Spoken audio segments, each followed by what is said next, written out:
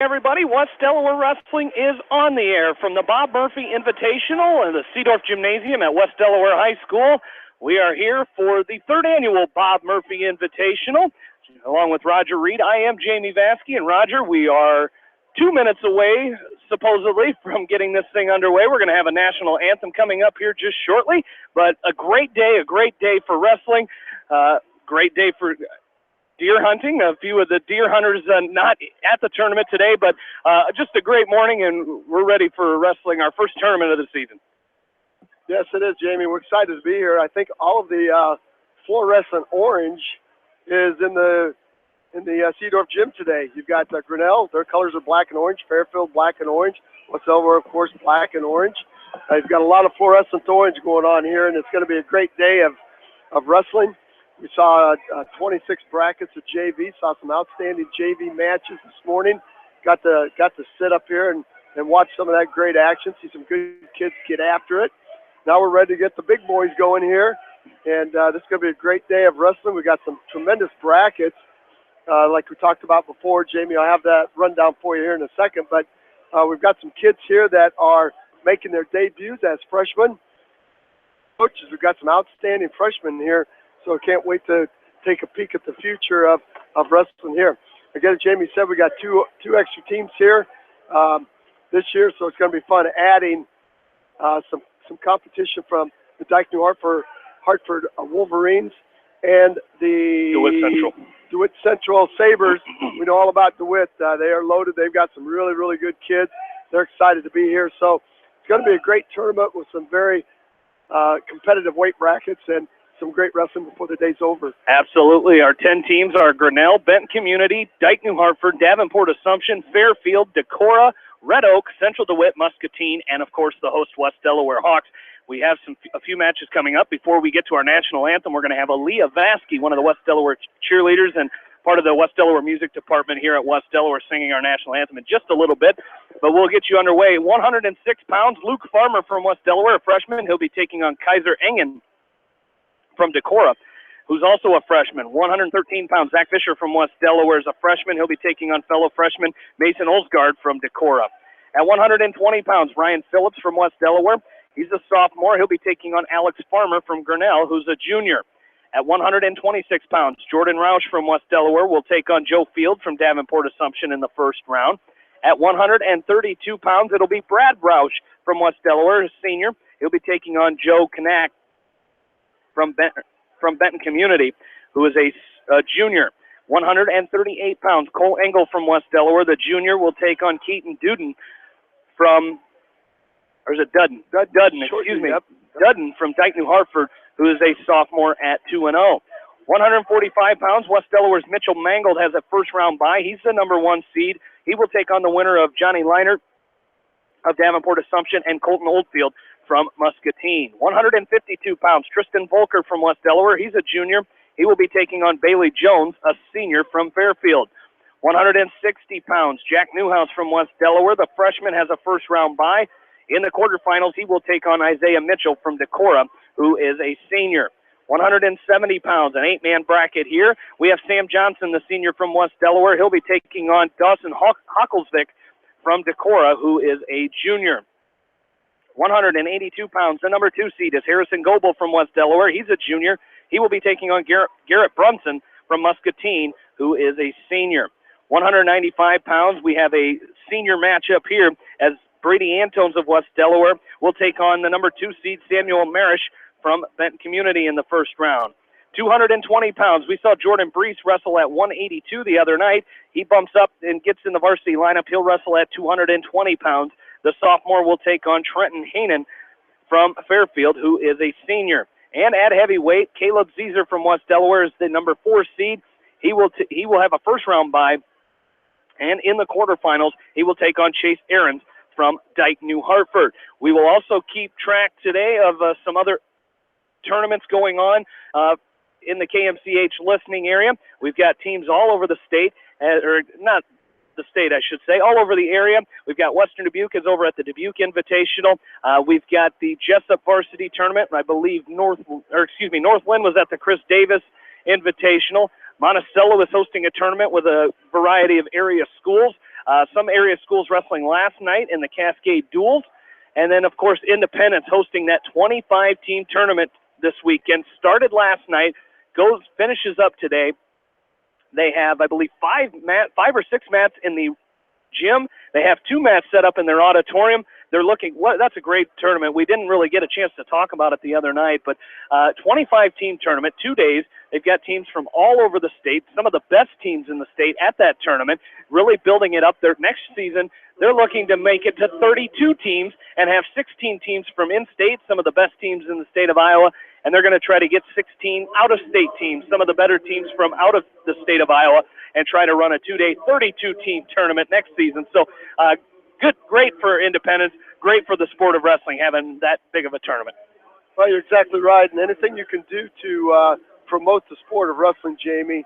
I don't think Northeast Iowa needs any help promoting wrestling, but around the rest of the state, around the Midwest here, anything you can do to promote wrestling, get good kids on the mat with great action. Hey, that's a plus for Independence. That's a plus for wrestling. Well, we talked about the how long this tournament has been going here, 40-plus years, and doing the PA announcing for all 40-plus years has been Manchester Mayor Milt Kramer, as he is doing the opening announcements, announcing the officials and the teams here, and then we'll have Aaliyah Vasky singing our national anthem, which we'll bring to you live here this morning on KMCH, and then we'll be ready for wrestling action. As a little bit behind schedule, but we mentioned when we came on the air earlier that they had a lot of JV. They had 23 brackets originally, and with all the JV kids that showed up, they were able to get 26 junior varsity brackets for this tournament. So we're going to have Aaliyah Vasky singing our national anthem here as we get you underway, before we get underway in this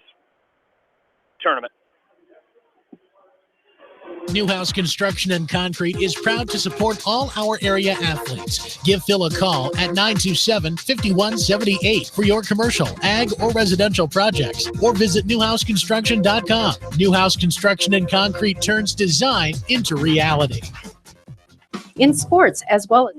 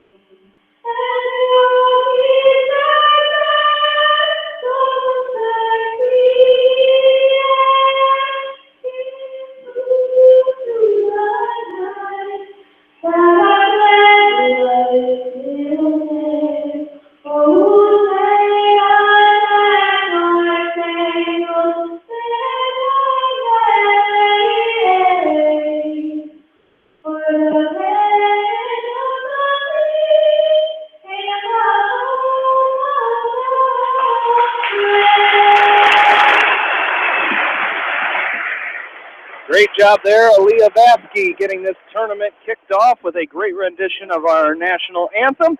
As we are set for wrestling action, they're going to make the announcements now. And Roger, our first tournament of the season is moments away from getting underway. Well, this is always a fun time of year when you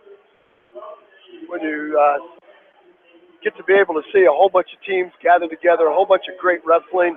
And, not only are we going to have some tremendous championship matches, but we're going to have some tremendous matches from the get-go. And with the quality of people here, you've got Davenport Assumption returning to a team champion, Jamie, I think from last year. And they always have some outstanding kids. So, you've just got a great combination of great wrestling, so it's going to be a fun day. Well, we're going to have Luke Farmer up first for West Delaware. He's going to be here on mat number 1. I believe that is how they're doing it. They're going to go west to east, 1, 2, 3, I believe, and we're going to have Luke Farmer from West Delaware up right away as he is wrestling at 106 pounds, as he'll be taking on Kaiser Engen from Decorah. As Farmer comes in, a freshman, 0-1 on the season. 0-1 on the season. He will be taking on Kaiser Engen, who is 1-0, also a freshman for Decorah.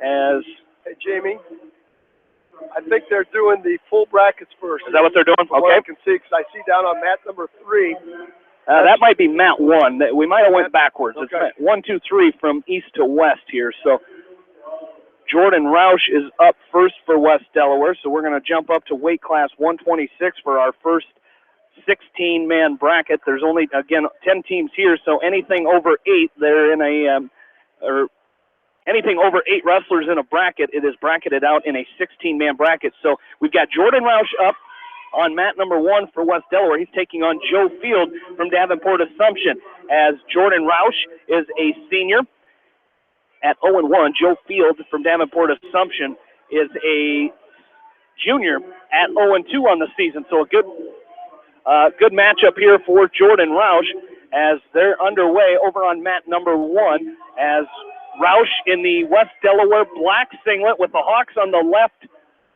leg, with the West Delaware in the white stripe across the middle, with West Delaware in the middle, and there's Joe Field out to an early takedown with 1:20 left to go in period number 1. And Jamie, what do you think is going to happen as soon as you're wrestling? The Assumption guys are going to slap a crossbody right in, and that's exactly what Joe Field has done. He comes in the tournament 0-2, and but you never know. You can never tell, talking to Coach Bush in the seating meeting, you know, how good his kids are, because he's pretty low-key, and, you know, he's happy. A lot of times he's happy with putting his kids in the draw to see where he's at. There's a snap back by Field. He's going to pick up 2 points on the near fall, and he's going to take an early lead 4-0 with 45 seconds left to go in the first period. And I tell you what, when you wrestle the Assumption kids, you got to get your hips free, because if you don't, they're going to tie you up and tilt you and crank you and put the legs in, and then you're in trouble. Yeah, and that it's been like that forever. You know, I look back, I think back to a match.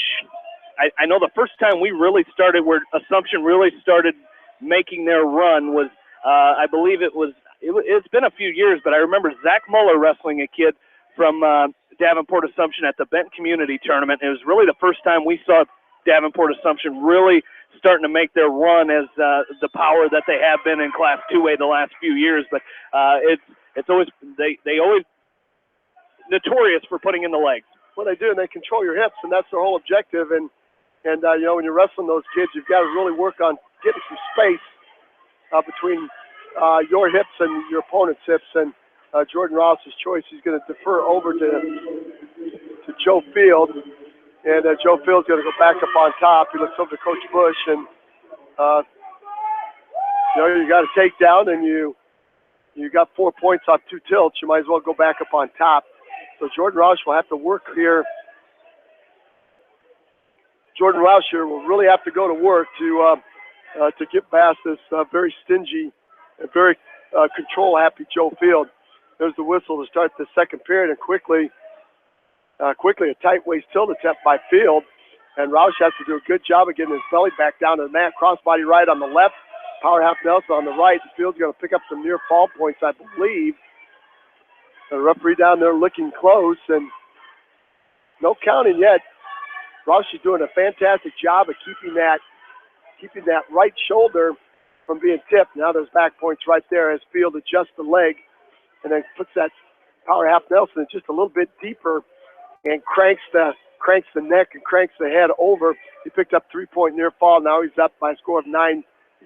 So Jordan Roush has some work to make up. And Jamie, you know, it was Roush's choice to start. You're down 6-0. I like to see that choice go where you can score some points. You know, and you know, all of a sudden you go from down 6-0, you're down 9-0, and he's getting points again here. So he's going to be down 12-0. Maybe the fall by Field, as Field now kicks the body leg, kicks the cross body free. He's going to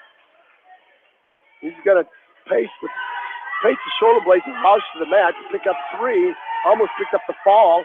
Roush had the high bridge and roll through, but it's now 12-0, 28 seconds left to go. Another tilt attempt by Field. This could do it for Roush, as Field's got the cross body back in on the left. Hard power half Nelson. Now it's going to get potentially dangerous. So power half Nelson by Field goes from legal to potentially dangerous. So official Johnny on the spot right there stops it. I like to see that. It's good officiating, because the official dropped down to his knees and stopped Field from pushing that half Nelson any further. There's a 3-point near fall. I got 2. And the time's going to run out. It's got 5 seconds. That's just a 2-point near fall. It's 14-0. And it's going to be Roush's choice to start the third. I think you got to go neutral or up on top. So it's a 6-point first period, Jamie, and an 8-point second period for Joe Field. He comes in 0-2, but I'll tell you what, he's pretty tough on top. Yeah, he certainly has, and and that, like you said, that's typical Davenport Assumption. They get on top, and how many times have we seen West Delaware wrestle Davenport Assumption in the past few years and go on top of them, because you don't want to get under them in the second period. But nice takedown there by Roush. Jordan Roush makes the score 14-2 here in the third period.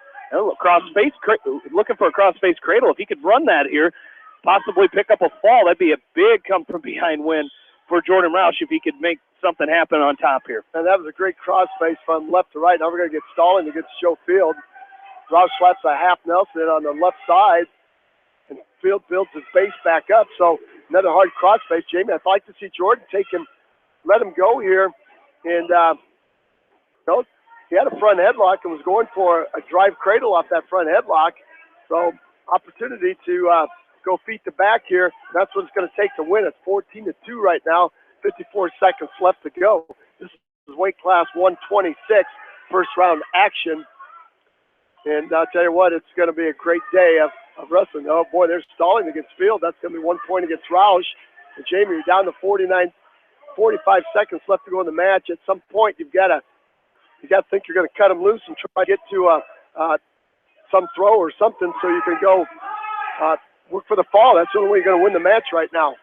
Absolutely, and now he's been doing some good things on top, but he's kind of too late here in the match to try to take the time to set something up. He's really going to have to go over there on mat number 1. Coming up next for our coverage, it'll be Tristan Volker from West Delaware taking on Bailey Jones from Fairfield. That'll be up right after this match with Roush concludes, but that's going to be a 14-3 major decision for Joe Field of Davenport Assumption to start this thing off. And Jordan Roush will move to the backside, and he will have a backside bye. They are wrestling this thing out to a true third here today as Roush moves to the backside, and he will await the loser of Austin Timmerman of Benton Community and Nathan Schmidt from Dayton New Hartford. I'm not sure that will come next in the next round. And again, Coach Payton there giving Jordan Roush a little advice there. You wrestled a great third period, Jamie.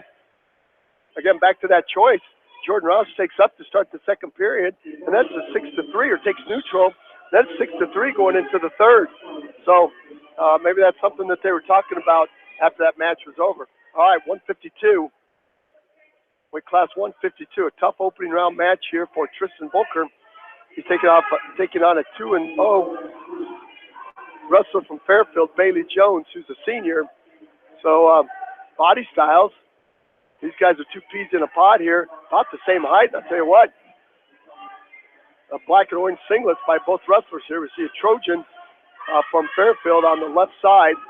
Again, as Jamie described, West Delaware's got those traditional black singlets with the white and orange piping, and that West Delaware waistband on the front side.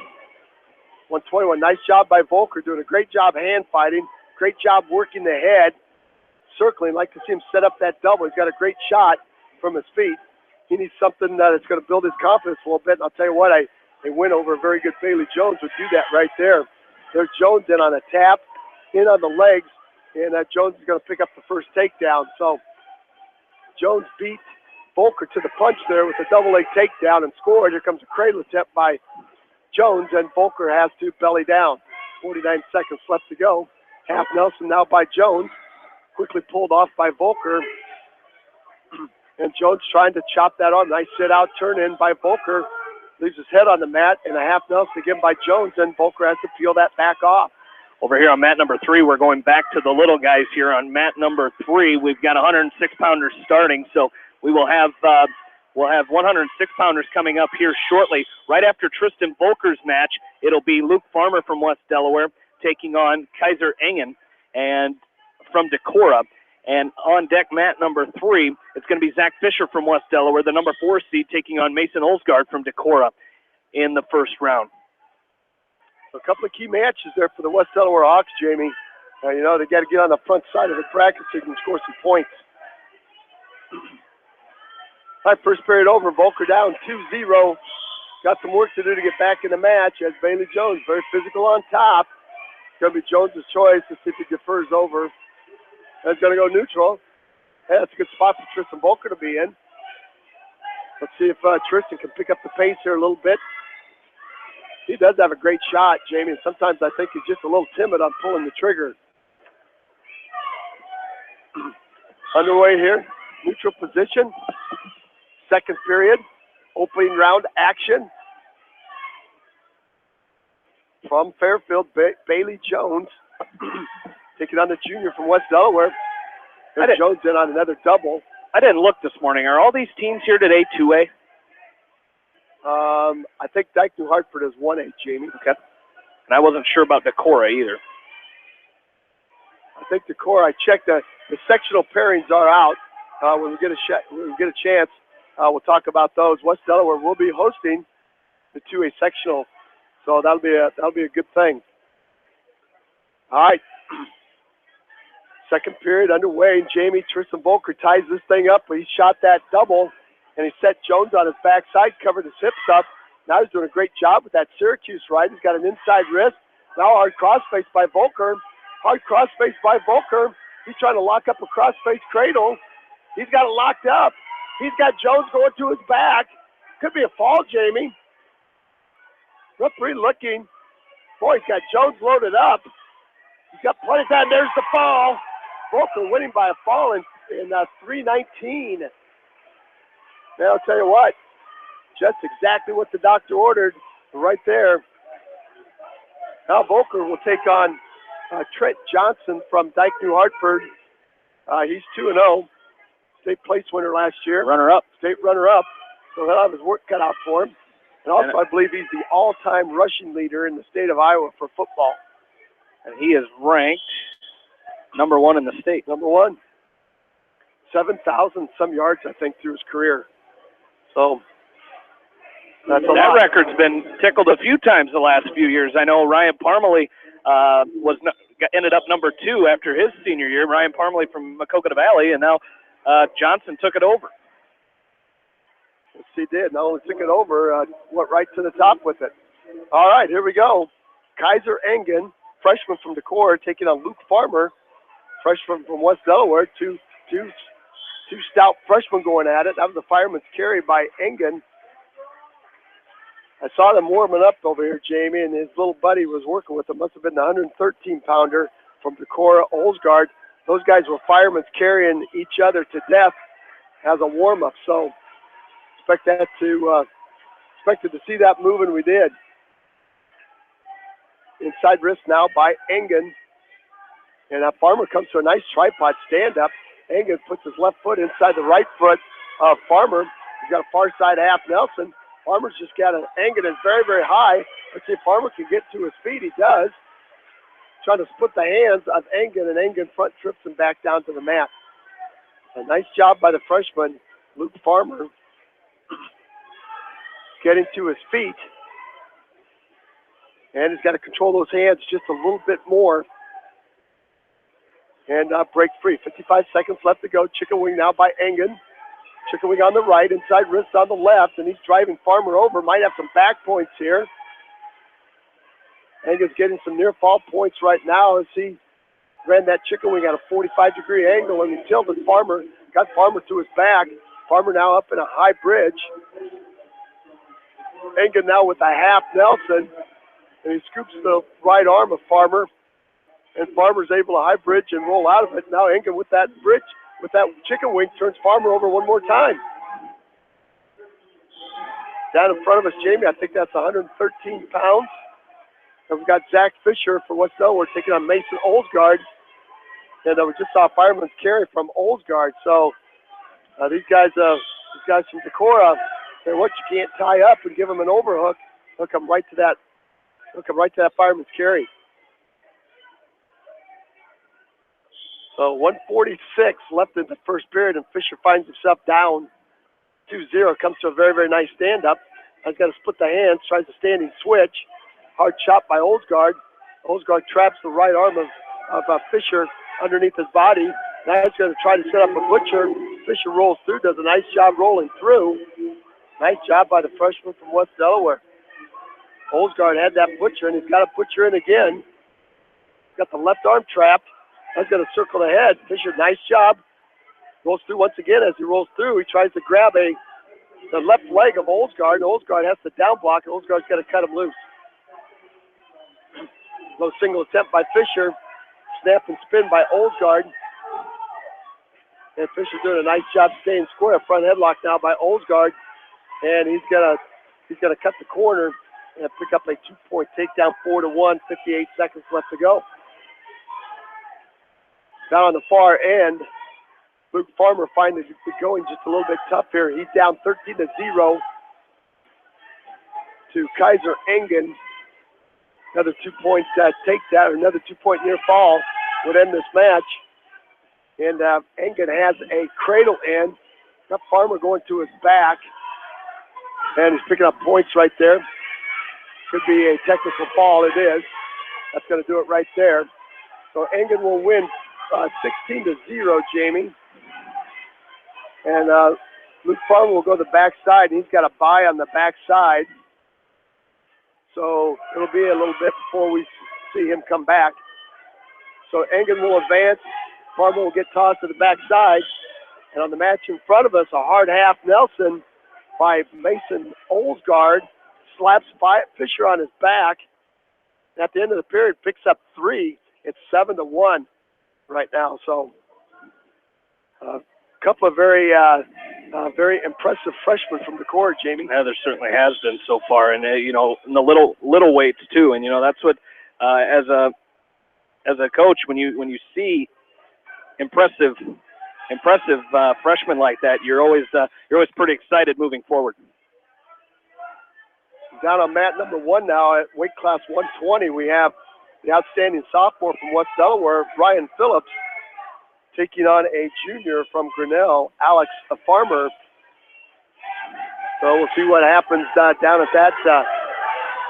There's a fall right there. Hard chicken wing by Olsgaard.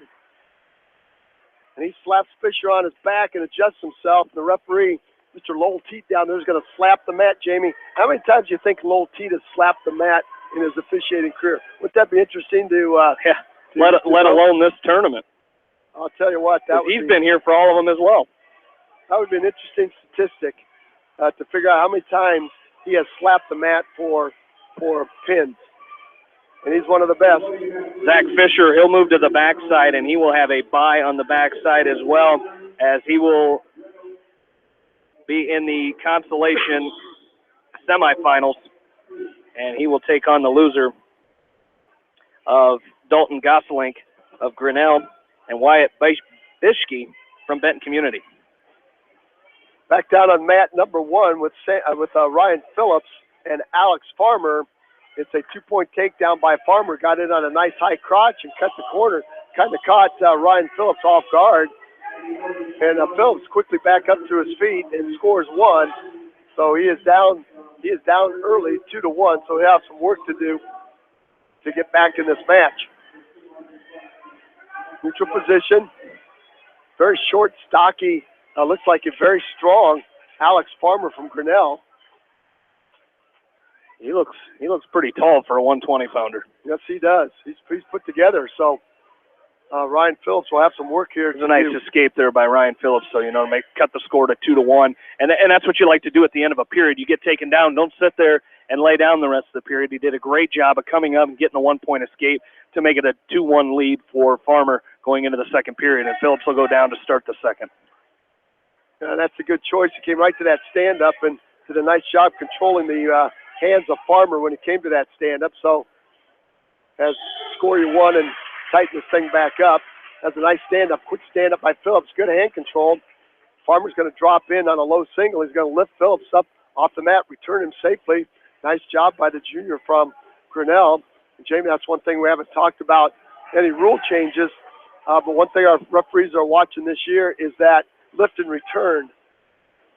And if the referees don't think, if the bottom guy stands up and the wrestler that started on top traps an arm and goes to a lift and return, if the referee thinks that's going to, the referee has the freedom now to stop that so it doesn't lead to a slam or something that's going to cause a lot of injury, which I think that's a great change. Absolutely, and it's a safety thing, and safety is very important in any sport, and that's sometimes they make changes like that just to enhance safety. So great job there, but nice job here, Ryan Phillips, tying this thing up 2-2. Now he's got to go to work on his feet. Now there's an underarm spin by Farmer, and he catches the leg. I tell you what, came with the overhook scramble. Ryan Phillips had a scramble, and he scrambles with the best of him. He's going to try to roll Farmer through. He does. And Farmer's going to try to trap the left leg underneath Phillips. And Phillips is through the legs of Farmer. I tell you what a scramble this is. Our referee's probably going to call a stalemate here, and he does, as neither wrestler was improving their position. But that was an outstanding underarm spin by Farmer, and a great counter by Ryan Phillips. I'll tell you what, he is just like Gumby when he gets in those scramble positions. He's very flexible, and he can find the right handle, and he did right there, and the handle happened to be the ankle of Alex Farmer to prevent him from scoring 2. 31 seconds. There's that little high crotch to the single by Farmer. Nicely countered by Phillips with an overhook. Farmer drops in on a knee pick, ankle pick off that underhook, and Phillips has to reach down. Oh, there's a nice counter by Phillips. Let's see if he gets a leg in and gets 2. He's got a leg in. Scramble situation again. We'll see if Phillips can come out up on top. He does. That's 2. 2-point takedown. Very nice. Oh, scramble position, Jamie. Farmer was in deep, and Phillips just kept moving. You thought Farmer was going to score 2. And I'll tell you what, Phillips came out of that smelling like a rose with a 2-point takedown off a defensive counter. And at this point, Jamie, you'll take a takedown any way you can get it. Absolutely, and right there near the end of the period too. That's what the coaching staff has got to like to see. Takedowns at points at the end of a period, and now he's got a 4-2 lead going into the third. Whereas if he'd remained tied, if Farmer gets an escape, now you're down and need a takedown to win. So great takedown. You can't really express how important that takedown was, and now he's going to pick up near fall. I'll tell you what, one thing I didn't get a chance to, we didn't get a chance to listen to Coach's Corner this morning, Jamie. One thing I was impressed, there's a double chicken wing by Phillips. He's got Farmer going through his back. Double chicken wing, Jamie. The sophomore from West Delaware trying to end this match with a double chicken wing. Let's see if he can adjust his hips. He's got Alex Farmer on his back, and our referee is down there looking. Got that double chicken wing in. He's trying to tighten it up. He flattens out his hips. Could be a fall right there. 1:08 left to go in the match. Regardless, Ryan Phillips is in a great position. Boy, I tell you what, I see a right shoulder flat. There's the fall right there. Another fall for West Delaware. He's going to join Tristan Bolker on the front side in, what's that, 4:02? 5:02. 5:02. That fall, that's a great match there. Gets himself on the front side. And now we'll take on the winner of Grant Bixby from Dyke New Hartford and Philip Eide from Decorah. So that'll be a tough match, but I tell you what, you're on the front side, and right now that's all that counts. Absolutely, and Philip Eide from Decorah ranked number 8 in Class 2A, so that'll be a great matchup with he and Phillips.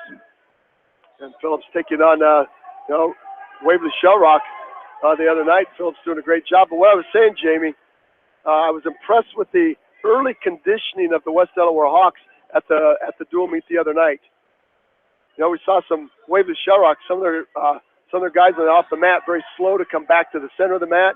We saw the Hawks hustling. Once they were off the mat, they were hustling, getting back to the center. Right there, I think that was a case of Ryan Phillips fighting off everything the Farmer had to give.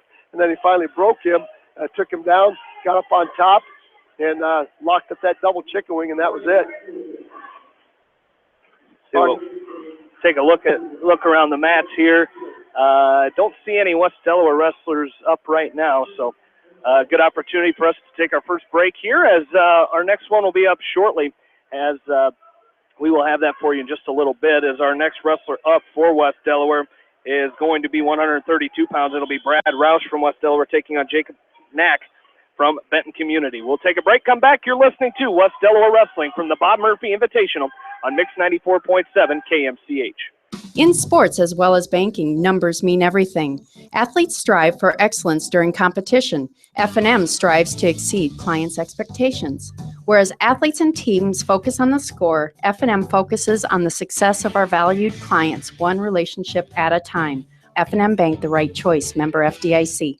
Going above and beyond is a standard of care at Above and Beyond Home Health and Hospice Care. Their compassionate staff care deeply about the comfort of their patients. A nurse is available 24 hours a day, 7 days a week. Above and Beyond Healthcare, the more they care, the more beautiful life becomes. Proudly serving Jones, Jackson, Johnson, Lynn, Clayton, and Delaware counties. At Georgian Auto in Manchester, their approach to auto repairs is simple. Fix it right and get you back on the road. From tires to transmissions, they fix it all. Georgian Auto in Manchester, where complete automotive service and repair is their complete focus.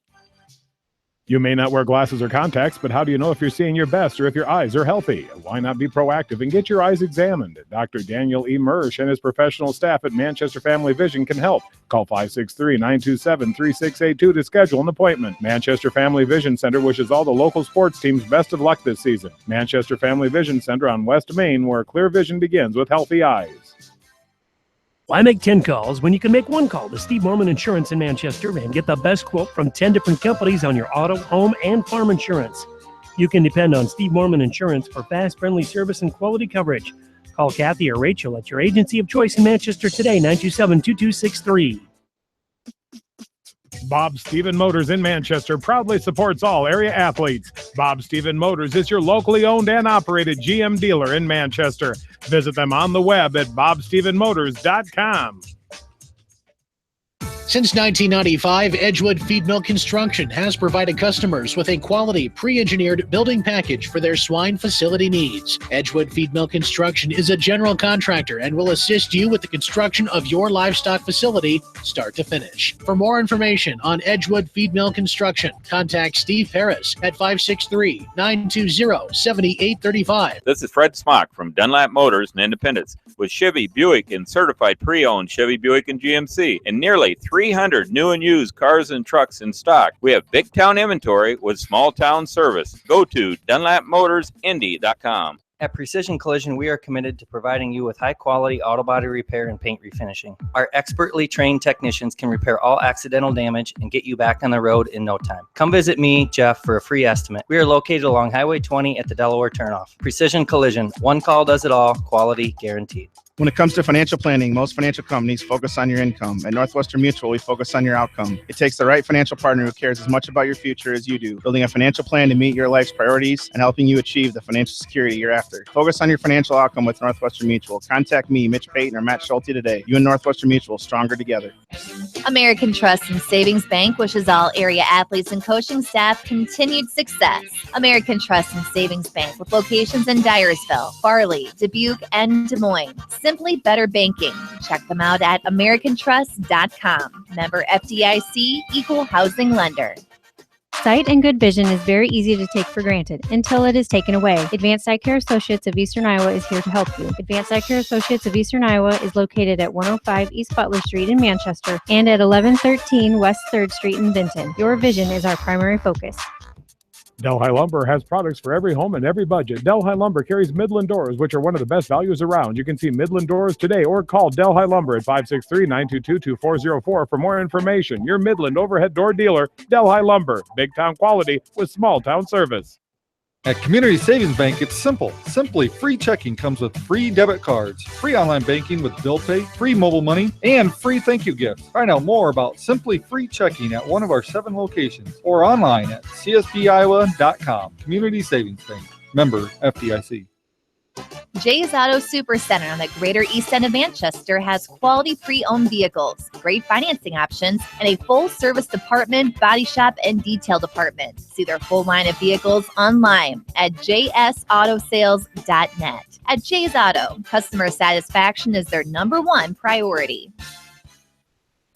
Hi, this is Jamie Vasky at Don & Walt LLC, your independent Lennox dealer in Manchester, encouraging you to plan ahead. Have us check your heating or air conditioning unit before you need it. For residential or commercial plumbing and heating needs and top quality Lennox furnaces and heating units, see Don & Walt LLC on East Main Street in Manchester, or give us a call at 927-2232. Farmers Savings Bank proudly supports all area athletes and their coaching staff. For all your banking needs, visit them in Colesburg, Elkport Garber, Strawberry Point, Arlington, and Aurora, or online at farmersavingsbank.com. Member FDIC. Viafield is your headquarters for all your seed, chemical, and fertilizer needs. They have professional service and quality products needed to bring the best crop to market. Viafield, providing growth opportunity for 18 locations across northern Iowa and southern Minnesota. The Eastern Iowa Shopping News and the Dyersville Commercial recognize the hard work and dedication of all area athletes. Check out the weekly sports section in the commercial for scores and information. The Eastern Iowa Shopping News and Dyersville Commercial, supporting your communities. For fan food, not fast food, visit your after-the-game headquarters, Manchester Dairy Queen. It's quick, it's easy, your family will love it. Manchester Dairy Queen.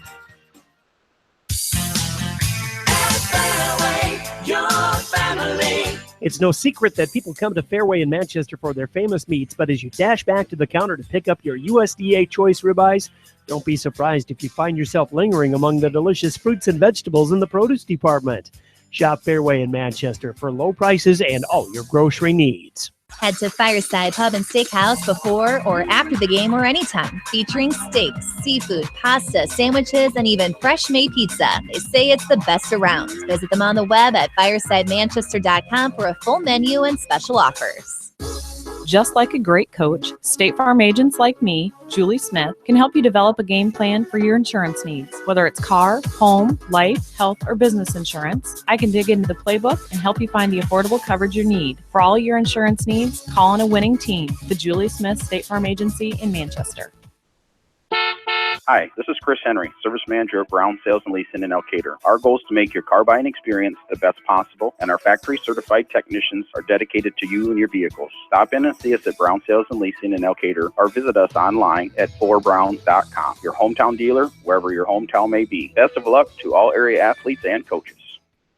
At Three Rivers, our customers come first. Your business is very important to us. Our goal is to provide you with the best products and service that you have come to expect from Three Rivers. Visit our website at threeriversfs.com or the location nearest you. Three Rivers, your partner in growth solutions. Citizen State Bank, your locally owned, community-minded, and customer-oriented bank, is here to serve you. Choose one of their 7 convenient locations in Winthrop, Monticello, Manchester, Ryan, Strawberry Point, Hopkinton, and New Vienna. Citizen State Bank, community banking with people you know, member FDIC. This is Jamie Vasky, the voice of the West Delaware Hawks, and I've had the chance to review the Good Neighbor Society's playbook, and I got to tell you, they are friends in your neighborhood, designing plays to get you home fast. If you need help getting back in the game, contact the Good Neighbor Society Rehab to Home team at 563-927-3907. The Edgewood Reminder is proud to support all the area teams in athletic action and appreciates their efforts in the classroom and during sports. Check out all the sports photos in each week's issue of the Edgewood Reminder. The victory is yours at Victory Ford. Hey, this is James Halverson, Service Manager at Victory Ford in Dyersville. Our service and parts team at Victory Ford is dedicated to keeping your car in tip-top shape. And our sales department makes buying a car easy and hassle-free. Stop out to Victory Ford in Dyersville or online at victoryfordonline.com. Good luck, athletes and coaches.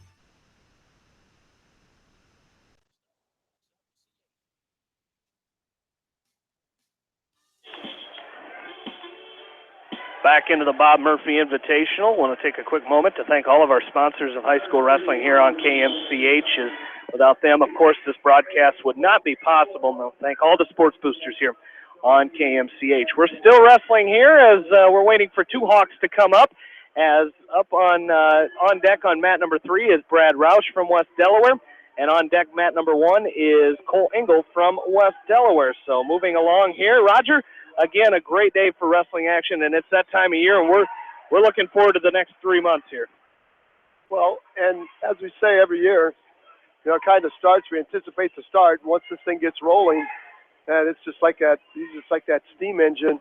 It's hard to stop, and the time goes fast. And you know, the later you go in the season, the more intense the wrestling gets. And I always look forward to the start of the varsity wrestling season.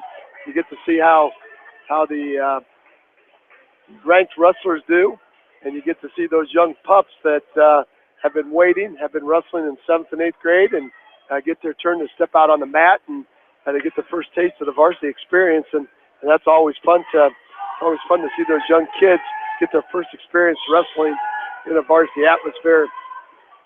By the way, Jamie, last night at the West Delaware Middle School gym, there was about 85 middle school matches, and I'm telling you what, there's some very, very good young talent coming up that will meet the quadrangular. Of course, the West Delaware Hawks, and who are the host school. The Anamosa Raiders came up. They've got a handful of really, really good kids. Exciting matches. The Maquoketa Valley Wildcats were there under the direction of John Whitman, and beat him, by the way. Had a really nice, I'll put in a plug for those two right here, a really nice, I don't call it a send-off, but it kind of was a send-off. I think John and Mike are going to call it good after this year and retire their coaching whistles and their wrestling shoes and move on to, not to say better things, but other things. But they spent a lot of time in the wrestling room. They spent a lot of time with wrestlers. They've done an outstanding job coaching those young kids, and it was a nice way to had a standing ovation for them, which was a nice deal. So that was good. I tell you what, you know, I've got the opportunity to meet those two through wrestling as well. And, you know, Mike's son Mark was my age in school and a great wrestler from Maquoketa Valley. And, of course, John Whitman. I've known him through wrestling for a long time as well. So they're two really not just great coaches, but great individuals as well, and just great people. And they're definitely going to – Maquoketa Valley is definitely going to miss those two guys in that middle school level. That's all right. That is. And, boy, it was just a lot of fun to coach against them and coach with them. And Coach Beatty and I sat together side by side in the coaching corner last night coaching, and that was just a lot of fun. And, of course, Starmont Stars were there, and we've got a handful of outstanding 7th graders coming up, and looking forward to a couple of 8th graders there also. So got some really good young kids coming up. It was a lot of fun to watch them get after it last night, and a lot of fun. Well, weight class 132, we've got Brad Roush taking on Jacob Knack. TJ Murphy not in the coaching corner for the Bobcats, but we'll see him in just a little bit. But we got Brad Roush, the senior from West Delaware, taking on the junior Jacob Knack. So it's going to be a very interesting first-round match. Very even weight class at 132. So what any one of these guys can end up winning this weight class today. So we'll see what happens. 1:15 left to go in the first period. A lot of good hand fighting going on here. Roush controlling the head with a nice collar tie. He's got an overhook on the right side of Knack. Looks like he might be trying to set up that fireman's carry. But Knack doing a good job keeping Roush away. A couple of back steps by Roush. Roush with that staggered stance, leading with his right foot. Got to be careful not to step and leave that thing unprotected. Knack will step right in. There's a nice single leg takedown. Nice shot by Roush. He's going to step in and spike the left leg of Knack. Knack with a hard whizzer, and Roush is going to bump him off the edge of the mat. No point. So going to shoot that shot just a little bit quicker, and then finish just a little bit quicker. Great shot by Roush. 34 seconds and counting. Opening round, opening matches. Weight class 132. Hard tie, hard retie here by Knack. And Roush just can't quite clear those arms of Knack. He's doing a great job controlling. Right now, the forehead to forehead. A couple of baby bulls going at it here at weight class 132. And while they hand fight here before the end of period number one, do a quick recap. At weight class 106, Luke Farmer from West Delaware was beaten by Tech Fall against Kaiser Engen from Decorah, 16-0. The fall time there as Farmer moves to the backside. He will have a bye on the backside. 113 pounds. It was Mason Olsgaard of Decorah with a fall in 2 minutes and 32 seconds over Zach Fisher of West Delaware. Fisher has a bye on the backside as well. 120 pounds, Brian Phillips from West Delaware won by fall in 5 minutes and 2 seconds over Alex Farmer of Grinnell. He will now move into the semifinals and take on Philip Eide, who's ranked number 8 in Class 2A from Decorah. 126 pounds, Jordan Roush from West Delaware, losing a 14-3 major decision against Joe Field from Davenport Assumption. So Roush moves to the backside. He has a bye. He will take on Austin Timmerman from Benton Community in the consolation round.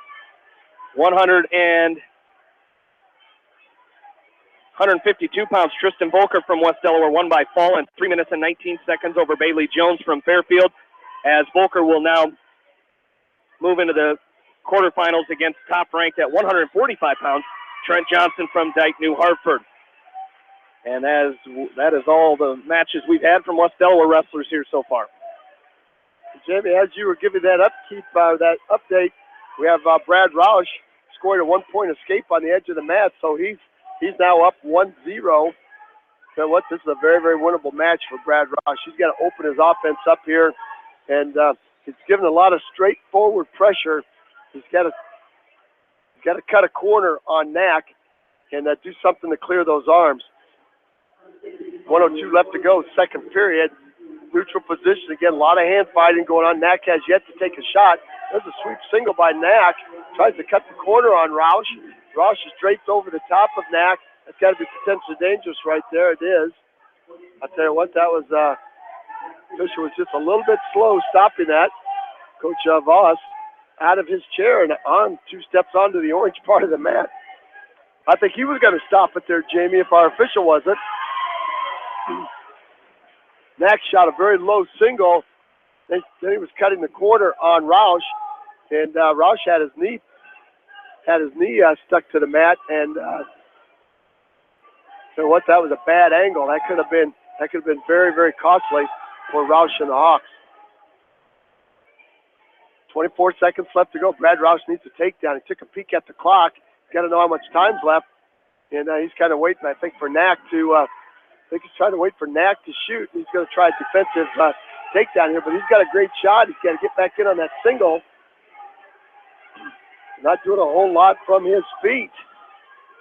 Tell you what, if you can't wrestle on your feet, James, it's pretty hard to win a match in today's wrestling. It really is, and that's one of the things is you got to get on the offense, and that's what Brad Roush is going to have to do here. He's still leading this match. He's up 1-0, but Knack's going to go down to start the third, so you either got to work tough on top or you're going to have to come up with a takedown. Well, we'll see what Jacob Knack does off the whistle. He tries to stand up, and Roush quickly goes to a ankle. Now he's got a cradle on Jamie. He locked up that crossface cradle. He's got Knack in a crossface cradle. The Hawks have done a great job with cradles today. Oh, boy, Knack kicks it free. But he's going to pick up a 2-point near fall. Well, it could have ended the match right there. Lock those hands together. Roush now sits over the left ankle of Jacob Knack and throws the far side half in. And then Knack goes to his belly, peels the half off. Roush comes right back to a cross-face far arm from left to right, traps the right arm of Knack. So what, he might have a butcher if he can kick that leg free. He's still over the top of the left ankle of Jake Knack. Now he kicks it free. Now he steps back over it again, looking for that cross-face cradle, trying to set up that cradle again. Going to shove that right elbow of Knack, come with a hard cross-face. And a referee's talking to, I think, Knack right now. So we get up and get going. There's a sit-out turn-in by Knack and a drive cradle attempt by Roush off the edge of the mat. And there will be a restart. So now, Jamie, I think we have Cole Engel down on the far side. I'll watch that one. All right, we got 53 seconds left to go here. Roush is up by a score of 3-0. A long switch attempt. And Knack's going to pick up 1 point. Boy, Roush had that cradle locked up, and boy, you got to set that thing up again as tight as he had it. Cole Engel down on mat number 1 for West Delaware is taking on Keaton Dudden from Dike New Hartford, and that's a quick 2-point takedown for Engel. He goes up 2-0 with 15 seconds into this first period. So Engel with a 2-0 lead here on Dudden from Dike New Hartford. And there's a low single There's a low single by Knack, and he's going to pick up a 2-point takedown to tie this up. 2-point reversal by Roush with 11 seconds left at 6-4. Roush did a nice job with the switch, came with a hip heist as Knack tried to re-switch him, and with 2 seconds left, Jamie, Roush is going to advance with a very hard-fought 6-4 win. Ball and chain tilt by Engel. He picks up 2-point near fall, now goes right back to work with another tilt, and he's going to pick up some more near fall. Well, that's the offense he was lacking a little bit of that offense the other night. You know, Jamie, of course, he only wrestled 9 matches last year. It was out 3/4 of the season, so maybe an opportunity for Cole Engel to shake a little rust off in that first match on Thursday night, and he's back to action here with the double chicken nice wing. win there by Brad Roush. Got him on the front side, and they're going to be able to pick up some valuable points. Double chicken wing by Engel as he's got Keaton, Dudden all turned up and twisted up, and there's the fall right there, Jamie. Fall in 128. Engel will move on. Well, that's what you like to see out of your junior. He moves to 2-0 on the season. That's a lot better start than he had last year. I believe Mitchell Mangold should be up on that mat right now.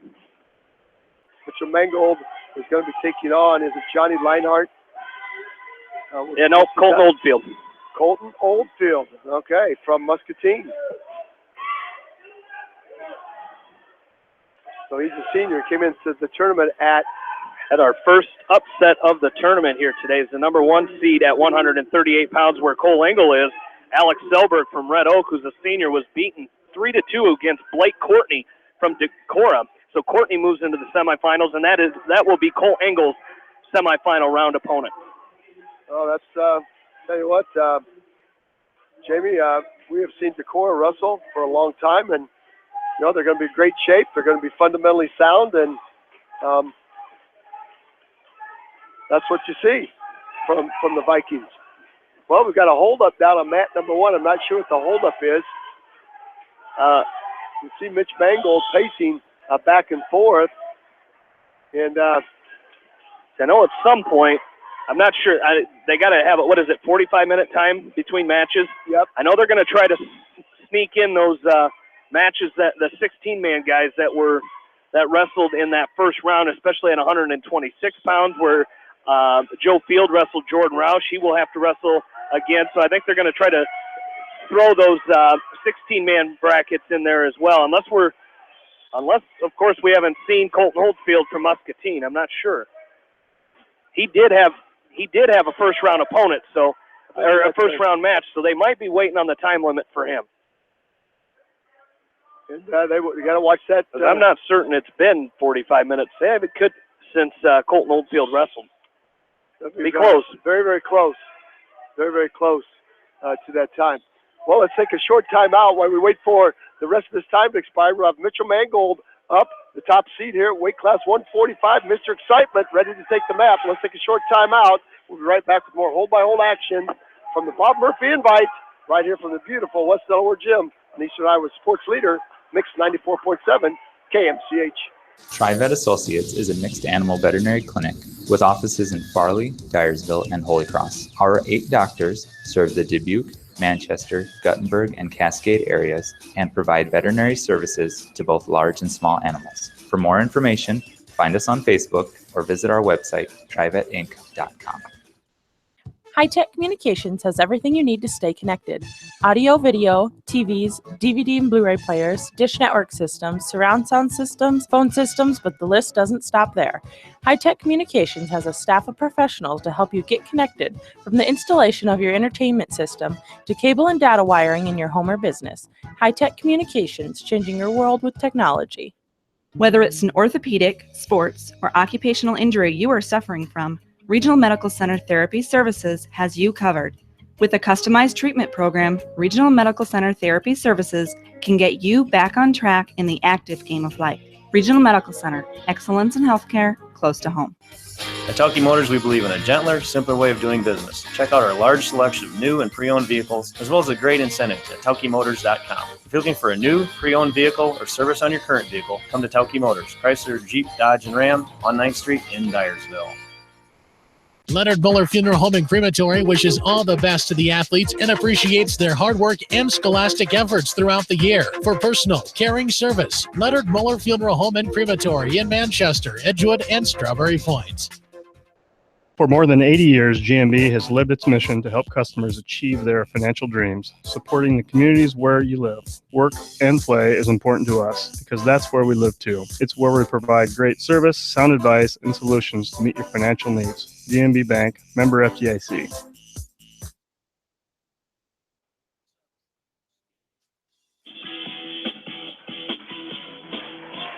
And a very good afternoon, ladies and gentlemen. Welcome back to the Bob Murphy Invite. And we've got Mr. Excitement, Mitchell Mangold, up for the West Delaware Hawks. He's quickly out 2-0 on a very nice snap down and snap to a front headlock. He's taking on Colton Oldfield. He's a senior from Muscatine.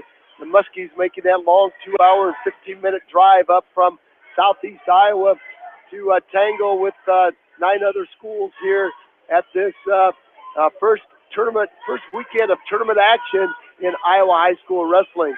Mangold up on mat number 1 down at the far side. He's got a ball and chain hooked up.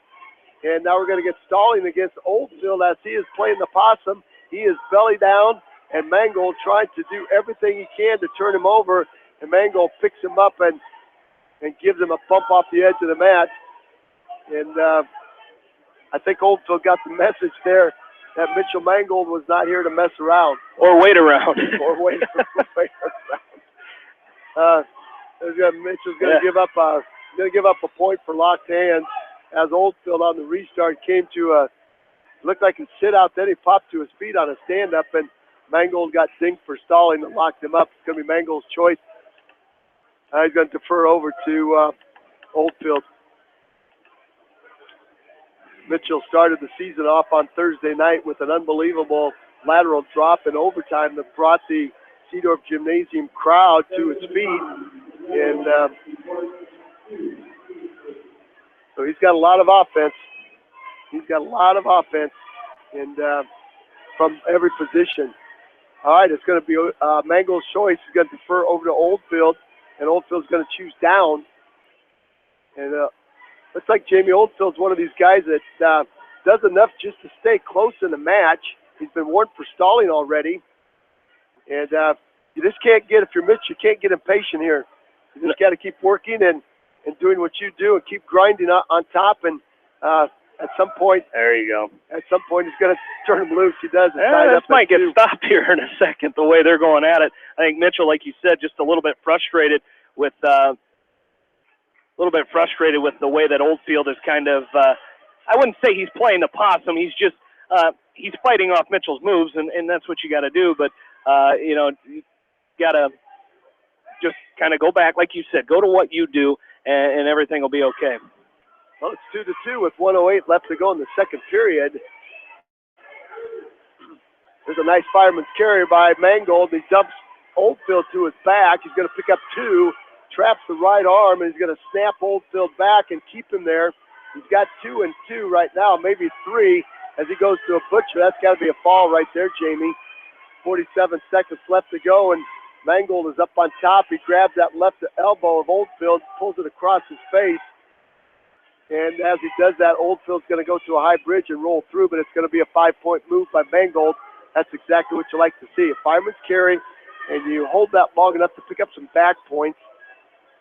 And now instead of being a 2-2, now you're up 7-2 with 24 seconds left.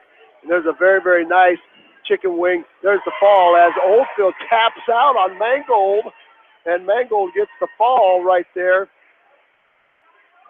And that's just what patience will do, Jamie. As could have been very easy for Mitchell to get impatient, get out of position. He went right back to work on what he does best, and with that fireman's carry, he used the pressure that Oldfield was giving him and dropped in on that fireman's and made it pay off big time for him. Yeah, nice job there by Mitchell. Like you said, the patience there is what really helped him out, and he did a great job that time of just being patient, waiting for that pressure to come, and eventually it did, and he was able to pick up the fall. Well, the Hawks are doing a great job when they've got people on their back scoring the falls, and if you're going to be a good tournament team, it's all about racking up those bonus points, and I'm not sure. I'm not sure. What Coach Voss and the rest of the coaches have. I don't know what their goal is as a team today. But I think he's just looking for a lot of improvement out of all of his guys, and again to check their conditioning in a big tournament like this. So I'm showing here, and again it depends on the time limit, but I'm showing Tristan Volker on deck on mat number 3, taking on Trent Johnson from Dike New Hartford, defending state runner-up and top ranked in Class 1A at 145 pounds. So we'll keep an eye on that, but we'll take a short break. We'll send it back to the station. We'll be back with Tristan Volker. Should be our next West Delaware wrestler up, followed by Jack Newhouse, Sam Johnson, Harrison Goebold, Brady Antones, Jordan Brees, and Caleb Zeezer. Stay with us. You're listening to the Bob Murphy Invitational from KMCH Sports. For all your general contracting needs, turn to the professionals at Lucky Building Service in Manchester. For commercial, remodeling, and building and new home construction, call the experts, Lucky Building Service in Manchester, 563-927-5677. At Dupaco Community Credit Union, we know debt happens. A debt checkup from Dupaco ensures it's not costing you more than it should. With historic low interest rates, now is the time to bring your loans to Dupaco. Contact us at 563-927-6187 or visit dupaco.com. When the unexpected happens, call Krager Body Shop in Dyersville. They specialize in major and minor collision repair and frame straightening. For all of your auto body work, see Krager Body Shop in Dyersville. The Manchester Press is your community newspaper. Check out the sports section for game stats and photos of area players and game highlights. The Manchester Press, serving the area for over 130 years. Great food and great fun with friends. That's what's waiting for you at Beaver's Lounge in Manchester. Check out their Thursday night bucket of wings special and Friday night fish special. Beaver's also has a different lunch special every Monday through Friday. Beaver's Lounge on the corner of Main and Madison in downtown Manchester. Leave it to Beaver's to show you a good time. Newhouse Construction and Concrete is proud to support all our area athletes. Give Phil a call at 927-5178 for your commercial, ag, or residential projects, or visit newhouseconstruction.com. Newhouse Construction and Concrete turns design into reality. Our local sports teams build strong programs by mastering the fundamentals of the game. Our F&M Bank team has also built a strong foundation on mastering the fundamentals in banking, where a handshake goes a long way. You are provided clear-cut solutions to your financial questions, where you are greeted by name. This is the F&M Personal Touch. F&M Bank, the right choice, member FDIC. Going above and beyond is a standard of care at Above and Beyond Home Health and Hospice Care. Their compassionate staff care deeply about the comfort of their patients. A nurse is available 24 hours a day, 7 days a week. Above and Beyond Healthcare, the more they care, the more beautiful life becomes. Proudly serving Jones, Jackson, Johnson, Lynn, Clayton, and Delaware counties. At Georgian Auto in Manchester, their approach to auto repairs is simple. Fix it right and get you back on the road. From tires to transmissions, they fix it all. Georgian Auto in Manchester, where complete automotive service and repair is their complete focus. You may not wear glasses or contacts, but how do you know if you're seeing your best or if your eyes are healthy? Why not be proactive and get your eyes examined? Dr. Daniel E. Mersch and his professional staff at Manchester Family Vision can help. Call 563-927-3682 to schedule an appointment. Manchester Family Vision Center wishes all the local sports teams best of luck this season. Manchester Family Vision Center on West Main, where clear vision begins with healthy eyes. Why make 10 calls when you can make one call to Steve Morman Insurance in Manchester and get the best quote from 10 different companies on your auto, home, and farm insurance? You can depend on Steve Morman Insurance for fast, friendly service and quality coverage. Call Kathy or Rachel at your agency of choice in Manchester today, 927-2263. Bob Stephen Motors in Manchester proudly supports all area athletes. Bob Stephen Motors is your locally owned and operated GM dealer in Manchester. Visit them on the web at bobstephenmotors.com. Since 1995, Edgewood Feed Mill Construction has provided customers with a quality, pre-engineered building package for their swine facility needs. Edgewood Feed Mill Construction is a general contractor and will assist you with the construction of your livestock facility, start to finish. For more information on Edgewood Feed Mill Construction, contact Steve Harris at 563-920-7835.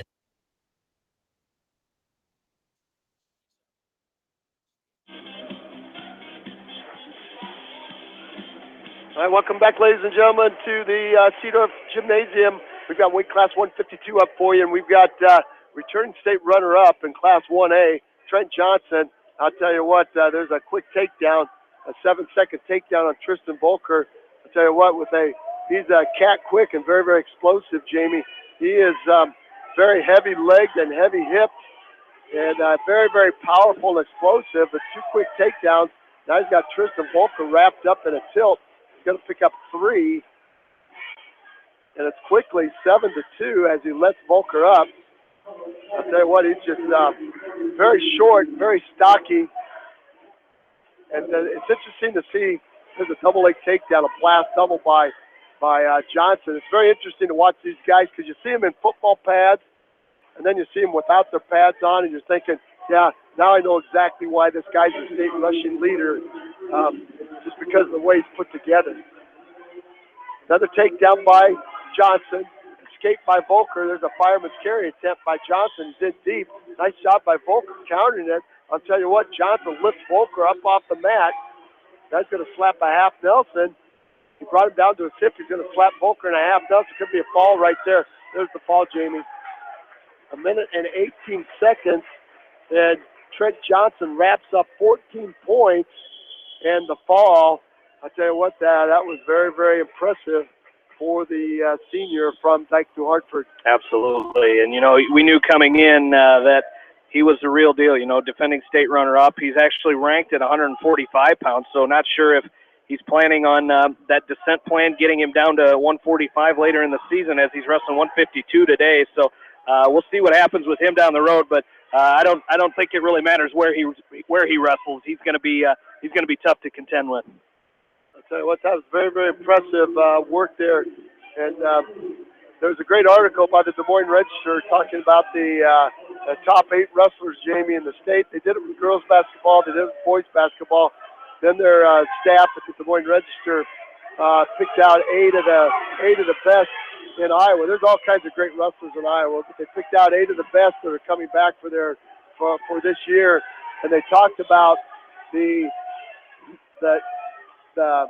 amount of time it doesn't take for them to score technical falls and pins. And some of the kids, and they brought up Max Lyons was in that.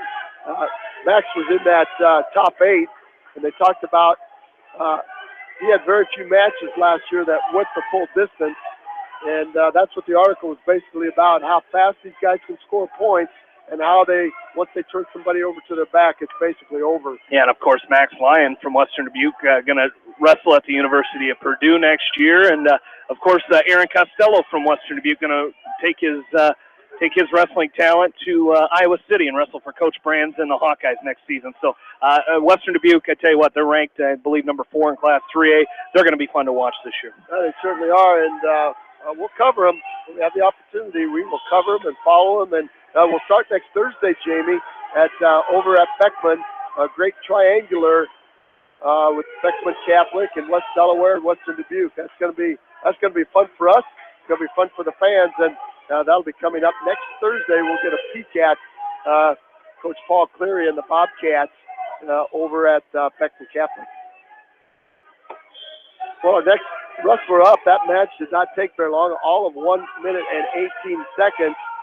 Our next wrestler up is going to be Jack Newhouse. He's on deck on mat number 1. So he'll be taking on Isaiah Mitchell, the fine senior from Decorah, who's 1-0 coming into this tournament. Newhouse 0-1 after a very hard-fought match the other night against, I believe that was Wagenhofer from Waverly Shell Rock. So Newhouse will get another good one today. You talk about these freshmen getting tested and challenged by quality seniors. Jack Newhouse will be tested again here at weight class 160. Yeah, and I tell you what, that's the good part about having the 10 teams in this tournament this year is, some of these kids are gonna. I think you're guaranteed 2. You're guaranteed 2 matches, but definitely could have 3 matches throughout the day. So actually, I think you are guaranteed 3 matches. I think it's a guaranteed 3 matches today. So definitely a great tournament here where kids get to wrestle.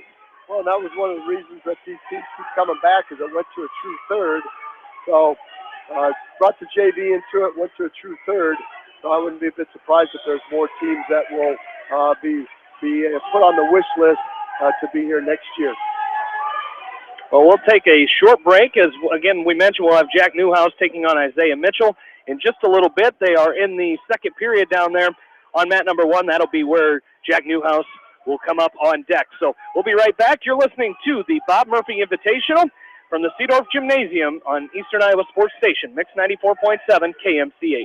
This is Fred Smock from Dunlap Motors in Independence with Chevy, Buick, and certified pre-owned Chevy, Buick, and GMC and nearly 300 new and used cars and trucks in stock. We have big town inventory with small town service. Go to DunlapMotorsIndy.com. At Precision Collision, we are committed to providing you with high-quality auto body repair and paint refinishing. Our expertly trained technicians can repair all accidental damage and get you back on the road in no time. Come visit me, Jeff, for a free estimate. We are located along Highway 20 at the Delaware turnoff. Precision Collision, one call does it all, quality guaranteed. When it comes to financial planning, most financial companies focus on your income. At Northwestern Mutual, we focus on your outcome. It takes the right financial partner who cares as much about your future as you do, building a financial plan to meet your life's priorities and helping you achieve the financial security you're after. Focus on your financial outcome with Northwestern Mutual. Contact me, Mitch Payton, or Matt Schulte today. You and Northwestern Mutual, stronger together. American Trust and Savings Bank wishes all area athletes and coaching staff continued success. American Trust and Savings Bank with locations in Dyersville, Farley, Dubuque, and Des Moines. Simply better banking. Check them out at AmericanTrust.com. Member FDIC, equal housing lender. Sight and good vision is very easy to take for granted until it is taken away. Advanced Eye Care Associates of Eastern Iowa is here to help you. Advanced Eye Care Associates of Eastern Iowa is located at 105 East Butler Street in Manchester and at 1113 West 3rd Street in Benton. Your vision is our primary focus. Delhi Lumber has products for every home and every budget. Delhi Lumber carries Midland doors, which are one of the best values around. You can see Midland doors today or call Delhi Lumber at 563-922-2404 for more information. Your Midland overhead door dealer, Delhi Lumber. Big town quality with small town service. At Community Savings Bank, it's simple. Simply free checking comes with free debit cards, free online banking with bill pay, free mobile money, and free thank you gifts. Find out more about Simply Free Checking at one of our 7 locations or online at csbiowa.com. Community Savings Bank. Member FDIC. Jay's Auto Supercenter on the Greater East End of Manchester has quality pre-owned vehicles, great financing options, and a full-service department, body shop, and detail department. See their full line of vehicles online at jsautosales.net. At Jay's Auto, customer satisfaction is their #1 priority. Hi, this is Jamie Vaskey at Don & Walt LLC, your independent Lennox dealer in Manchester, encouraging you to plan ahead. Have us check your heating or air conditioning unit before you need it. For residential or commercial plumbing and heating needs and top quality Lennox furnaces and heating units, see Don & Walt LLC on East Main Street in Manchester, or give us a call at 927-2232. Farmers Savings Bank proudly supports all area athletes and their coaching staff. For all your banking needs, visit them in Colesburg, Elkport Garber, Strawberry Point, Arlington, and Aurora, or online at farmersavingsbank.com. Member FDIC. Viafield is your headquarters for all your seed, chemical, and fertilizer needs. They have professional service and quality products needed to bring the best crop to market. Viafield, providing growth opportunity for 18 locations across northern Iowa and southern Minnesota. The Eastern Iowa Shopping News and the Dyersville Commercial recognize the hard work and dedication of all area athletes. Check out the weekly sports section in the commercial for scores and information. The Eastern Iowa Shopping News and Dyersville Commercial, supporting your communities. For fan food, not fast food, visit your after-the-game headquarters, Manchester Dairy Queen. It's quick, it's easy, your family will love it. Manchester Dairy Queen.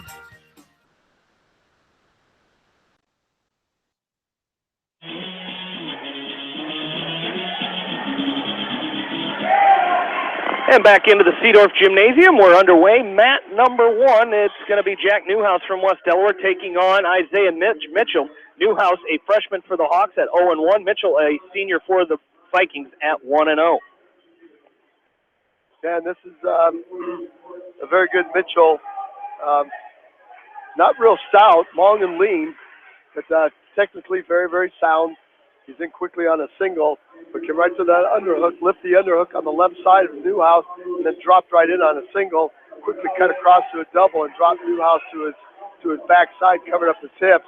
Now he's working an inside wrist on the right, trying to take the young freshman to his back And Newhouse doing a nice job getting back to his feet.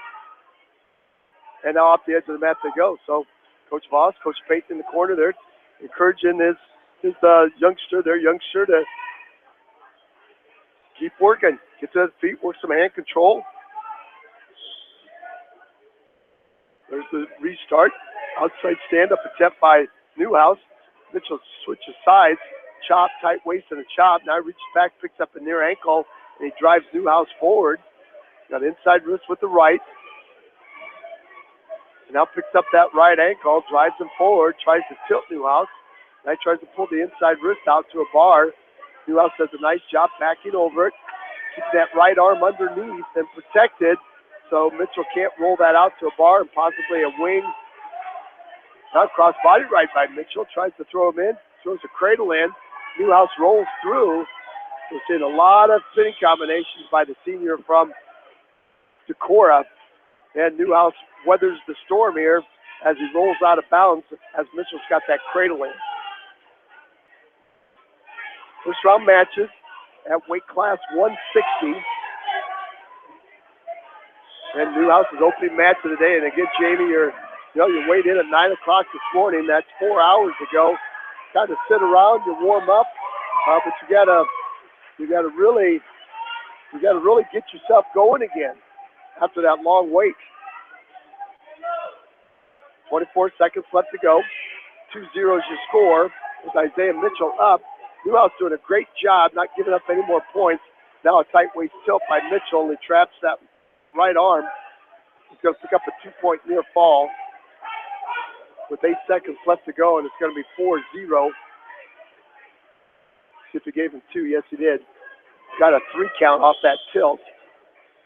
So Newhouse down after 1, 4-0. We'll go to the second period. It's going to be Mitchell's choice. He's going to defer over to Newhouse. Let's see if he goes neutral. Yes, he does. Good choice. Back to the feet. Although the way the Hawks have been throwing the cradles on today, maybe it wouldn't be a bad choice for Newhouse to take up and see if he could catch Mitchell with the cross-face cradle. Yep, as he's going to go to work here on. He's only down 4-0. He's actually wrestling very well against the senior and Mitchell from Decorah. But like you said, go to work on your feet here. Try to get yourself on top, and then maybe like you said, go to work on that cross-face cradle. There's a tap and go by Mitchell. He drops it on a low single. Nice down block by Mitchell. Mitchell draped over, or down block by Newhouse. Newhouse draped over the top of Mitchell. He's trying to crossface and comes to that near ankle. He's got a crossface, now a whizzer. Mitchell gets to his feet, picks up the right leg of Newhouse. Newhouse comes to a hard whizzer. No points yet. Great scramble, great fight by the freshman. He's trying to free his right leg as Mitchell's got a hold of it. He kicks it out, sits out and faces Mitchell. Comes over the top. He's got a front headlock on. Oh, great scramble by the freshman. Nice job by Newhouse. Like you said, great scramble. Didn't look good there for a while, but just was able to scramble out of it, get back to his feet with 52 seconds left to go in the second period. Now he's got to pick up the tempo a little bit. Mitchell's been on the offense on his feet. Like to see Newhouse maybe take a shot, see what he's got there. Now the overhook by Newhouse, hard overhook, underhook by Mitchell. Newhouse tries a hip toss on Mitchell. Mitchell has to square him off. 32 seconds left to go. Second period. It was Mitchell's choice. He deferred over to Newhouse, and Newhouse took neutral. 4-0. Again, weight class 160. First round matches. There's a headlock attempt by Mitchell. And as Newhouse tries to counter the headlock, he slips and drops down to his knee. And Mitchell just makes it easy by covering him up. That was a very, very easy. That was one of the easiest 2-point takedowns you'll see, Jamie. Yeah, it really was. So now you 2 seconds left. Don't like to give it up late in the period like that, but Newhouse is going to have to go to work here as he's down 6 going into the third. We'll see if Mitchell decides to take down. He does. And up 6-0. The top of this 160-pound bracket is very, very tough. On the top, you got Julian Broderson from Davenport Assumption, and Mitchell is the second seed, and then you've got Max Cousins from DeWitt Central as your third seed, and Tanner Smith from Dyke New Hartford is your fourth seed. So, tell you what, a very, very stout bracket here at 160 pounds. All right, Newhouse up on top, and he's controlling Mitchell. He's going to try to tilt Mitchell, and Mitchell's going to find some hand control, sit out, turn, and come to his feet. And he's going to clear the hands of Newhouse and pick up a 1-point escape. So good flurry of action right there. That's going to be unsportsmanlike by Mitchell, Jamie. And referee, Mr. Teeth down there, Lowell Teeth, quickly dings Mitchell for unsportsmanlike. Not sure what he said. He had some choice words there, and it didn't take long for our official. Now Newhouse is giving it back, Jamie. So I like that fight in a freshman. You know, you're not gonna push me around. Freshman not intimidated by anything that the senior from Decorah, the second seed, is dishing out right now. Sometimes that's all it takes to get you a little excited. 1:07 left, third period. It's a 7-1 lead for Mitchell from Decorah. But actually a closer match than the score shows. Now Mitchell in on a double neck wrench attempt by Newhouse. He's trying to toss Mitchell to his back with that neck wrench, trying to cut the corner. I think he's square up with him here. Yeah, he's a little bit to the side with the neck wrench. I think he's got to square back up and then pull that under. And a Mitchell stalemate. Yeah, stalemate. Mitchell falls over to his back. He looks completely exhausted, Jamie. Like to see Newhouse come with something feet to back, and I'm telling you what, Mitchell looks a little fatigued out there. The freshman from West Delaware is on the go. 35 seconds and counting. Need a 5-point move. Need something feet to back. Mitchell just content to control the wrists of Newhouse, so Newhouse can't get close. 23 seconds. Newhouse needs something here. Need that victory offense, whatever it is, whether it's a throw, whether it's a fireman's carry, whatever it is, something that's got to score you some big points. 9 seconds left to go. And Mitchell just controlling the head of Newhouse with a hard collar tie. And that's how this match is going to end. 7-1. But I'm Jamie, very, very impressed with the freshman from West Delaware. Put up a good fight the other night. Puts up another good fight here against another good senior. Yeah, it was. And, at 160 pounds as a freshman, you're not going to wrestle too many other freshmen. You're going to wrestle, juniors. Majority of them are going to be juniors and seniors. So, that's Newhouse is going to find some struggles here throughout the season. But it's definitely going to make him better as he moves down the road here this season. And I think his next round opponent will be Bryson Klein from Grinnell. Is that right, Jamie? Yep. Bryson Klein from Grinnell. He's a junior. He's 1-1 coming into the season, now 1-2. So a winnable match for Newhouse to keep himself alive for that wrestleback for third place. So over on mat number 1, we've got Sam Johnson from West Delaware taking on Dalton Hocklesvik from Decorah. Sam Johnson, a senior at 0-1. Hocklesvik, a junior at 1-0 on this season. So we'll see how Sam Johnson, we talked about Sam Johnson dropping some weight, getting himself down to weight class 170 where he can feel comfortable wrestling some guys his own size. And Hocklesvik there picks up an early 2-point takedown. Johnson almost scrambled out of it, couldn't quite clear his arm, and Hocklesvik just covered him up, and now an inside wrist. Got that right arm of Sam Johnson rolled out to a bar right across his back. Referee looking to make sure it's at a 90-degree angle. Now he jumps over and slaps a chicken wing in on the left side of Sam Johnson. Johnson rolls out the wrist, wings down the wing, and Hocklesvik's going to have to go back to work. 54 seconds left to go, and the score is 2-0 in favor of number 4 seed Dawson Hocklesvik from Decorah.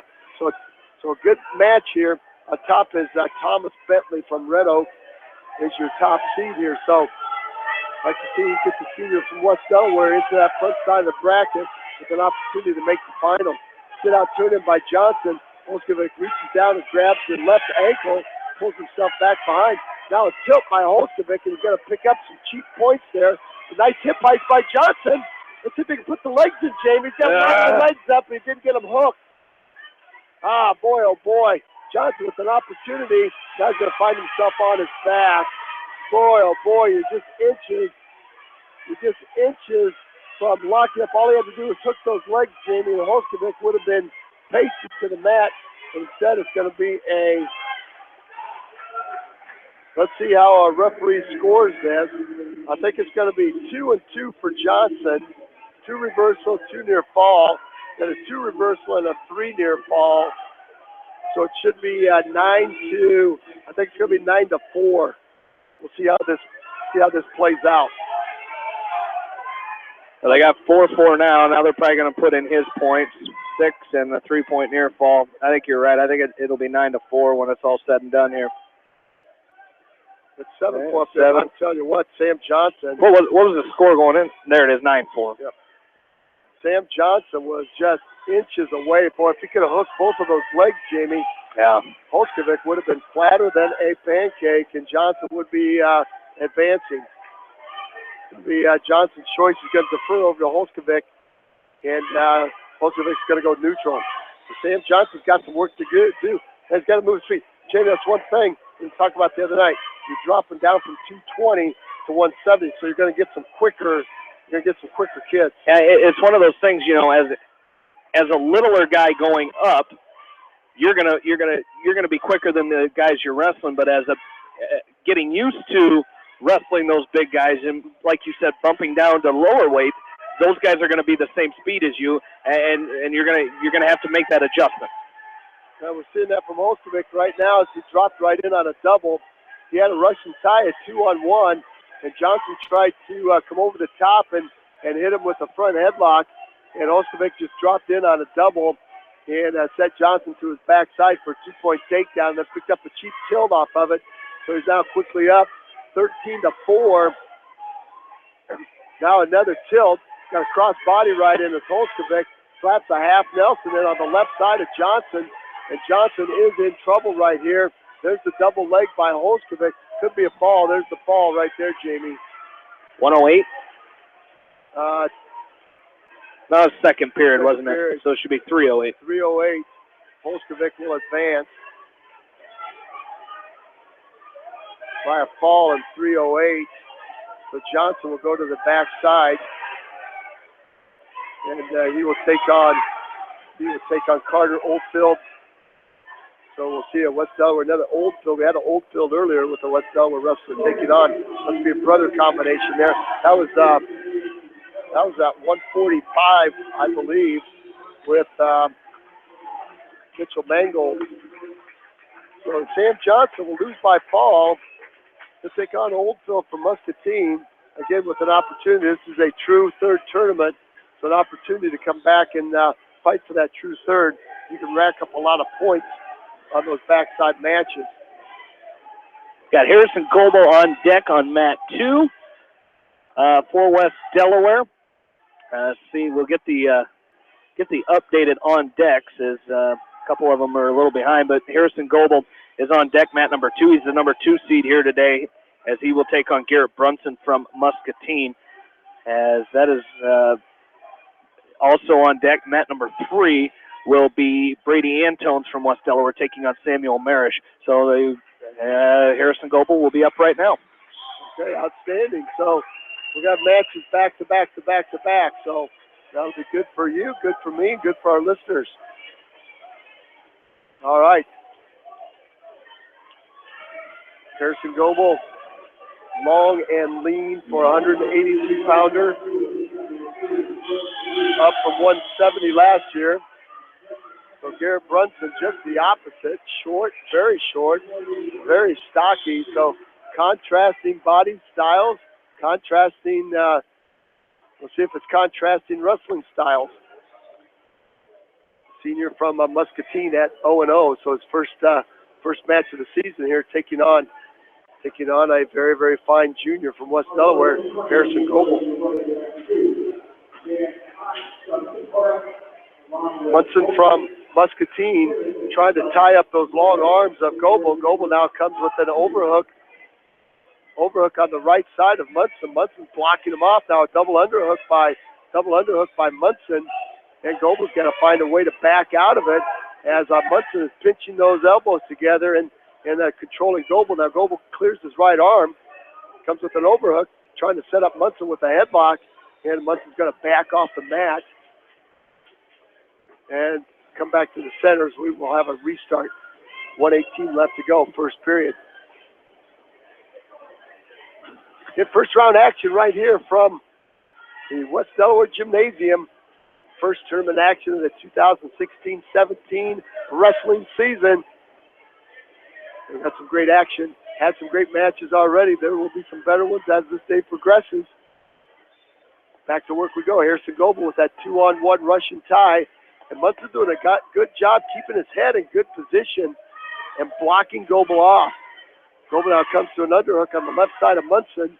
And Munson with an overhook. Now Munson with an underhook of his own. Goebel's got to go to a double overhook. Well, I think Goebel could hit him with a headlock right here, Jamie. As Munson is straight vertical. Now Munson tries a little hip toss on Goebel off the edge of the mat as the Muskie cheerleaders scatter. 28 seconds. There's a throw by Goebel. Nice. He's going to pick up 2. That's an outstanding job. He throws a crossbody right in on Munson. Let's see if you can use that leverage to turn Munson over. Crossbody right on the right. Power half on the left. Now Munson's trying to clear that right leg out, and Goebel's going to lock it up. He's going to take that crossbody right in just a little deeper. Good hand control by Munson. And that's a good first period there by Harrison Goebel. You know, a lot of hand fighting early on, and you're going to expect that, especially, Harrison Goebel, he did a great job of hand fighting and then got that takedown late, not real late in the period, but, less than, 30 seconds left to go in that period and takes a 2-0 lead into the second period, especially against a much bigger Munson.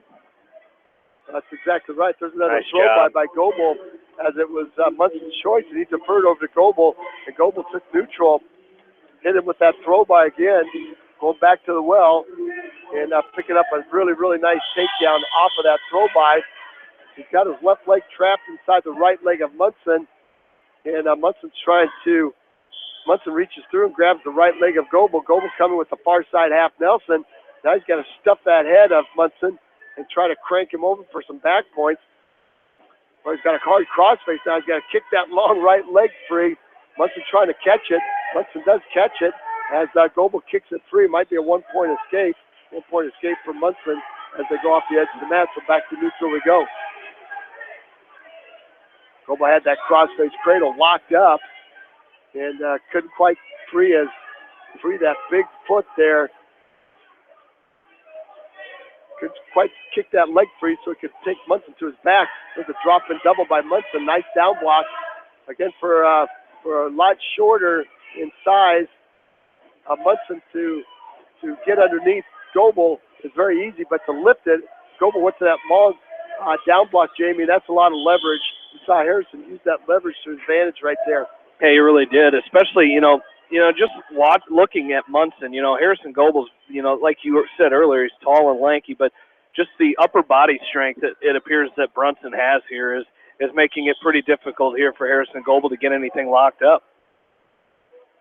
Now those short levers, it's very hard to penetrate those short levers. 26 seconds left to go. And there's a sweep single by Goebel. Great job at tap and going. Looked like he was going to go. Nice job. Looked like he was going to go up, dropped in on that single, cut across.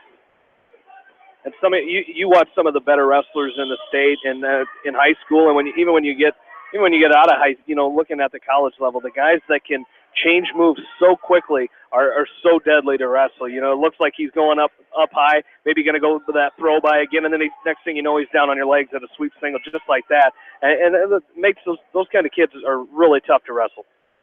Well, they are, and as you're coaching, that's how you're coaching also. You're going to change levels and change directions when you're shooting, trying to get an angle.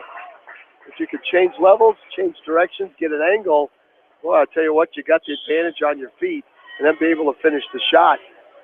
Brunson has to go to the edge of the mat for a blood timeout as that last crossface by Goebel took its toll on Garrett Brunson. And up on mat number 1, Jamie. I don't think we don't have anybody yet. Not quite yet. So wait for this match. Again, after this round is done, they will go right into the next round. That will be short. I think it's the backside matches. They'll be very, very short, so they're going to take a short break, and then they'll come in for full-blown wrestling the rest of the day with the front side semis. Was the semis before the break? I don't think so. Just the backside? Just the backside. So then they're going to come back and wrestle the front side and on that backside match, and then it'll be time for medals. There's a throw, a lateral, a drop, attempt by Brunson, and nice sag by Goebel. He throws Brunson. He's got a throw of his own and throws Brunson to his back. He's going to pick up 2 for the takedown, 3 for the near fall. So Brunson off the blood timeout. A little coaching, a little strategy from his coach during the blood timeout, and came back and tried to hit Goebel with a lateral drop, and Goebel did a nice job. Sagging and not letting Brunson toss him. That's one of the changes they made several years ago, Jamie, during the blood timeout. During the blood timeout, you could never do any coaching. You know, the referees were right there, and all you could do was tend to the blood. Now Harrison Goebel's got to do a little blood, got a little cut right above his right eye. And I've got Mr. Jason Putz here from Physical Therapy Solutions as the trainer on duty, and it's nice to have those medical people here, Jamie. It really is, and I tell you what, we've been West Delaware has been very fortunate with their affiliation with Physical Therapy Solutions. Josiah Polito from PTS is on the sideline for every West Delaware football game, and those guys do a great job of helping out here and taking care of the blood and taking care of the injuries, whether it be the football field or the wrestling mat as well. So Josiah unable to be here today, so Jason fills in, and he's taping up Harrison Goebel while that's taking place over on mat number 3 right in front of us at weight class 220, or 195. We have Brady Antones taking on. What a double leg takedown by Brady Antones over Samuel Maresh from Benton Community. I'll tell you what, that was a double leg tackle. Got in quickly, and he drove Maresh across the mat and set him right down to his back. Picked up 2 only, but that was, tell you what, that's a confidence builder for Brady Antones. Harrison Goebel locks up a headlock and basically pulls Brunson on top of him. Oh, you don't like to see that, Jamie, coming off that blood timeout. Goebel getting a little greedy with that. With 55 seconds left to go, got a little greedy with that throw. Thought he could toss Brunson to his back, and Brunson sagged on him, and Goebel had to give up the 2. Now Goebel back to his feet, and a back trip attempt by Brunson, and Goebel's going to get into a scramble. He does. He's going to reverse Brunson. He's going to reverse Brunson and pick up the 2, get the 2 back. Meanwhile, Antones and Maresh going at it. Maresh is in a long switch on Antones, and Antones is going to try to re-switch and had to give it up right there. Yeah, good decision there by Brady. If you try fighting that too much, you end up getting yourself in a worse position. And it was a nice job there by Brady to let it go. You're just tying up the match. Now you got to go to work underneath. When as easy as that double leg takedown it was, you might have thought that's going to be a 13-4 for Goebel. Major decision there for Goebel. Major decision. That's just what you like to see, those extra points. So he will move on, and he will take on Carlos Guerra from Red Oak, who won a tight match with Peter Lobenthal from Davenport Assumption. 11-0. 11-0. It wasn't a tight match. That was right in front of us before this match. I thought it was closer than that. So that'll be a good challenge. Another good challenge for Harrison Goebel.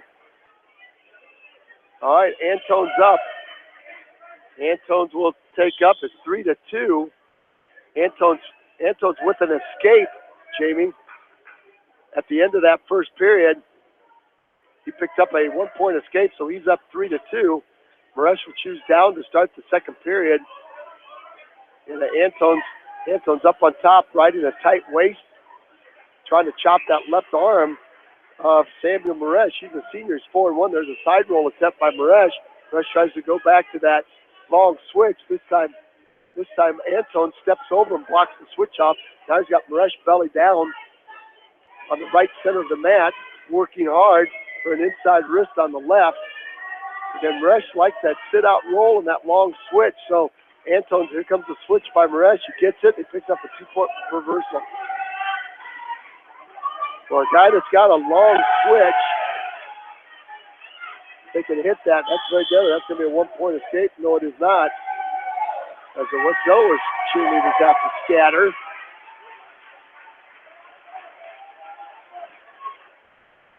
And back to the center of the mat we go with Antone down. Maresh up on top. 4-3 in favor of Samuel Maresh. There's a 1-point escape by Antone. Let's see if he get right back in and shoot that double. Well, it's a very, very snap-down attempt by Antone. I think Antone's a little quicker than Maresh on his feet. I think if he gets going here, Maresh standing flat-footed. Antone's up on his side. There's a shot, reshot. There's a throw attempt by Maresh. Maresh tries a lateral drop. Antone's side almost ended up on top of Maresh. Maresh had to scramble off the edge of the mat. Antone's tried to pounce on him. Start the clock. No points scored. Clock's not going. Now it's going. I think everybody was caught up in the action. There's a tap and go by Maresh. Nice counter. There's a throw attempt by Maresh. And he's trying to see what he likes to do. There's a snap down attempt by Antone, and he snapped Maresh right down to his feet. Maresh doing a nice job elevating. 9 seconds left. Brady Antone has to hang on here. Maresh is going to try to pop the right leg over the top of his head. He does. He picks up 2 with 1 second left. Boy, oh boy, oh boy. I was just talking about hanging on for just a little bit longer if you can. Now it's going to be 6-4 going to the third period, and Antones will choose down. Great job so far by Brady Antones. Boy, so close, but Jamie, sometimes it's so far away. Yeah, that was close. There's a nice stand-up by Antones to his feet at 6-5. Nice hand control, pop that inside single, split the hip. Now he snaps Maresh down one more time. He's got the face of Maresh down to the mat. Then Maresh comes back up to his feet. He's got a 2-on-1. He's got the right arm of Brady Antones tied up. Antones now tries to hip toss Maresh, and he does. Antones hip tosses Maresh to his back. There's the fall, Jamie Baskey.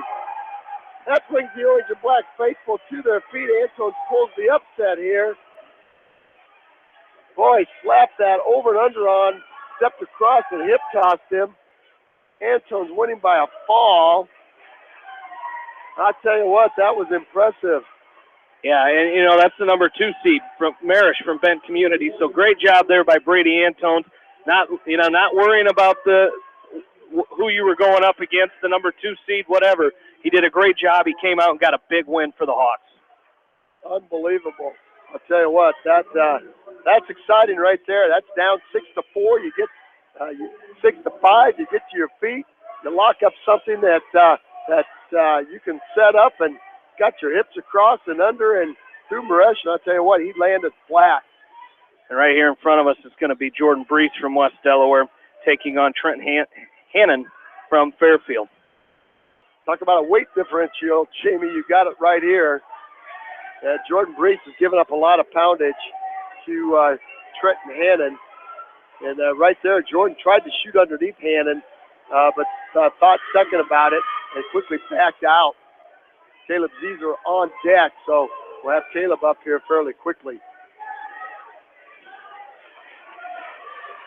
A lot of pummeling.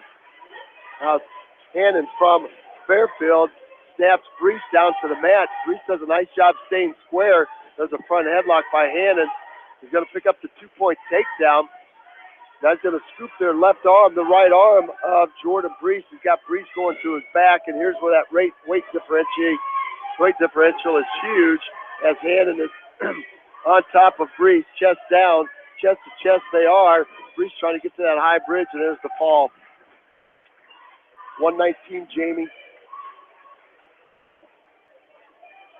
And that's right there is what you didn't want to see.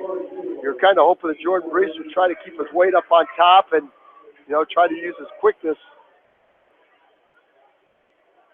And Tell you what, when you get that much weight on top of you, chest to chest, it's pretty hard to get off. Yeah, it certainly is. So Brees will move to the backside. He'll take on Henry Martins from Davenport Assumption in the next round.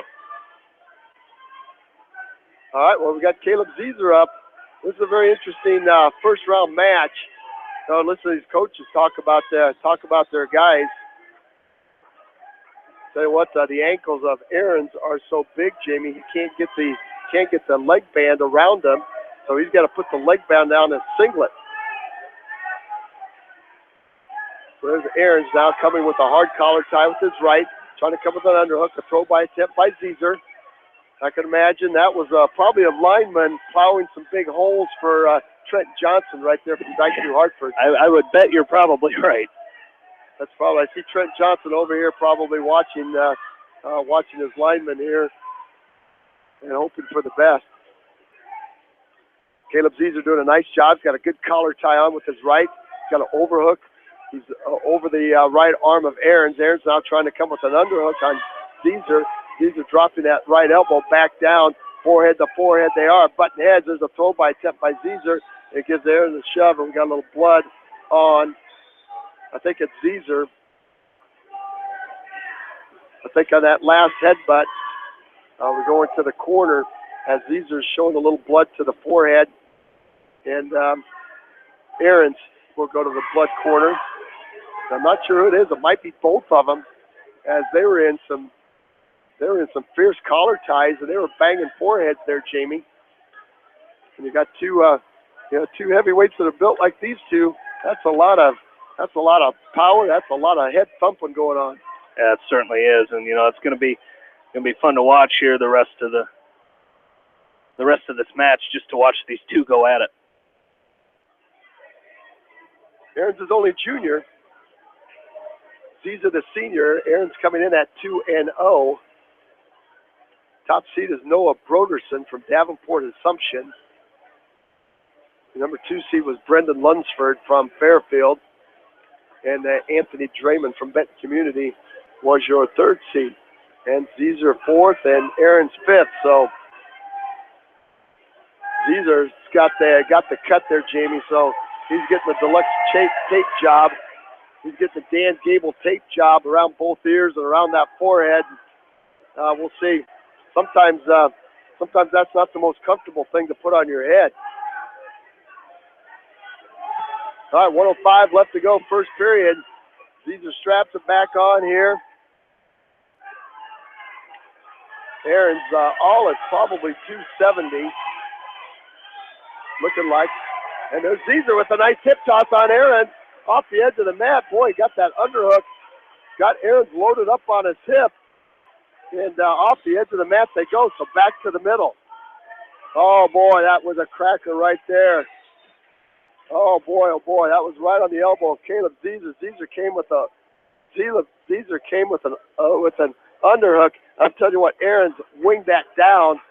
And, man, he cracked that elbow pressure, that right elbow of Caleb Zeeser. And I'll tell you what, that was some force there, Jamie. Yeah, that was leverage. Yeah, it was, and hopefully, Caleb's going to go back out and wrestle, and hopefully he's all right. But man, that could have been much worse. And Zeeser trying to work that underhook on the right side of Ahrens again. And I'll tell you what, Ahrens broad-shouldered, barrel-chested, and he's using those long arms, that leverage. Hasn't taken a shot. Zeeser's been the aggressive. Ahrens has basically been blocking him off now. Duck under attempt by Ahrens, and Zeeser's going to try to throw him by. Run once again on the edge of the mat. Good action by both wrestlers with 20 seconds left to go here. Last match of this first round. Zeeser coming back again with that underhook on the right side. Now an overhook on the left side. Hard collar tie by Zeeser as Ahrens slips the underhook. 6 seconds left to go. We will go to the second period with goose eggs up on the scoreboard, 0-0. And it's going to be this coin flip is going to be very, very important. These are wearing the green. It's going to be Ahrens' choice. He's probably going to defer over. He's going to defer. No, he's going to choose down. That's a good decision, I think, especially the way that first period, if that first period was any indication on how this match is going to go, that's probably a good choice. Well, Caleb Zeeser, we'll see what he's got in store offensively. I think he's bleeding again. He's got that. Let's have a cut right on his forehead. Have to get the Vaseline out this time, probably to fix that. We saw some. Where was that, Jamie, last year when we saw that the guy's nose was bleeding so bad that they taped his nose shut? I remember that. They taped his nose shut. You know, you get a certain amount of blood time. I think it's 5 minutes, and at the end of 5 minutes, if you can't stop it, that's it. But whoever that was, I can't remember. They taped his nose shut. That might have been at the Walmack or something. They taped his nose shut so it wouldn't bleed anymore. Not only can't you breathe, but that's very, very uncomfortable. So Caleb Zeeser's got it right above his right eye, and Coach Putz over there is going to put a gauze pad on it this time. He's going to wrap a little bit more tape around it. And tell you what, that's in a weird place because it's right on your eyebrow, and you really can't get any tape on there, or else you tape over your eye. Yeah. I'm going to take a 10-minute break here. 10-minute break. So after this match is over, will be a 10-minute break, and then we'll come back to the next round. Aaron's all sweaty now, so Caleb Zeeser will have to try to hang on to that. There's a quick stand-up. Aaron's showing a little bit of stand-up. Zeeser drops in on a single to prevent the stand-up. Let's see if he can pull Aaron's off the mat. He does. Boy, Aaron's showing some quick reflexes. He's got some big legs and some big calves. Comes right to that stand-up. We'll see if Zeeser can spiral him this time. That's Coach Payton over there in the corner. We'll see what we get. Nice ankle. Zeeser picks up that right ankle. Aaron tries to kick it free. Spiral ride by Aaron. Zeeser drops in on that single one more time. Tell you what, he's got to get that knee up a little bit higher. He does. See if he can back trip him. Gets Aaron's off balance. Caleb's got to take him down. He's going to cut him loose. That's a 1-point escape now by Aaron. And now our score is 1-0 in favor of Chase Aaron. The Sequoia Tree from Dyke New Hartford. 124 and counting. Second period, last match of this first round. Almost got, Jamie, we started a little bit late, almost got back on the schedule. So kudos to the staff here at West Delaware and our officials for keeping this baby moving. Aaron's now shoving Zeeser off the edge of the mat. And Zeeser coming right back to that underhook on the left side of Aaron, trying to lift that underhook. And Aaron's coming right back to a hard collar tie, forehead to forehead there. Throw by attempt by Zeeser, and he missed it. Boy, had the opportunity to cut the corner on that. Now Aaron's showing a little bit of a sign of a injury or a ting of some sort. Zeeser back out on the attack. 44 seconds left to go. Hard collar tie by Zeeser, retie by Aaron's. Aaron's trying to measure. Aaron's having the length of arm advantage here. He's trying to keep Zeeser away from him. Zeeser's trying to work the throw by and the underhook. Overhook now by Zeeser, underhook by Aaron's. Oh, Aaron's has a big scratch. Must have been the headgear, the chin strap by Zeeser. There's an underhook, and there's Aaron's applying a lot of pressure again with that overhook on Zeeser. They're going to get stalling against Green. It's got to be stalling against Green. Zeeser doing all the action. 17 seconds left to go. It'll be Zeeser's choice to start the third period as Aaron's chose down and picked up that 1-point escape. 7 seconds left to go. Aaron's on the attack. Aaron's on the attack with a double overhook. Back to the center of the mat they go. And 4 seconds. And that's going to do it. Zeeser's choice. Jamie, this is shaping up to be one of those multiple overtime matches. Yeah. We'll see what happens here in this third period. But, Zeeser, his next step here is getting away and tying this thing up. So when I take a side roll right now for a 2-point reversal, I'll tell you what, you got giving up a lot of weight. There's a hard tight waist by Aaron's. He has Zeeser belly down now in the center of the mat. That's not where you want to be if you're Caleb Zeeser. because Aaron's, I think he's looking for an inside wrist, and he might try to roll that out to a bar. Caleb Caesar's got to back over that. He's got an inside wrist on the right. Aaron's is now going to try to get two hands on that inside wrist. He's going to roll that wrist out. Now he's going to circle the head of Caesar. He's going to slap Caesar to his back, and this could do it, Jamie. There's the fall right there. Rat.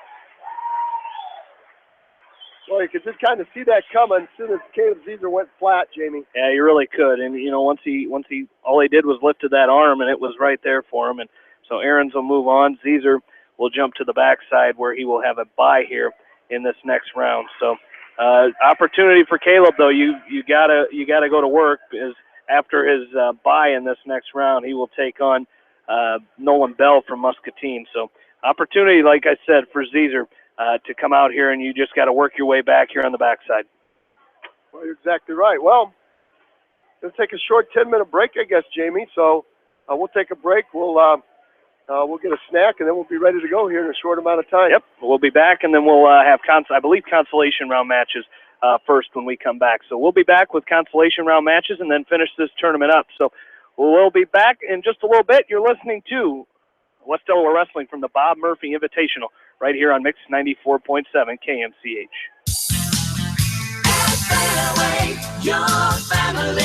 It's no secret that people come to Fairway in Manchester for their famous meats, but as you dash back to the counter to pick up your USDA choice ribeyes, don't be surprised if you find yourself lingering among the delicious fruits and vegetables in the produce department.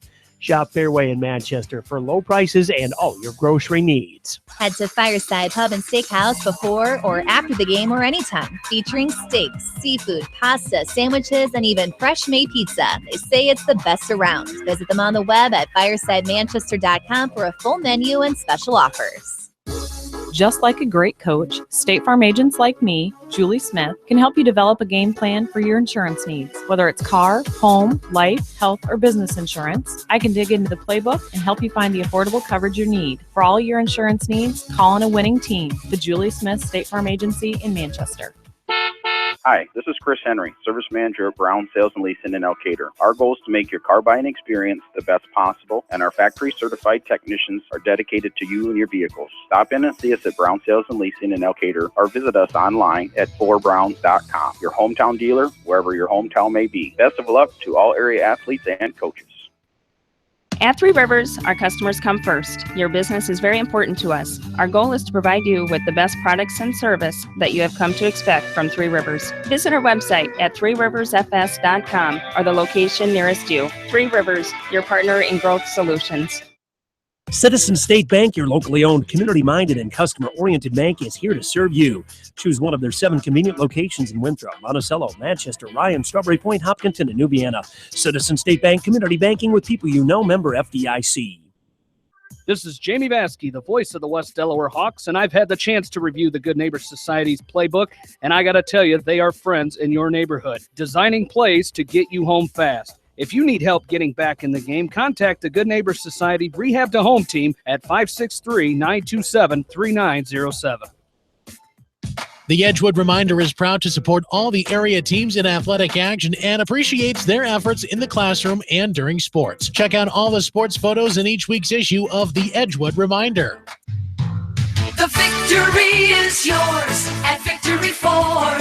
Hey, this is James Halverson, Service Manager at Victory Ford in Dyersville. Our service and parts team at Victory Ford is dedicated to keeping your car in tip-top shape. And our sales department makes buying a car easy and hassle-free. Stop out to Victory Ford in Dyersville or online at victoryfordonline.com. Good luck, athletes and coaches.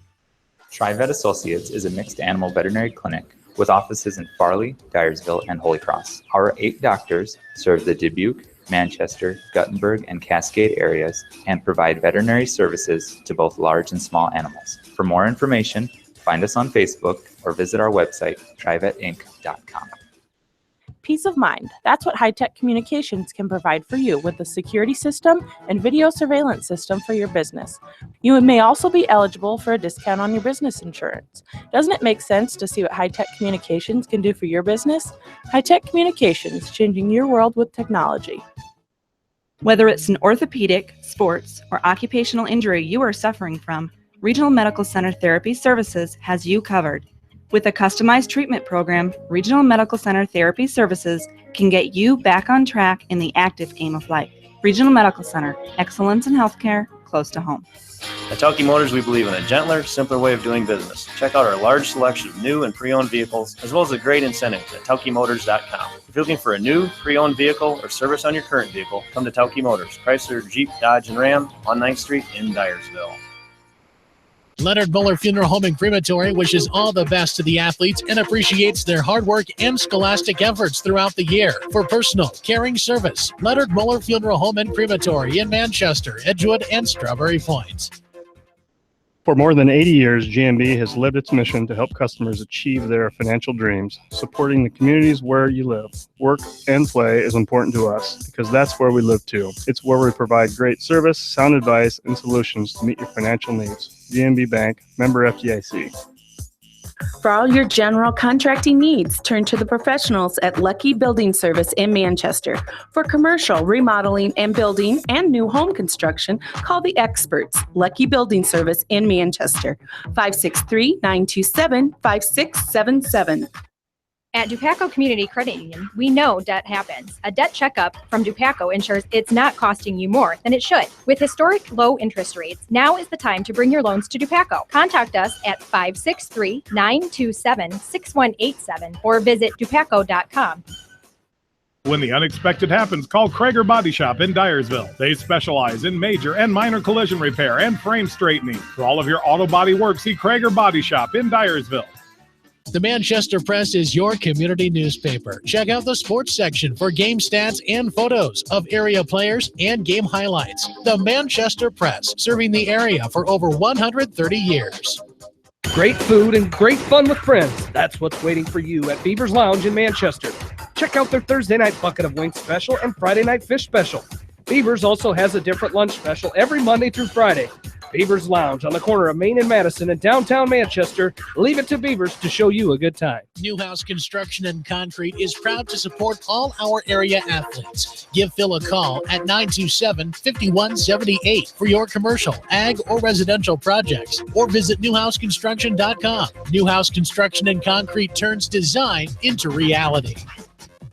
Banking is all about relationships at F&M. We know that relationships take time to build and nurture. They are based on trust, commitment, and loyalty. Relationships don't happen overnight or by chance. They are key to reaching the financial goals of the individual client. Building relationships with our clients and community are essential. F&M Bank, the right choice. Member FDIC. Going above and beyond is a standard of care at Above and Beyond Home Health and Hospice Care. Their compassionate staff care deeply about the comfort of their patients. A nurse is available 24 hours a day, 7 days a week. Above and Beyond Healthcare, the more they care, the more beautiful life becomes. Proudly serving Jones, Jackson, Johnson, Lynn, Clayton, and Delaware counties. At Georgian Auto in Manchester, their approach to auto repairs is simple. Fix it right and get you back on the road. From tires to transmissions, they fix it all. Georgian Auto in Manchester, where complete automotive service and repair is their complete focus.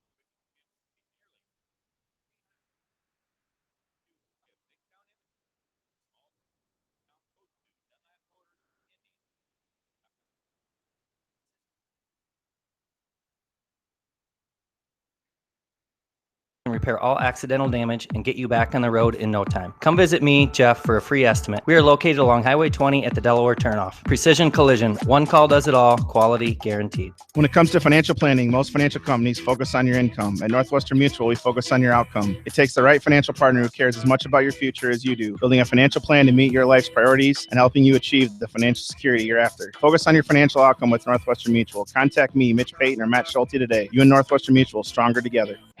American Trust and Savings Bank wishes all area athletes and coaching staff continued success. American Trust and Savings Bank with locations in Dyersville, Farley, Dubuque, and Des Moines. Simply better banking. Check them out at americantrust.com. Member FDIC, equal housing lender. Sight and good vision is very easy to take for granted until it is taken away. Advanced Eye Care Associates of Eastern Iowa is here to help you. Advanced Eye Care Associates of Eastern Iowa is located at 105 East Butler Street in Manchester and at 1113 West 3rd Street in Benton. Your vision is our primary focus. Delhi Lumber has products for every home and every budget. Delhi Lumber carries Midland doors, which are one of the best values around. You can see Midland doors today or call Delhi Lumber at 563-922-2404 for more information. Your Midland overhead door dealer, Delhi Lumber. Big town quality with small town service. At Community Savings Bank, it's simple. Simply free checking comes with free debit cards, free online banking with bill pay, free mobile money, and free thank you gifts. Find out more about Simply Free Checking at one of our 7 locations or online at csbiowa.com. Community Savings Bank. Member FDIC. Jay's Auto Supercenter on the Greater East End of Manchester has quality pre-owned vehicles, great financing options, and a full-service department, body shop, and detail department. See their full line of vehicles online at jsautosales.net. At Jay's Auto, customer satisfaction is their #1 priority. Hi, this is Jamie Vaskey at Don.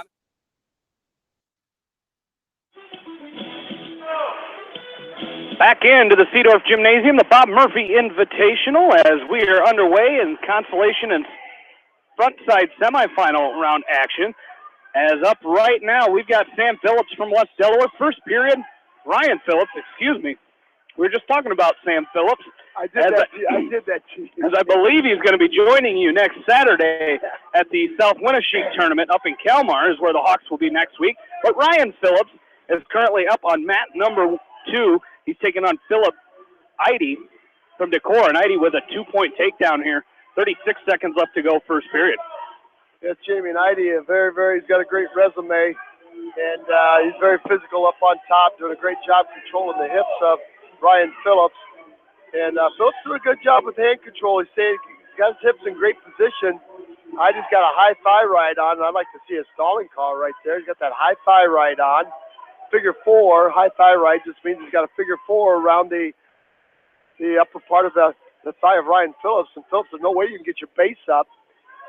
And it's almost a stall ride. Eide up on top now, 11 seconds left to go on the restart. Hard chop, tight waist, inside wrist on the right of Ryan Phillips. Phillips trying to get his base back up and score a point here. 1 point would be huge at the end of the period, but Eide up on top is going to control him. Not sure if Ryan Phillips wants to go back down underneath. It's going to be Eide's choice. Going to defer over. Oh, he's going to pull him back down, Jamie. Coach Phillips in the corner is going to put his son back down underneath. Boy, you really got to work here. Something that's good. Nice stand up by Phillips. Lift and return by Eide. So when he got to his feet, cleared his arm, got to his feet, Eide was able to lock around his waist and then lift him. There's nice hand control by Eide. He's going to drive Phillips off the edge of the mat one more time.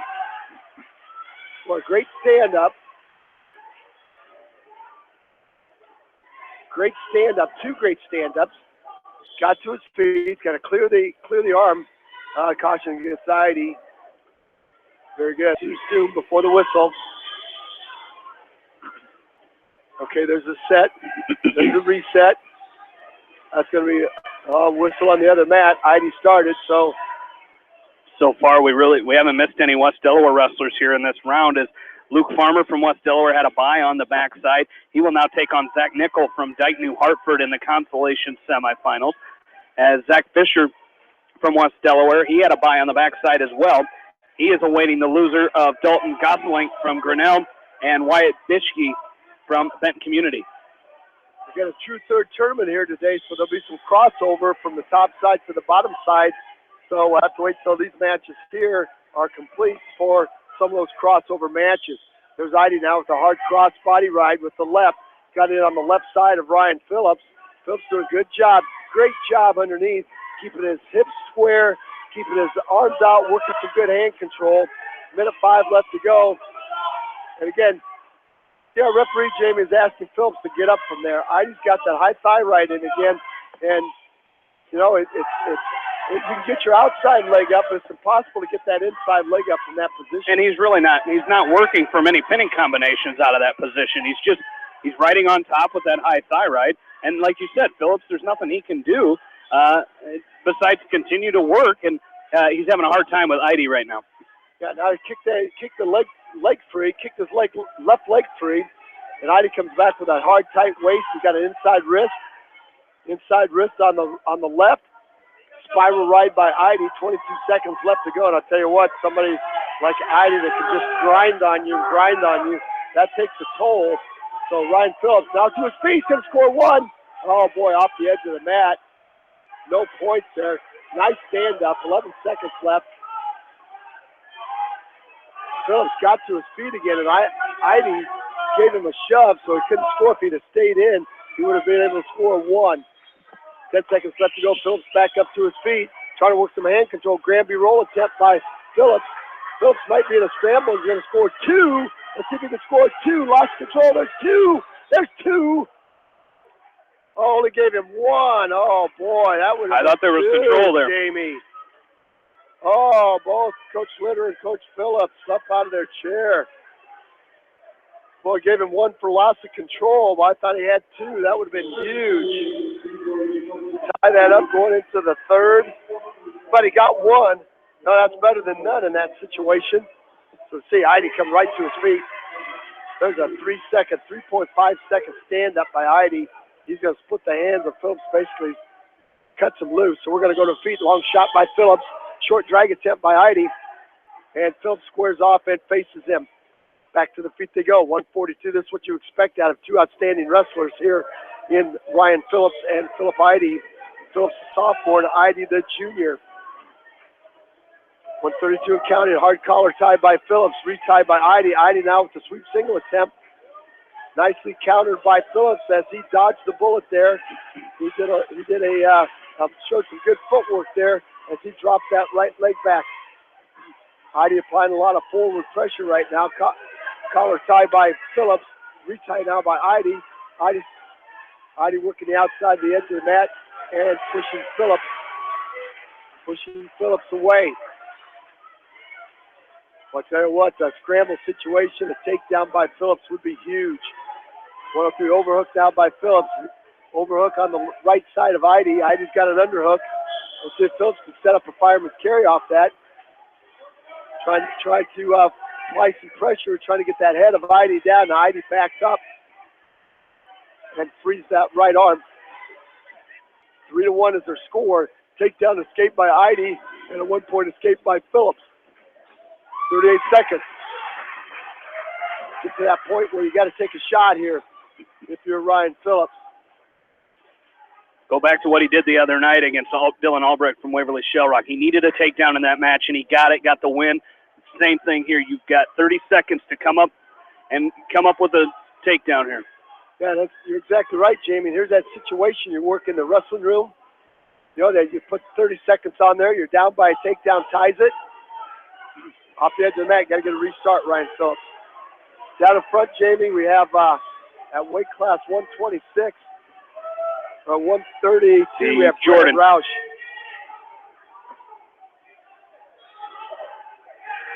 Now we're going to get warning against Heidi. 8.4 seconds left to go. Let's stay with this match right here. 8.4, you got to shoot Ryan Phillips. He's locked up. Heidi back away. There's a headlock attempt by Phillips. And he throws Heidi out of bounds. He throws Heidi out of bounds, and Coach Litterer going to ask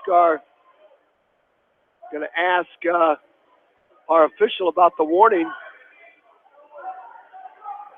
And they're going to get a clarification there. 2.6 seconds left. There's still time.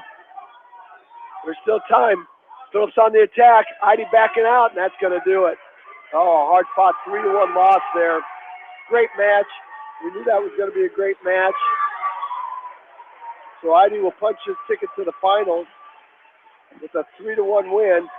Down here, in front of us. Jordan Roush winning by fall over here for West Delaware. Nice job there by Jordan Roush. We'll get the time there as he pinned Austin Timmerman of Benton Community in 48 seconds. So nice job there by Jordan Roush.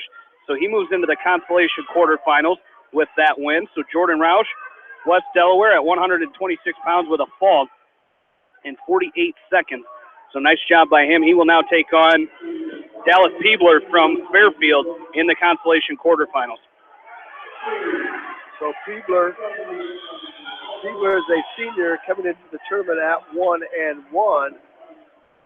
So that would be a good match. And we'll see. One thing about this so far, Jamie, none of the Hawks have been knocked out of the tournament. So that's a good thing. We're going to move all the way up to weight class 138. Phillips now is going to move to the backside, and he will take on the winner of Spencer Milling of Benton Community and Cam Vanderhoof from Red Oak. Well, up on mat number 3 to our left, we have Cole Engel. He's taking on Keaton Dudden. No, excuse me, he's taking on Blake Courtney from Decorah. And Engel out quickly on a single. And I'll tell you what, I don't know that you can use any more KT tape on anybody's shoulders than Courtney has. And he is all taped up. Engel's just got to get busy here. Courtney with a first-round upset over top seed Alex Selberg of Red Oak. So Cole Engel will just have to wrestle. Good opportunity, Jamie, for Engel to get himself into the finals. Yeah, it really is. And now you just got to, like right here, you got one match to win and you're in the finals. And, you're going to take on looking at the winner of that one. If you can win this one, then you're taking on Lane Milner from Grinnell or Sean Casey from Davenport Assumption. So a very winnable match here for Cole Engel. Just got to come out and take care of business and get on the offense like we saw in that first match. Yeah, you like to see be able to give yourself a chance when there's an upset. There's a nice tap and go by Engel. He's in on a single. He cuts across to a double. And let's see if he picks up 2 there. No, he doesn't. He's going to get 2 there. We'll take that 2. Courtney still had the whizzer in. Our referee signaled 2. So Cole Engel will take that any day. That was a great job by Engel. He just did a little tap and go. He tapped the head of Courtney, and when Courtney popped his head up, Engel dove right in on that single, got the knee up, and cut across to a double. So outstanding job by the junior. Over on mat number 1, it's going to be Brad Roush now taking on Matt Robertson from Davenport Assumption. And Matt Robertson from Assumption, ranked number 4 in the state in Class 2A, as that is Brad Roush's opponent right now, as they're just underway over there on mat number 1 in the that's not consolation, that is the front side semifinals. Yeah, Jamie, you brought up the point that, Coach Bush in the seating meeting, he's got a number 4 ranked wrestler in the state. He didn't even put him up for any seat at all. So taking his chances and letting him go, and maybe that's a good thing. All right, Cole Engel down underneath. He's got a chicken wing. He's got Courtney in a chicken wing on the right. He's going to run out of time. Boy, dug that chicken wing. Was looking for a tilt. Nice job there. Roush now taken down. Gave up a takedown to Robertson. And stand up by Roush. Off the edge of the mat they go. I don't think he got an escape. I think Roush is still underneath. So minute 40 left. Clock's still running down there. Clock is still running down there. All right. Well, we're back to action here, Jamie, where it was Courtney's choice, and he took neutral to start the second period. So what, these two guys, you switched singlets. I'll tell you what, you couldn't tell who was who. Both long and lean, 138-pounders. Cole Engel trying to shoot in on that single again to the right side of Courtney. And Courtney leading with that right leg. Engel now with the front headlock. Let's see if he can make it work. He's got the head of Courtney snapped down to the mat. There's going to be a short drag by Courtney. Got to be careful with your Cole Engel here. Don't want to give up that 2 points on the short drag, on the redrag. Engel had a nice opportunity. Now the long single by Courtney. Got the left leg of Cole Engel tied up. Engel trying to get the scramble. Engel can scramble also. Courtney now elevating Engel. He's going to try to pop Engel off. We're going to get a stalemate. Good defense there by Cole Engel. Takes a peek at the clock, 54.2. Down on the far side, we got a 2-point near fall by Robertson as he hit Roush with a tilt. He's got to put him on his back here. Just kept that arm. Just kept the arm of Brad Roush, and he's back on his back now. It's 4-1, and now just a cross face here, a tilt, a leg turk. That time by Robertson. He's going to pick up a 2-point near fall. Roush gets off his back, comes up to his feet, looking to get an escape, and they're going to give it to him. 1-point escape for Roush. The score will be 6-2 in favor of Matt Robertson over Brad Roush right now with 42 seconds left to go first period. Roush in on a shot, and Robertson's going to counter and throw Roush to his back. So a 2-point takedown for Robertson. Roush on his back. I believe he's going to pick up a 3-point near fall that time. It is 3-point near fall. It'll be 11-2 now with 25 seconds left to go. Roush back to his feet. It's 11-3. A double leg shot here by Robertson as he's got Roush going to his hip here. And no points awarded yet. There it is, a 2-point takedown and near fall coming for Robertson. And he's going to cut Roush loose, a 2-point near fall. That'll make it 15-3 now in favor of Matt Robertson, as that's going to do it for our first period. That's a lot of scoring there, Jamie. That was a lot of scoring in a hurry. You can certainly see why. Robertson is ranked 4th, as he can pile up a lot of points. Cole Engel with a 2-point takedown at the end of that second period, Jamie. He is now up 4-0. Is working on a 2-point reversal. It's Courtney with a long switch. Is going to cover up his hips and score a 2-point reversal, making the score 6-0. More 6-0. Now Engel's got a chop. He chopped the left arm of Courtney. He's got it in a ball and chain trapped between his legs. He's trying to dig a wing on the right side, but he switches off to cross to a drive cradle. Blake Courtney on his back. Here's a roll by Robertson, and he's going to pin Brad Roush. So 2 minutes and 26 seconds the fall for Matt Robinson. 2:26, and Brad Roush will move to the backside where he will take on Francisco Roner from Red Oak. I think Roush just got dinged a penalty point there, Jamie. Unsportsmanlike by somebody. Not sure who. We'll see what happens. Somebody.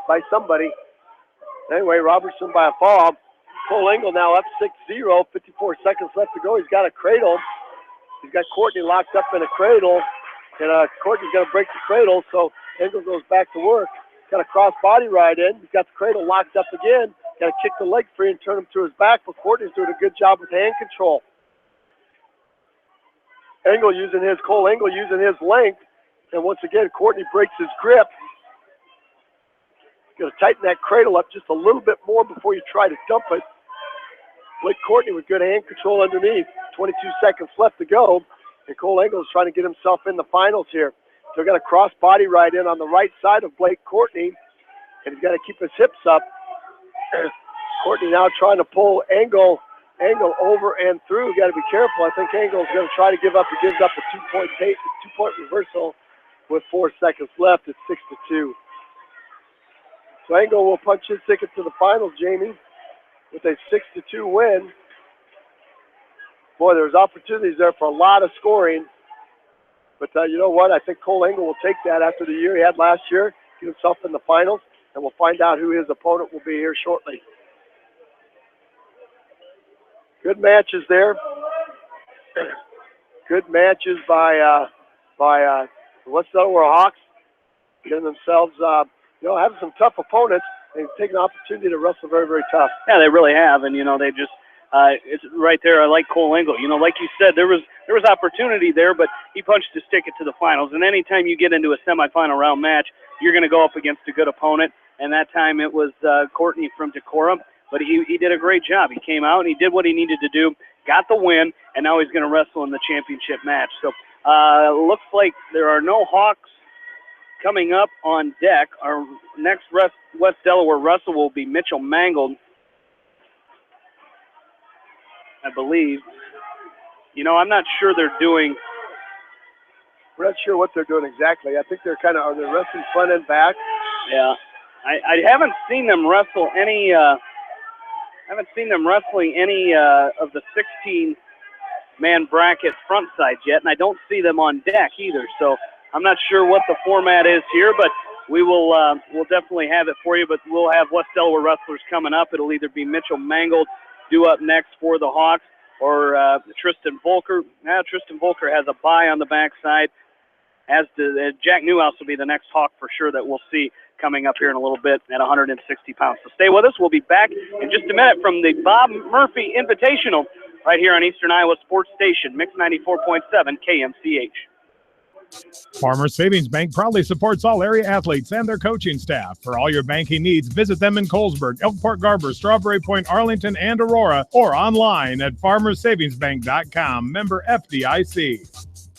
Viafield is your headquarters for all your seed, chemical, and fertilizer needs. They have professional service and quality products needed to bring the best crop to market. Viafield, providing growth opportunity for 18 locations across northern Iowa and southern Minnesota. The Eastern Iowa Shopping News and the Dyersville Commercial recognize the hard work and dedication of all area athletes. Check out the weekly sports section in the commercial for scores and information. The Eastern Iowa Shopping News and Dyersville Commercial, supporting your communities. For fan food, not fast food, visit your after-the-game headquarters, Manchester Dairy Queen. It's quick, it's easy, your family will love it. Manchester Dairy Queen. Your family. It's no secret that people come to Fairway in Manchester for their famous meats, but as you dash back to the counter to pick up your USDA choice ribeyes, don't be surprised if you find yourself lingering among the delicious fruits and vegetables in the produce department. Shop Fairway in Manchester for low prices and all your grocery needs. Head to Fireside Pub and Steakhouse before or after the game or anytime, featuring steaks, seafood, pasta, sandwiches, and even fresh-made pizza. They say it's the best around. Visit them on the web at firesidemanchester.com for a full menu and special offers. Just like a great coach, State Farm agents like me, Julie Smith, can help you develop a game plan for your insurance needs. Whether it's car, home, life, health, or business insurance, I can dig into the playbook and help you find the affordable coverage you need. For all your insurance needs, call on a winning team. The Julie Smith State Farm Agency in Manchester. Hi, this is Chris Henry, Service Manager at Brown Sales and Leasing in Elkader. Our goal is to make your car buying experience the best possible, and our factory-certified technicians are dedicated to you and your vehicles. Stop in and see us at Brown Sales and Leasing in Elkader, or visit us online at FullerBrowns.com. Your hometown dealer, wherever your hometown may be. Best of luck to all area athletes and coaches. At Three Rivers, our customers come first. Your business is very important to us. Our goal is to provide you with the best products and service that you have come to expect from Three Rivers. Visit our website at threeriversfs.com or the location nearest you. Three Rivers, your partner in growth solutions. Citizen State Bank, your locally owned, community-minded, and customer-oriented bank, is here to serve you. Choose one of their 7 convenient locations in Winthrop, Monticello, Manchester, Ryan, Strawberry Point, Hopkinton, and Nubiana. Citizen State Bank, community banking with people you know, member FDIC. This is Jamie Vaskey, the voice of the West Delaware Hawks, and I've had the chance to review the Good Neighbor Society's playbook, and I got to tell you, they are friends in your neighborhood, designing plays to get you home fast. If you need help getting back in the game, contact the Good Neighbor Society Rehab to Home team at 563-927-3907. The Edgewood Reminder is proud to support all the area teams in athletic action and appreciates their efforts in the classroom and during sports. Check out all the sports photos in each week's issue of the Edgewood Reminder. The victory is yours at Victory Ford. Hey, this is James Halverson, Service Manager at Victory Ford in Dyersville. Our service and parts team at Victory Ford is dedicated to keeping your car in tip-top shape. And our sales department makes buying a car easy and hassle-free. Stop out to Victory Ford in Dyersville or online at victoryfordonline.com. Good luck, athletes and coaches.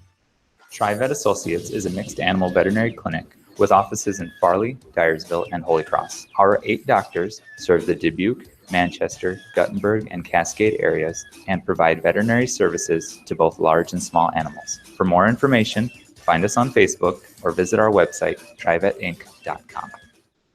Whether it's wiring, security, phone systems, fire detection, or home entertainment, Price Electric and High Tech Communications are here to make your life easier. Find out more at priceelectric.us or hightechcommunications.us.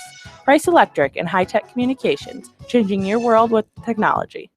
Whether it's an orthopedic, sports, or occupational injury you are suffering from, Regional Medical Center Therapy Services has you covered.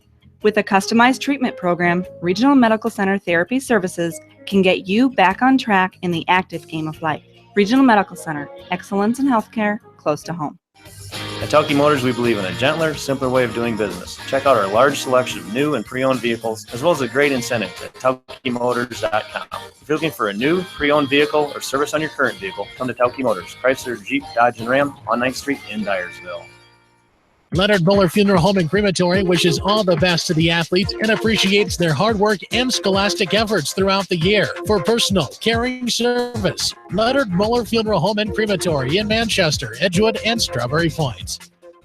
For more than 80 years, GMB has lived its mission to help customers achieve their financial dreams. Supporting the communities where you live, work, and play is important to us because that's where we live too. It's where we provide great service, sound advice, and solutions to meet your financial needs. GMB Bank, member FDIC. For all your general contracting needs, turn to the professionals at Lucky Building Service in Manchester. For commercial, remodeling, and building and new home construction, call the experts, Lucky Building Service in Manchester, 563-927-5677. At Dupaco Community Credit Union, we know debt happens. A debt checkup from Dupaco ensures it's not costing you more than it should. With historic low interest rates, now is the time to bring your loans to Dupaco. Contact us at 563-927-6187 or visit dupaco.com. When the unexpected happens, call Krager Body Shop in Dyersville. They specialize in major and minor collision repair and frame straightening. For all of your auto body work, see Krager Body Shop in Dyersville. The Manchester Press is your community newspaper. Check out the sports section for game stats and photos of area players and game highlights. The Manchester Press, serving the area for over 130 years. Great food and great fun with friends. That's what's waiting for you at Beaver's Lounge in Manchester. Check out their Thursday night bucket of wings special and Friday night fish special. Beaver's also has a different lunch special every Monday through Friday.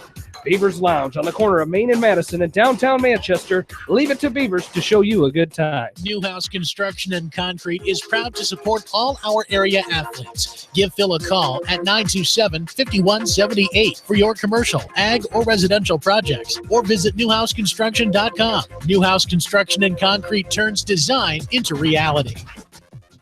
In sports, as well as banking, numbers mean everything. Making sure you have experienced athletes and bench strength are a critical combination for a winning team. The same goes for our F&M team. With an average longevity of 15 years and 28 members strong, F&M is consistently showing strength in numbers. F&M Bank, the right choice, member FDIC.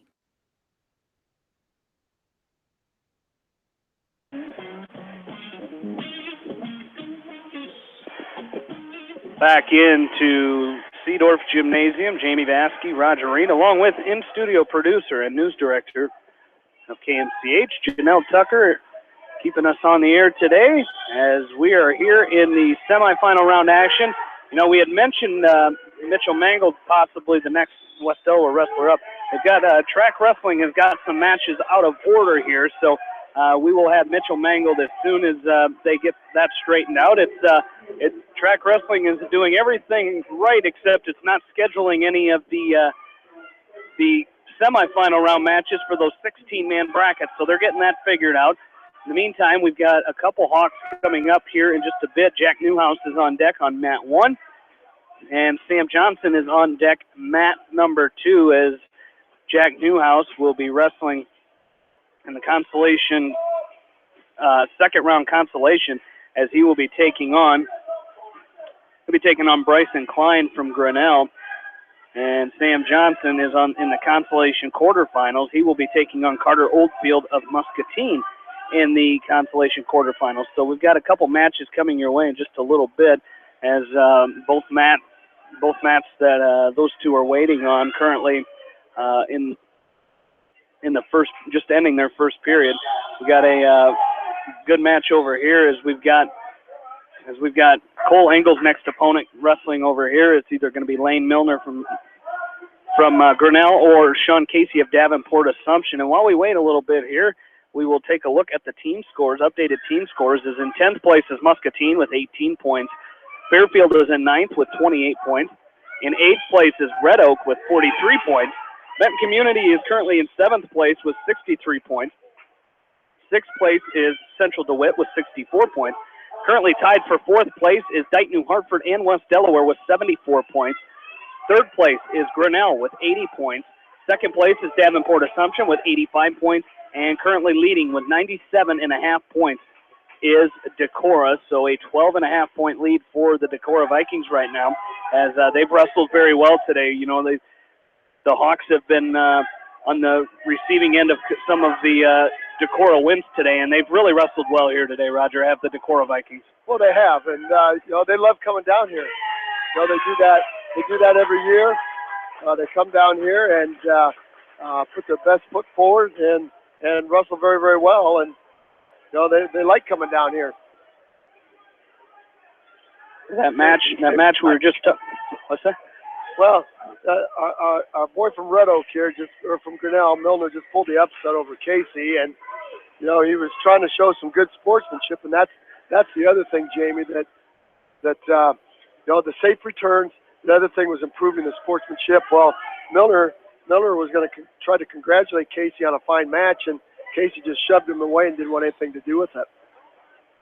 So there you go.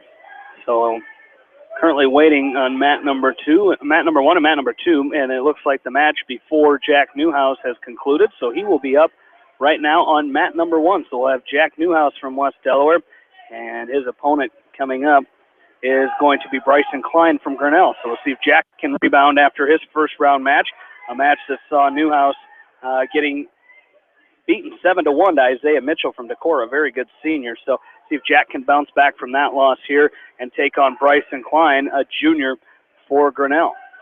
And that's Jack Newhouse still trying to pick up his first win of the year as a varsity wrestler, as a freshman varsity wrestler at a very, very tough weight. This is a tough weight class today at 160. And Newhouse trying to stay in the tournament. Get a win here, Jamie, keeps him in the tournament. I think a loss here knocks him out. We have yet to see West Delaware Hawks knocked out of the tournament, which is a good sign. Neutral position. Newhouse in that staggered stance, leading with the left. Looking ahead. Good collar tie by Newhouse. He switches directions, drops it on a single on the left side.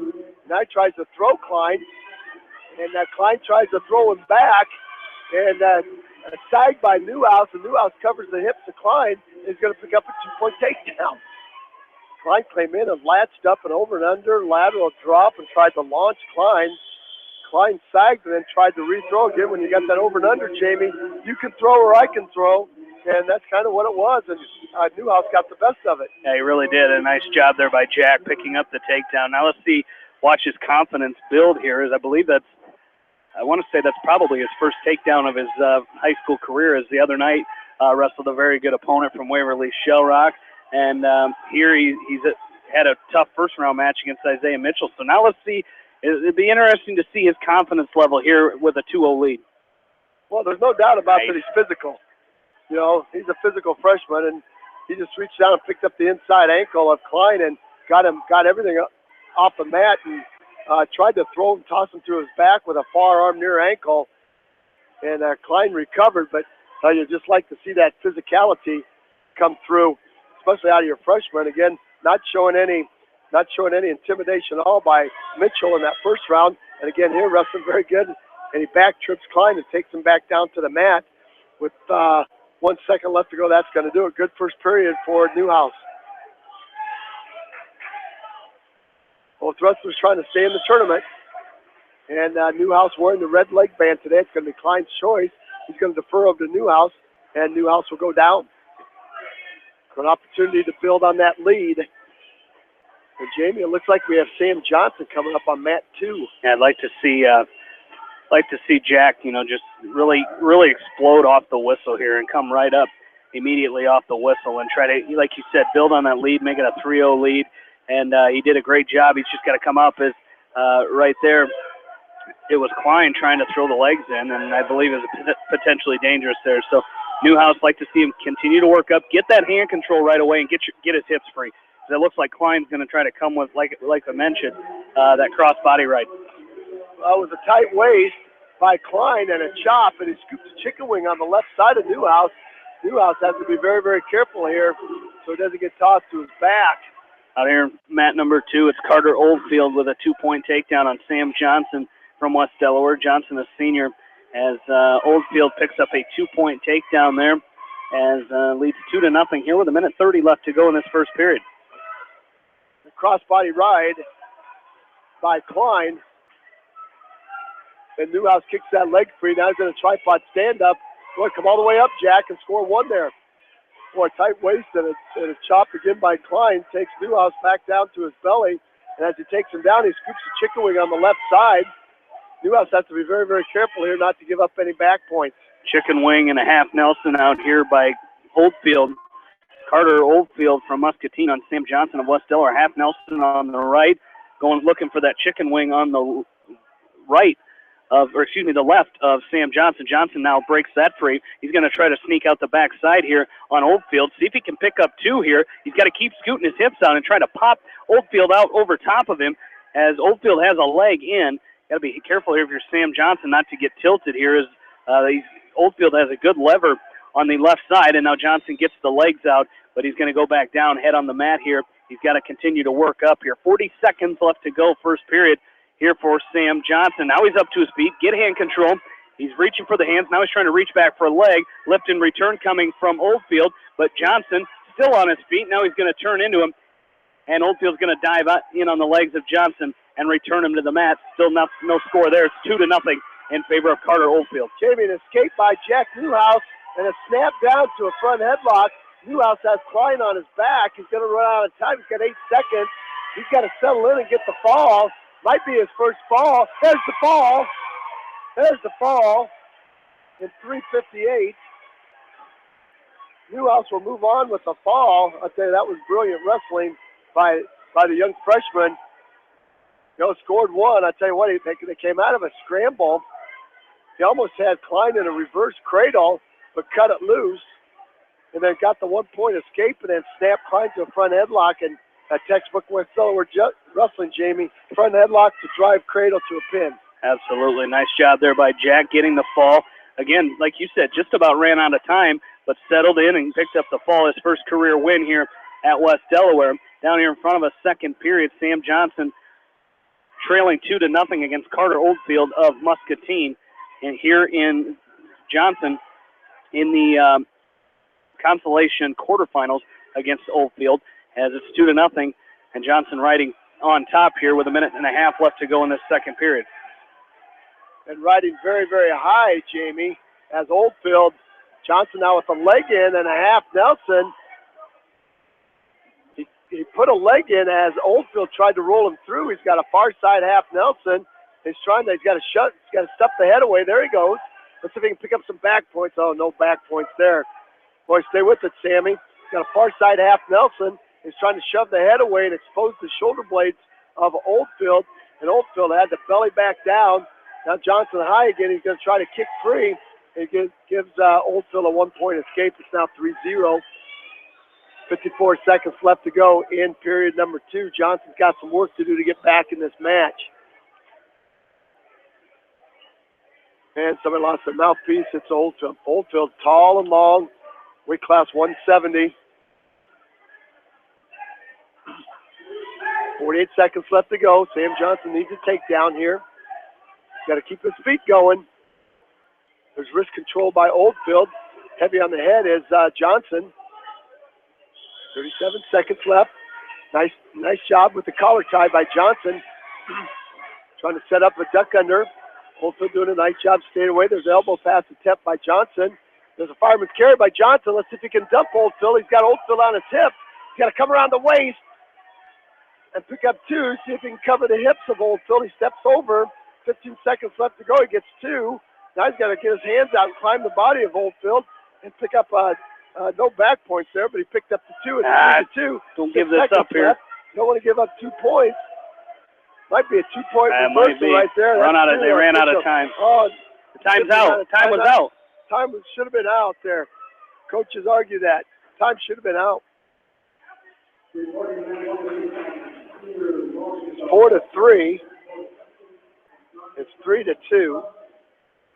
Should be 5-2. Now it's 5-2. Boy, oh boy, I thought time was out, Jamie, before he got that. I think the 2 might have been there before he called it 2, but definitely the towel person, the towel boy there didn't get the official real hard, and he didn't feel it. So Sam's got to go to work as he's going to start down to start this third period. There's a sit-out, turn-in, stand-up by Johnson. Let's see if he can bust the hands. Or bust the hands to Oldfield. Oldfield drops in on a double, and Johnson tries to elevate him through. He does. Now nice down block by Johnson. Let's see if he can pick up 2. He's got the front headlock on Oldfield. Boy, got to cut him loose. Well, he's got a hard crossface. Should be 5-4. They put the 2 on the wrong side. It should be 5-4. Johnson's going to cut him loose. Now I got to fix the score here. They've got 6-5 up on the board. 6-5 Green. So Oldfield's up 6-5. You know, I think we talked in the break. You know, down there. We told Jeff Harris he's got to be on his game today because we'll call him out if he makes any little mistake. And I have to keep my word that I got to give him a little bit of a hard time for that one. The scoreboard was wrong for a little bit, and he did look up here, so he knows what's going on right now. Well, what's going on is Sam Johnson is down by 1 point, and he needs a 2-point takedown as Oldfield is trying to keep him at bay with those long arms. 43 seconds left to go. Third period in the match. Oh, boy, there's a front trip or back trip by Oldfield. And he dropped Sam Johnson to his backside, but off the edge. Could not keep his supporting points in. 39 seconds, Sam Johnson, you got to go. You don't want to get knocked out of the tournament here. 6-5 is your score. You got to sense some urgency. Jamie, we talk about that all the time, about sensing urgency. Knowing where to go. There's a nice outside single by Johnson. You got to come up outside foot. He does. He's got Oldfield locked up now and over under 19 seconds. He's got to throw. He tries to throw it. Tries to launch Oldfield. Oh, you got to give it a try right there. I'm not sure that's the shot that the coaches wanted. You know, that might have been something you do with 4 or 5 seconds left, but when you got 19 seconds, you still got time for a good shot. It's 8-5. And that's how it's going to end. And Sam Johnson gets knocked out. Oldfield will win 8-5. So Sam Johnson will get knocked out of the tournament. And all new learning experiences, Jamie, as we talked about. So Sam gets used to that quickness and that size difference at 170. Yeah, and it will. And, you know, he's going to get there. You know, we said the same thing last year when he was weighing 195 or less than 195 and wrestling at 220. You know, he's got to figure it out, and he did by the end of the year. And he was really fun to watch. And I think, you know, looking right now, look when he's talking with Coach Dale Meyer on his way over here, and just the attentive listening that he's doing right now. He's actually taking it in and trying to learn, and that's going to come here before too long for Sam Johnson. Oh, that's exactly right. You know, that's good coaching, good wrestling. That's being a coachable senior. Wanted to get better every time. So. Tough, hard-fought match again by Sam Johnson. He comes up short, and he'll get knocked out of the tournament. So, we still have a team Mitch Mangold coming back, Jamie. And I don't know if they're going to come back with those 16-man brackets. And the other thing I wondered, too, is maybe with these 16-man brackets, that might be tough, too. They may run those by themselves coming back and do front side and back side of those. Oh, I bet you they will, yeah. For time, to get the time made up, so then they can stay in sequence. But our next wrestler is going to be Harrison Goebel. He's on deck on mat number 2. So we will take another short break and come back with Harrison Goebel as the match in front of him just underway. But it is 4-0 right now, favor of Brock Timmons from Davenport Assumption. So it may not be too long before we see Harrison Goebel. So we'll take a short break. We'll come back. You're listening to the Bob Murphy Invitational and West Delaware Wrestling on Eastern Iowa Sports Station, Mix 94.7, KMCH. Going above and beyond is a standard of care at Above and Beyond Home Health and Hospice Care. Their compassionate staff care deeply about the comfort of their patients. A nurse is available 24 hours a day, 7 days a week. Above and Beyond Healthcare, the more they care, the more beautiful life becomes. Proudly serving Jones, Jackson, Johnson, Lynn, Clayton, and Delaware counties. At Georgian Auto in Manchester, their approach to auto repairs is simple.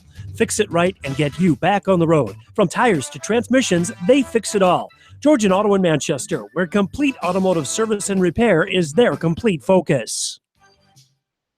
You may not wear glasses or contacts, but how do you know if you're seeing your best or if your eyes are healthy? Why not be proactive and get your eyes examined? Dr. Daniel E. Mersch and his professional staff at Manchester Family Vision can help. Call 563-927-3682 to schedule an appointment. Manchester Family Vision Center wishes all the local sports teams best of luck this season. Manchester Family Vision Center on West Main, where clear vision begins with healthy eyes.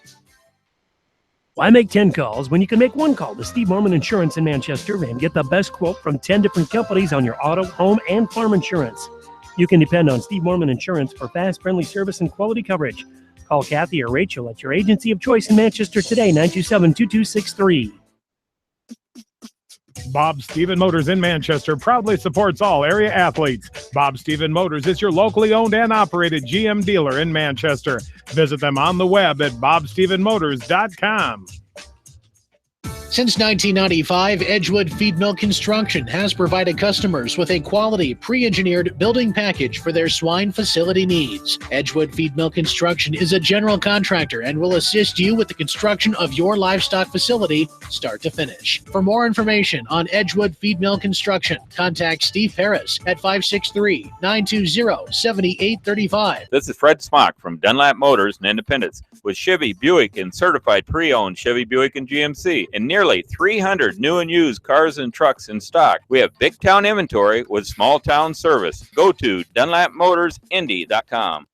At Precision Collision, we are committed to providing you with high-quality auto body repair and paint refinishing. Our expertly trained technicians can repair all accidental damage and get you back on the road in no time. Come visit me, Jeff, for a free estimate. We are located along Highway 20 at the Delaware turnoff. Precision Collision, one call does it all, quality guaranteed. When it comes to financial planning, most financial companies focus on your income. At Northwestern Mutual, we focus on your outcome. It takes the right financial partner who cares as much about your future as you do, building a financial plan to meet your life's priorities and helping you achieve the financial security you're after. Focus on your financial outcome with Northwestern Mutual. Contact me, Mitch Payton, or Matt Schulte today. You and Northwestern Mutual, stronger together.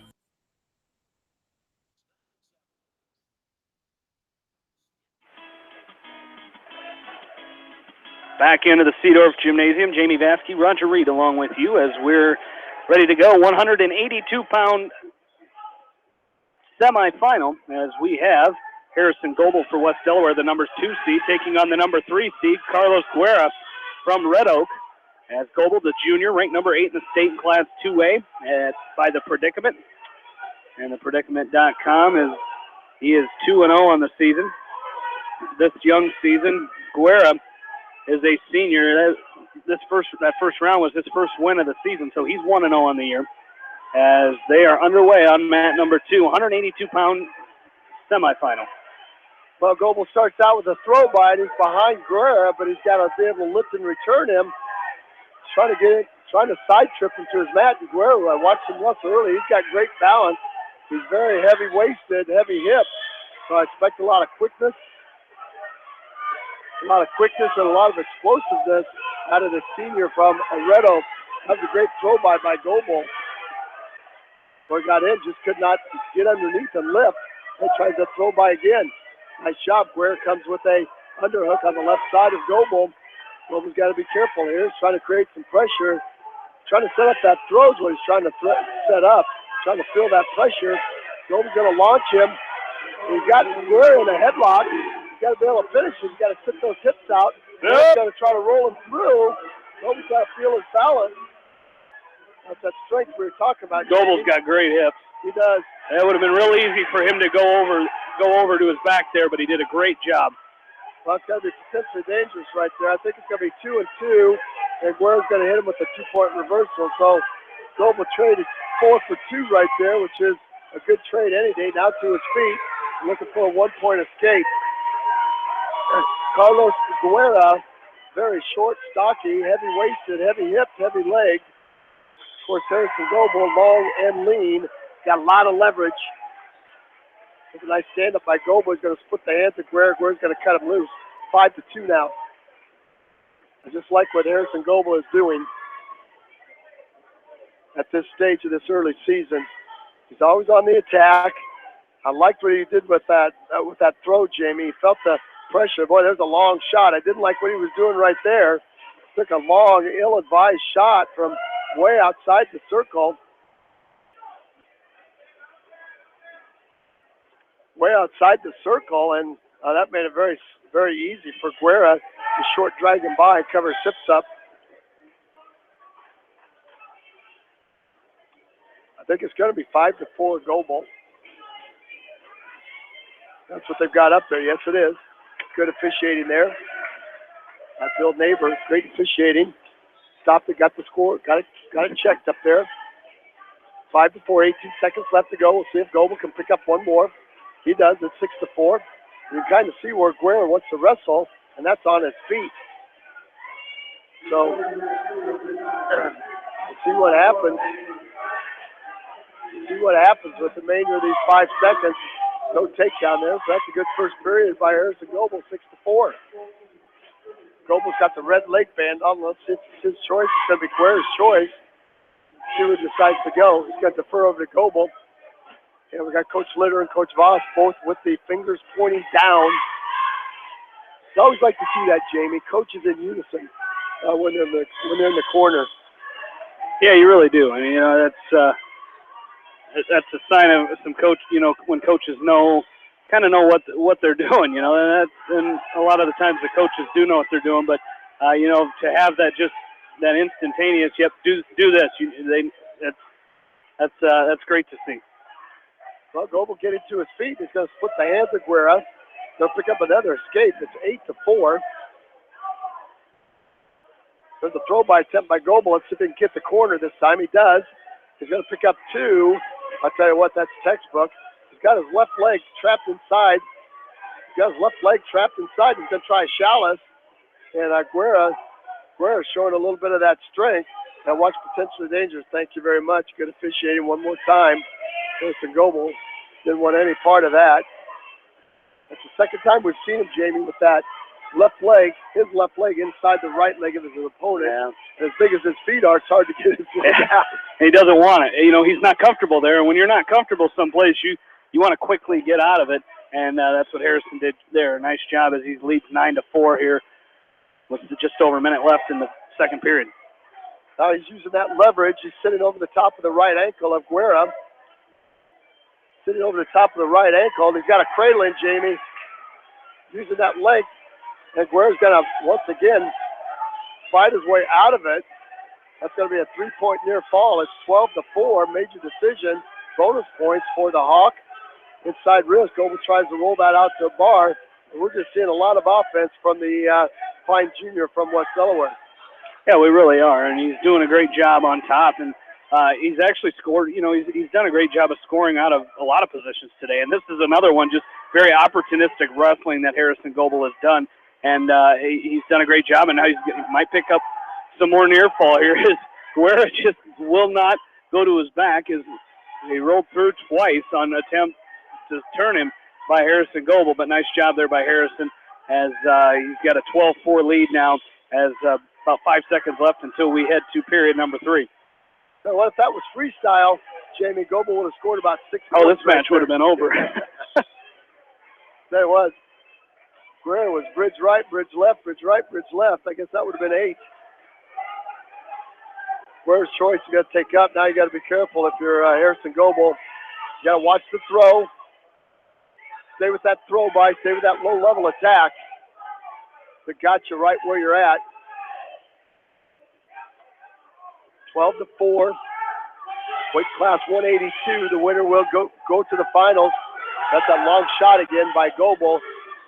That comes up with an overhook. He's trying to set up a standing butcher. Might hit that throw again. And Guerra backs away. And we'll have to get a restart. Back to the center of the mat we go. Hard collar tie by Goble. There's a nice snap and go by Goble. Didn't quite penetrate far enough, but you know, he changed his level. He got Guerra off the balance. That time he took a deep penetration step Little quickness shown there. Bad knee there by Guerra, potentially dangerous, as Goble held on to the right ankle, and Guerra tried to roll out of it. And the referee, once again, there's a quick shot. Low single by Goble. Leaves his right arm behind. He's going to dump Guerra. Good balance by. This is unreal. That's some great action. I'm telling you what. And he's a big 182-pounder. You know, Harrison Goble's tall and lanky, but this kid is huge, and the balance he has shown and the things that he has gotten out of here in this match is pretty fun to watch. Well, that's why we watched his match over here with Lobenthal, and that's basically how he beat Lobenthal from Davenport Assumption. 1 minute and counting. Goble up 12-4. Still working that head. Heavy collar tie. Again, you do that for 3 periods. That low back, it starts to take its toll on that low back. And you can see Guerra starting to get on his heels right now. So maybe a good time for Harrison Goble to attack. As the tap and go by Goble. Up careful. Don't want to be there. Get off the mat there, Harrison Goble. You don't want to be right there. There he goes. That's a better spot to be. I'm not sure if he wanted to do that either, Jamie.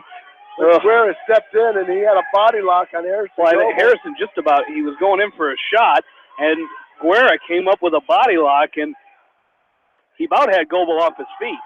I think if he would have thrown it, he might have been able to throw it. I can tell this guy's rushing some freestyle, I think. It could be a great freestyler with Guerra, with the style of wrestling that he has. For Goble, I tell you, that length of his is just very hard to beat. 10 seconds left to go in the match. Barring any huge throws here right now, Goble will join Cole Engel in the final. And a major decision for Harrison Goble, too, as he's going to win 12-4. That's a major decision for the Hawk Jr. as he advances to the final where he will take on Drew Durant from DeWitt Central, who just won 8-6.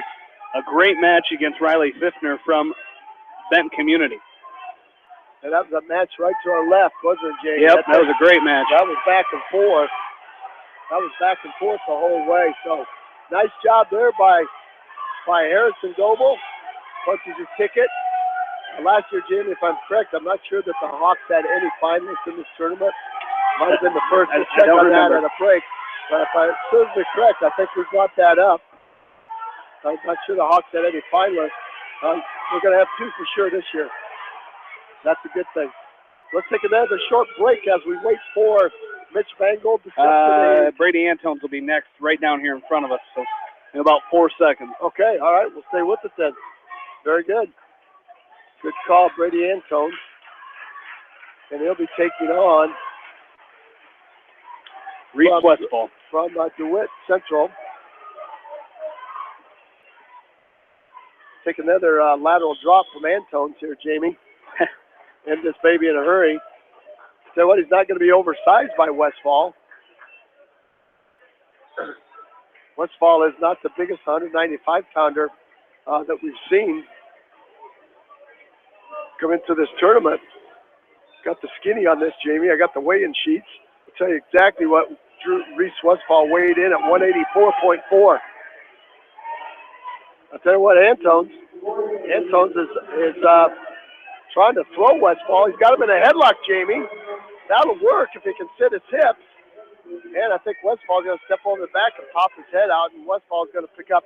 Oh, they gave Antones 2 for the takedown, and they gave Westfall 2 for the reversal, so it's 2-2. The lightest of the 195-pounders, Reese Westfall coming in. So there you have it. Antones now trying to score 1-point escape. He's going to tripod stand up. He's got to hit that knee slide, get that right knee up, and score a point. Hard, tight waist there by Westfall. Now another tripod stand up as Westfall goes from right to left. Tight waist by Westfall. Sit out, turn in by Antones, and off the edge of the mat they go. Nice job.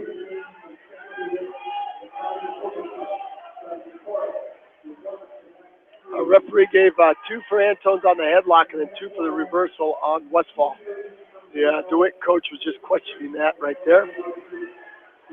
So, a lot of head shaking by the Tigers coaching over there, by the Sabres coaching staff. There's a hard chop by Westfall. Almost had Antones going to his back with a tight waist tilt. He's got to quickly get his chest down 51 seconds left to go in the first period. I'd like to see Brady Antos get back to his feet, Jamie. Absolutely, and he's got plenty of time here. He's still got 40 seconds here in this first period, so don't go where you're going now. As he's got a chicken wing, does Westfall on the right side of Antos, and Antos is going to come around and catch him. Almost caught him on his back. Should be a point. There was no points for Westfall, and Tones is going to come up to his feet and make it a 3-2, give himself a 3-2 lead. Well, I'll tell you what, wow. that was close right there, Jamie. Now a snap down by Westfall. He's going to pick up 2, and he's got Antos in a drive cradle. Antos has to find the edge of the mat. So it's going to be a 2-point takedown. It's going to be 4-3. 4-3 in favor of Westfall. I'll tell you what, if you could have just saw that the other night in Waverly, man, stay up on top, flatten out, get that chest down. Westfall's choice is going to go down to start the second period. He's got the red leg band on. I think, Brady, if you get yourself into trouble, get yourself back to your feet. There's the first set. There's the second set. Oh, Anton's way too high on the chop. Tried to chop the arm of Westfall and got way too high. Westfall just got his hips up, and Anton's had nowhere to go but over the top. Made that 2-point reversal awful easy for Westfall. It's now 6-3. So Anton's has some work left to do. He's trying to join Cole Engel down inside wrist by Westfall. He's got it rolled out to a bar. He's going to throw Anton's to his back. No back points yet. The referee looking. There's back points right there. He's got it in deep. This could do it. Anton's trying to come to a high bridge. I'll tell you what, this could be a fall. There it is. Boy, oh boy, Jamie, you're right in the match, and you lose by a fall in 2:41. Reese Westfall ranked number 10 in the state in Class 2A, and just a really good wrestler. But I tell you what, Antones is going to look back at that one and would really like to have that one back, I think. Well, I think he would, and he's going to go to the top side cross bracket. He's going to have to win 2 more matches to get that bronze medal. You never talk about these seniors. We haven't talked about it yet, Jamie. You got these seniors wrestling their last home invitational meet. You always want to perform well at your last home invitational meet. Hey, you really do. And, in Brady Antones, according to rankings, he pulled a pretty big upset in that first, or I'm not ranking seeding. He pulled an upset in that first round. And now you get the next best thing. And that's one of the quotes that I've always heard. You just got to keep getting the next best thing. Obviously wanted the gold medal. Now you get beat in the semifinals. The best thing you can get now is third. So go after and get that third place finish. That's exactly right. And, I'm sure that's what the coaches are talking about. Yeah. And that's 2 matches away.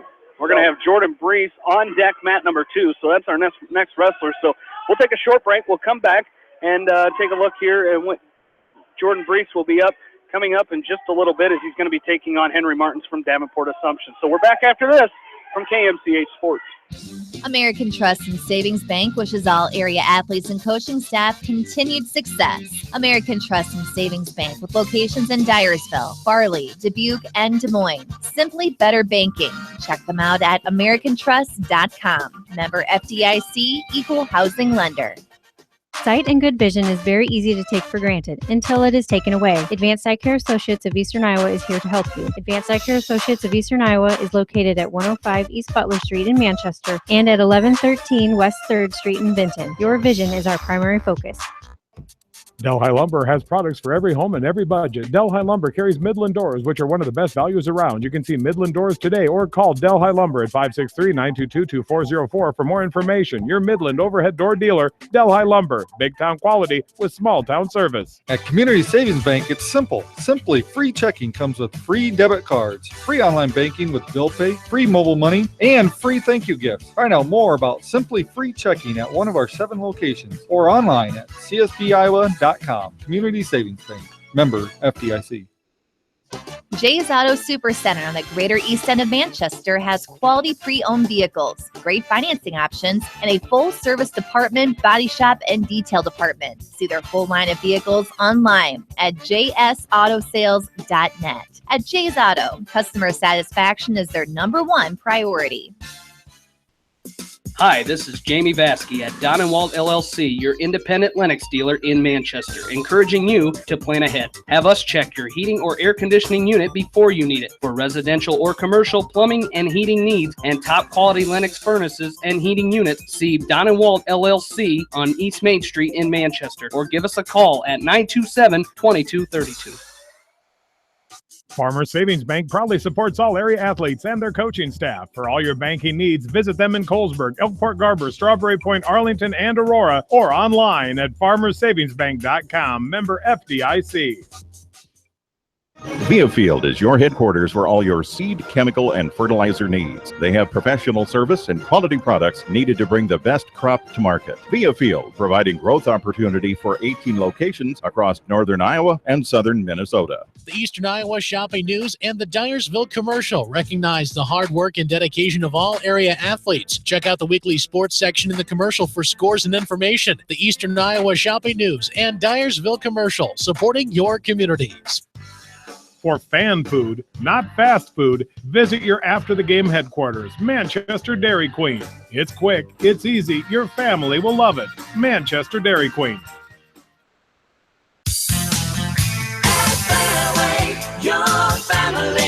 It's no secret that people come to Fairway in Manchester for their famous meats, but as you dash back to the counter to pick up your USDA choice ribeyes, don't be surprised if you find yourself lingering among the delicious fruits and vegetables in the produce department. Shop Fairway in Manchester for low prices and all your grocery needs. Head to Fireside Pub and Steakhouse before or after the game or anytime, featuring steaks, seafood, pasta, sandwiches, and even fresh-made pizza. They say it's the best around. Visit them on the web at firesidemanchester.com for a full menu and special offers. Just like a great coach, State Farm agents like me, Julie Smith, can help you develop a game plan for your insurance needs. Whether it's car, home, life, health, or business insurance, I can dig into the playbook and help you find the affordable coverage you need. For all your insurance needs, call on a winning team. The Julie Smith State Farm Agency in Manchester.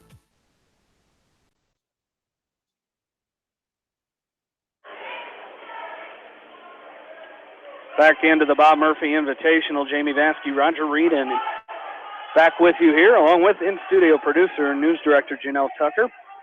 As we're up to weight class 220, Jordan Brees from West Delaware, the sophomore, taking on Henry Martins from Davenport Assumption. Martins a junior for the Assumption Knights. As a lot of action going on right now, as our next Hawk up will be Caleb Zeeser will have a bye. And then I believe we're going to go into the championship or the semifinal round matches in those 16-man brackets, but we're underway right now. Jordan Brees and Henry Martins. Martins 0-1 on this season, as Brees is 1-1.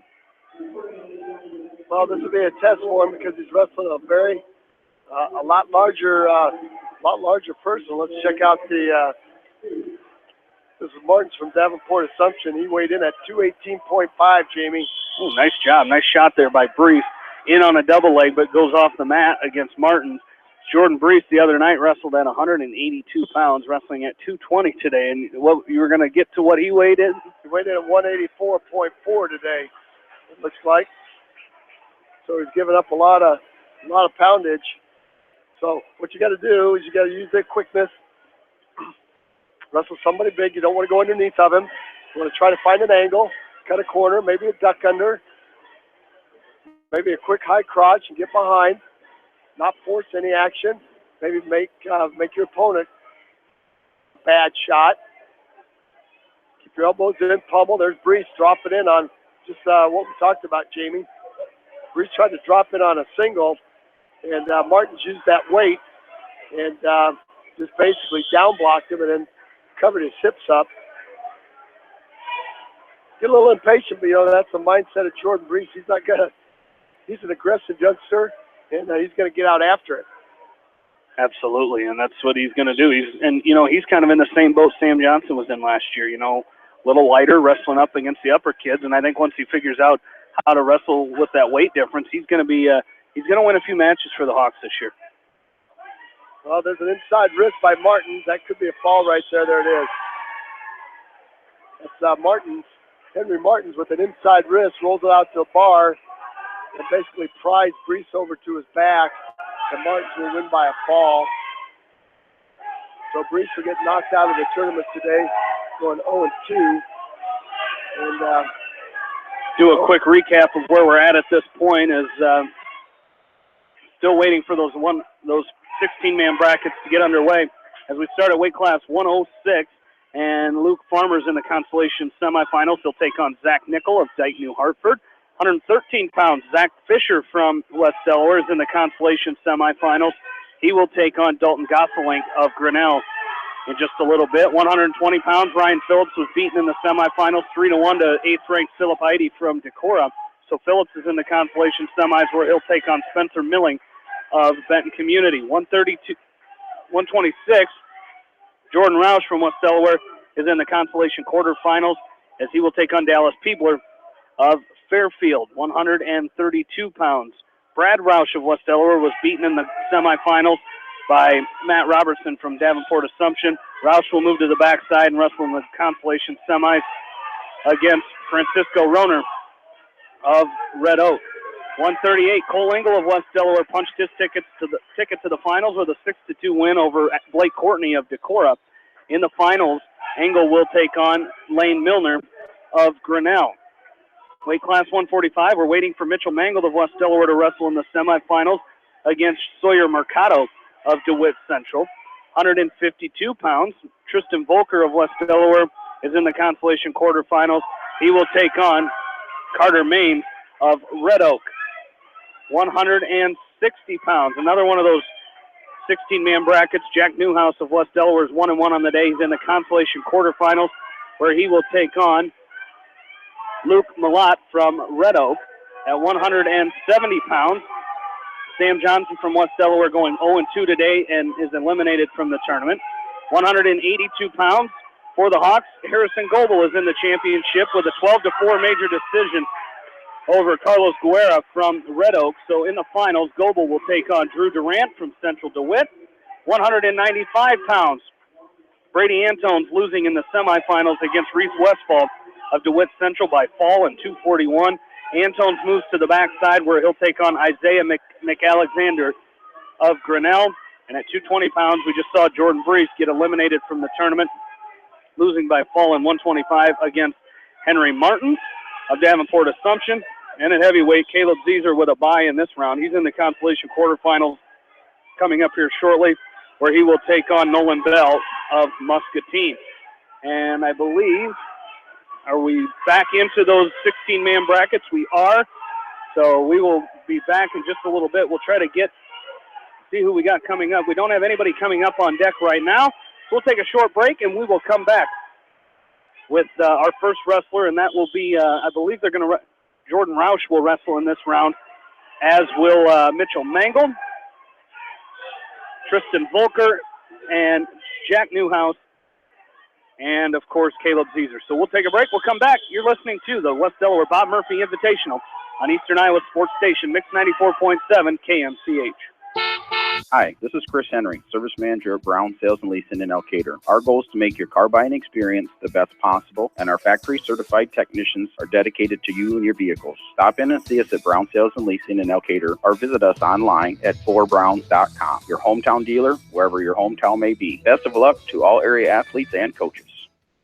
At Three Rivers, our customers come first. Your business is very important to us. Our goal is to provide you with the best products and service that you have come to expect from Three Rivers. Visit our website at threeriversfs.com or the location nearest you. Three Rivers, your partner in growth solutions.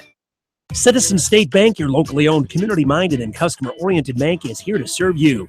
Choose one of their 7 convenient locations in Winthrop, Monticello, Manchester, Ryan, Strawberry Point, Hopkinton, and Nubiana. Citizen State Bank, community banking with people you know, member FDIC.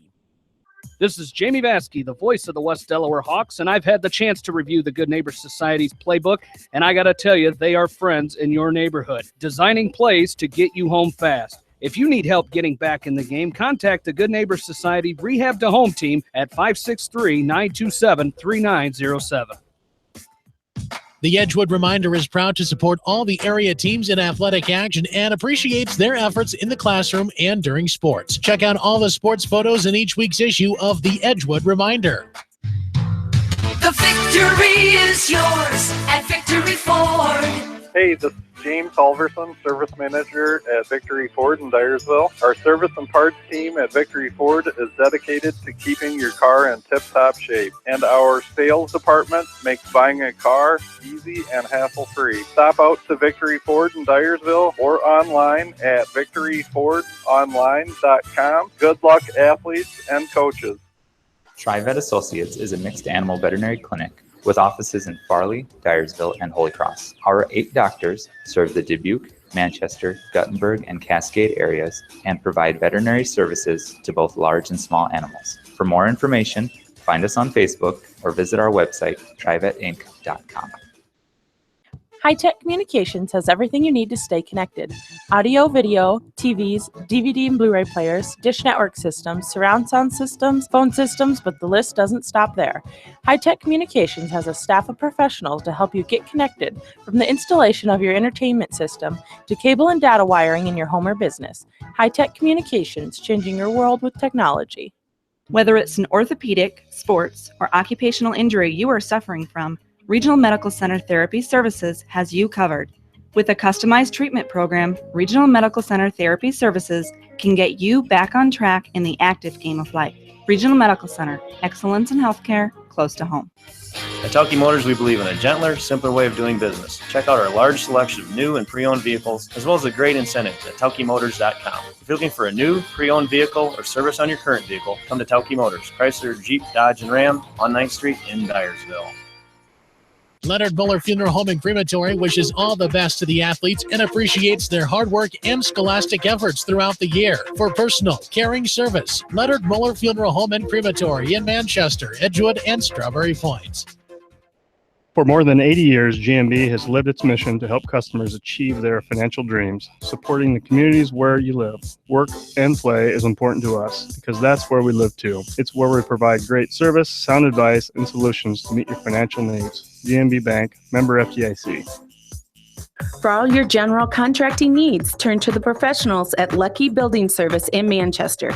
For commercial, remodeling, and building and new home construction, call the experts, Lucky Building Service in Manchester, 563-927-5677. At Dupaco Community Credit Union, we know debt happens. A debt checkup from Dupaco ensures it's not costing you more than it should. With historic low interest rates, now is the time to bring your loans to Dupaco. Contact us at 563-927-6187 or visit dupaco.com. When the unexpected happens, call Krager Body Shop in Dyersville. They specialize in major and minor collision repair and frame straightening. For all of your auto body work, see Krager Body Shop in Dyersville. The Manchester Press is your community newspaper. Check out the sports section for game stats and photos of area players and game highlights. The Manchester Press, serving the area for over 130 years. Great food and great fun with friends. That's what's waiting for you at Beaver's Lounge in Manchester. Check out their Thursday night bucket of wings special and Friday night fish special. Beaver's also has a different lunch special every Monday through Friday. Beaver's Lounge on the corner of Main and Madison in downtown Manchester. Leave it to Beaver's to show you a good time. Newhouse Construction and Concrete is proud to support all our area athletes. Give Phil a call at 927-5178 for your commercial, ag, or residential projects, or visit newhouseconstruction.com. Newhouse Construction and Concrete turns design into reality. In sports as well as banking, numbers mean everything. Athletes strive for excellence during competition. F&M strives to exceed clients' expectations. Whereas athletes and teams focus on the score, F&M focuses on the success of our valued clients, one relationship at a time. F&M Bank, the right choice, member FDIC. Going above and beyond is a standard of care at Above and Beyond Home Health and Hospice Care. Their compassionate staff care deeply about the comfort of their patients. A nurse is available 24 hours a day, 7 days a week. Above and Beyond Healthcare, the more they care, the more beautiful life becomes. Proudly serving Jones, Jackson, Johnson, Lynn, Clayton, and Delaware counties. At Georgian Auto in Manchester, their approach to auto repairs is simple. Fix it right and get you back on the road. From tires to transmissions, they fix it all. Georgian Auto in Manchester, where complete automotive service and repair is their complete focus. You may not wear glasses or contacts, but how do you know if you're seeing your best or if your eyes are healthy? Why not be proactive and get your eyes examined? Dr. Daniel E. Mersch and his professional staff at Manchester Family Vision can help. Call 563-927-3682 to schedule an appointment. Manchester Family Vision Center wishes all the local sports teams best of luck this season. Manchester Family Vision Center on West Main, where clear vision begins with healthy eyes. Why make 10 calls when you can make one call to Steve Morman Insurance in Manchester and get the best quote from 10 different companies on your auto, home, and farm insurance? You can depend on Steve Morman Insurance for fast, friendly service and quality coverage. Call Kathy or Rachel at your agency of choice in Manchester today, 927-2263. Bob Stephen Motors in Manchester proudly supports all area athletes. Bob Stephen Motors is your locally owned and operated GM dealer in Manchester. Visit them on the web at bobstephenmotors.com.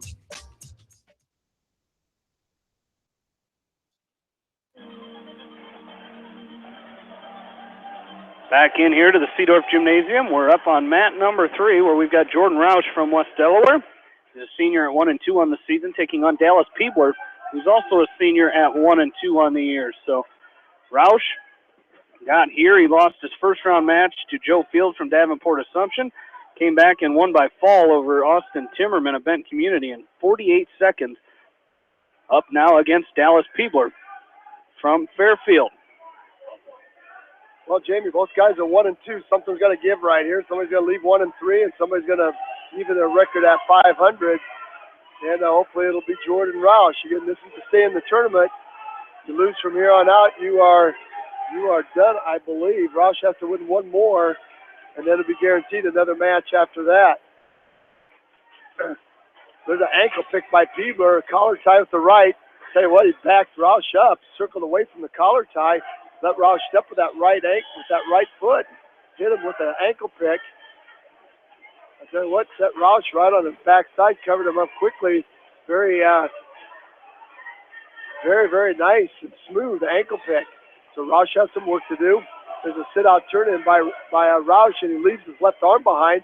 Peebler quickly throws a chicken wing on it. Roush has to push that right arm. He's got to get that right arm free, and he does. Short sit again by Roush. Peebler crowds him. Roush, I tell you what, if he grabs his head, he can sit right through. He leaves his right arm behind again. Peebler grabs it. He's got a chicken wing now on the right side instead of the left side, and it's in deep. 15 seconds left to go. Jordan Roush has to be very careful here not to give up any back points. Well, he gets his base back. Now he comes to his feet. Peebler's going to lift him up and return him. And that's how our first period is going to end. And with Dallas Peebler up, taking advantage of that heel pick for a 2-0 lead. And Roush wearing the red leg band. Let's see whose choice it's going to be. It will be Roush's. Going to defer over to Peebler. And Peebler will go down. Two seniors with a lot of experience, a lot of mat time, coming up through both systems. And looks like Roush will ride the right side. There's a long switch attempt by Peebler, nicely countered by Roush. Roush sits over that ankle. He comes to a crossface cradle. Let's see if he can lock it up. Boy, he's got a hard crossface in. Lock it up. Take your time. He's got it locked up. Now he's going to kick his legs free, and he's got Peebler on his back. Peebler's going to roll through the crossface cradle. Now he's got Roush in a cradle. Roush kicks free, but he's still on his back. Oh, boy, Jamie Bass. You didn't want to end it right there. Roush had Peebler buried with that crossface cradle. Got a little bit high, which let Peebler roll back and forth. Once he can punch that arm through, he's got a chance to stay alive in this match. 1:20 left to go. A lot of time to fight off your back. Boy, textbook crossface cradle by the senior for West Delaware. He's giving it everything he's got. He's trying to punch that left arm through. And Peebler is going chest to chest. Roush is trying to curl up, trying to keep that right shoulder up, and he's doing a fine job. Peebler probably will not pin Roush. He's got his locked underneath the shoulder blades. That's keeping Roush's shoulder blades up. Roush is trying, now goes to a half Nelson. That's probably going to do it right there. Half Nelson, he grabs the left arm of Jordan Roush. Roush still keeping that left shoulder, showing a lot of fight here. That could do it right there as he readjusts. Peebler goes chest up and tries to readjust on Roush. Once again, Roush trying to keep that left down. There's the fall. Rats, Jamie. Oh, I thought, just as you thought, Jordan Roush was going to win by a fall. Got that cradle locked up too high. And that let Peebler roll through. And when he rolled through, it'd be one thing just to let him go, but when he rolled through, he ended up on top of Jordan. He really did. And, you know, as unfortunate, like you said, it looked like for a second there he was going to win by fall, but, you know, good effort there by Jordan Roush. You know, Peebler's a good wrestler. I know as a senior, we've seen him wrestle. I think this is the third year he's wrestled at this tournament. So he's been around a couple years, and Roush, he did a great job there. Unfortunately, came up a little short here today, not going to place, but again, take this valuable experience here if you're Jordan Roush. That's exactly right. I think, Jamie, if you were wrestling out the 7th and 8th, he'd be in that 7th and 8th place match, but not going to do it today. Well, how things change so quickly from one emotion to another, from one position to another. You know, we talked about the quality of wrestling here, and that just goes to show you that, you know, how good the quality is here today at this tournament. Yeah, it really is. And coming up soon here, we're going to have Mitchell Mangold on deck, mat 1, and Tristan Volker on deck on mat number 3. So we've got a couple Hawks coming up here in just a little bit. As that mat down there is in the 3rd period, the one Mangold is waiting for. So we'll stay right here and get ready for Mitchell Mangold wrestling here in just a little bit.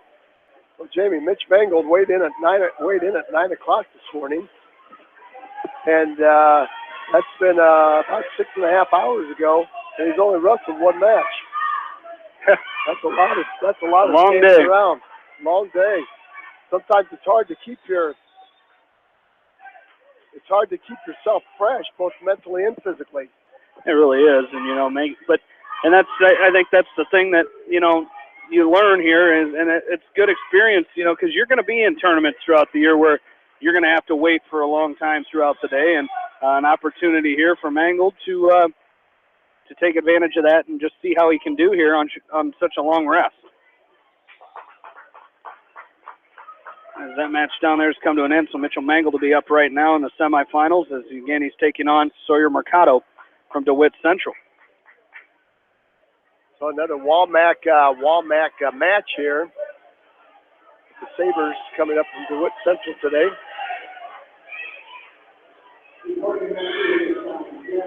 Jamie, we have, they got Knutson up there from Decorah.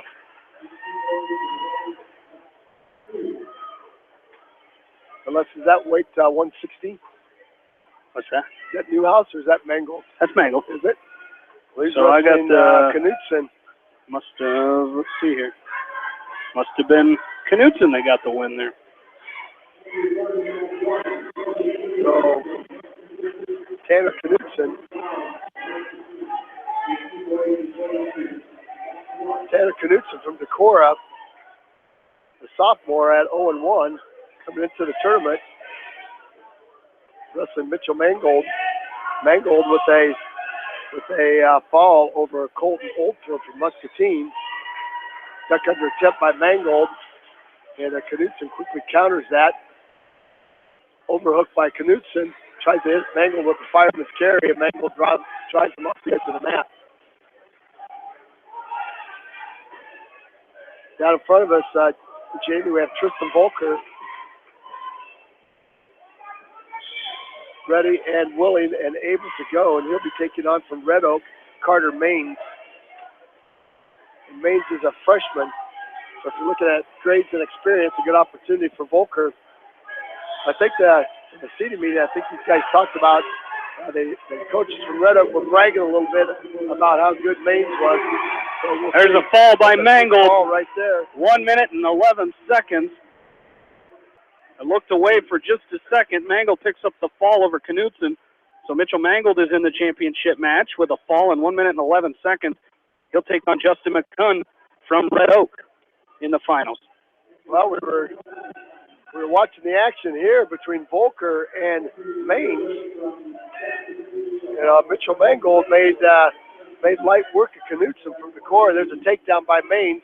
That slaps a far side cradle in on Volker. And Volker's got to stretch out. Maines has it locked up. not getting any back points. Now Maines is getting back points. Boy, Tristan hold him right there. Got him trapped. Come out on top, Tristan. Square out, chest down. Ah, boy. Missed it. As Maines got high with the cradle.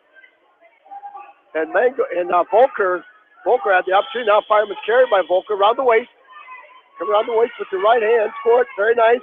Picked up a 2-point takedown or reversal. I think they called that it's 4-3. So it must have been an escape and a takedown. It's 4-3 right now. And Tristan Volker's got a farmer set up. No, he doesn't. He's got a ball and chain set up. And he's got a chicken wing on the left. Now he's just going to take a big step. Keep that ball and chain locked up. Take a big step. Get that left arm of Maine out. Get it up on your hip. And run it. Take a big step. Got 22 seconds left. Now he switches up. He drops the ball and chain. Tries to set up a double chicken wing. And Maine goes belly down. Volker's got a deep wing on the left side. He needs to just get out and run it. Now Maine's up to his waist. Got to be careful here for Tristan Volker. Maine's to a stand-up. Volker locks it on the wrist. Drops Maine's to his back. No back points. They've got a half Nelson in. And he's got to run out of time. Boy, oh boy, nice job by Tristan Volker, Jamie.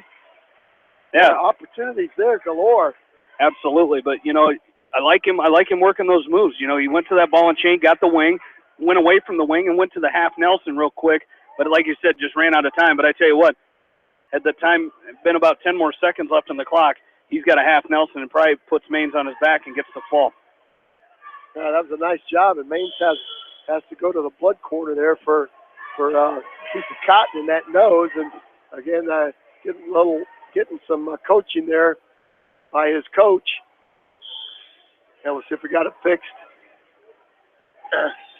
Putting the cotton ball in there, and Tristan Volker, boy, I think he's thinking, boy, very, very close. Take a look at some other team scores here. We just won't do full results. Just take a look at some team scores. The Dubuque Invitational, Western Dubuque leading in first place. They're in first place with 281 points. Second is Dubuque Hempstead with 244 points. So a comfortable lead for the Bobcats at the Dubuque Invitational today. Monticello tournament today, team scores. Beckman is in third place with 130.5 points. Anamosa in fifth place with 111.5. Monticello's in sixth with 87 points. And Edco in eighth place with 68 points. Well, of course, all these tournaments you'll be able to hear updates for and get complete results on Monday Morning Sports here on KMCH. The Chris Davis Invitational at Wapsie Valley as North Lynn in third place with 103 points.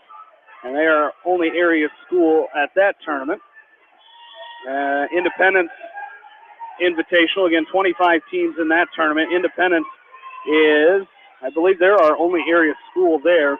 Independence is in 19th place with 67 points. Leading that tournament is New Hampton with 242 points. So big tournament there in Independence this weekend. As I don't believe we had anybody at Tipton. I don't think there was anybody at the Tipton tournament today. Our area schools, there was not, and there was one more that was in the area that was Jessup, but I'm not sure we had anybody at the Jessup meet as well. We did not, so that's a look at what we have for area teams in their tournaments today. Well, Jamie, Tristan Volker had Maines in a far side cradle, had him to his back, and once again, Maines rolled out of it. Maines going to score an escape. And now a 2-point takedown to go back in the lead, 7-6. Volker had taken the lead. Now Maines goes back up by 1 with 35 seconds left to go. Sit out turn by Volker. Well, he's working on a 2-point reversal. Let's see if he can grab the head of Maines and pull him underneath. He's got 26 seconds. He can stack Maines up. If he goes to his head, he's got his head wrapped up. Now he's got to stack him up. He's going to pull his head out and score 2. Let's see if that's 2. 2-point reversal there. Now drive him off the edge of the mat, Tristan. He regains the lead, 8-7. What a wacky and crazy match this is. Volker and Carter Maines, the freshman from Red Oak. Third period. Maines' choice. He's going to go neutral with Volker up by 1 point. Now Tristan just got to finish the match here. Stay with what got you there. Low-level shot. Got to fight through this period. Keep yourself in good position. Look for a 2-point takedown. Maines is trying to measure Volker. Volker with a fireman's carry. Got to go quickly around the waist. Maines is going to try to counter it. Right arm around the waist. Tristan Volker's got a fireman's carry. But he's got to get out of it. He's got to get out of there. He's got a reverse cradle in. Now a headlock finish by Volker. Crazy finish by Volker. Let's see if he can turn this into some points. He does. Turns it into 2. Jumps across, covers the hips of Maines. Now he's up 10-7. He's got a butcher on. He's got Maines going to his back. Let's see if he can finish this. Maines is on his back. Volker's got a butcher in. Let's see if he can get the fall. Volker trying to get his chest up on top. He's got the freshman tied in a knot. Referee's looking to slap the mat. Volker's pushing down. We had the fall on this side. Might be a fall right there. Volker's up on top. He's trying to tee out right now. Maines trying to keep that left right shoulder up. Volker's trying to readjust. That's got to be the fall right there. There's the fall. There's the fall by Tristan Volker. Oh, nice job there, Jamie. 5 minutes and 6 seconds. Volker by fall. Yeah, great job there by Tristan. I tell you what, like you said, back and forth, and he finally just settled in. And I think that's what he needed to do, was just settle into that match and just kind of calm down, go through the moves. He did that, and he picked up a big fall. So he will place in the tournament today.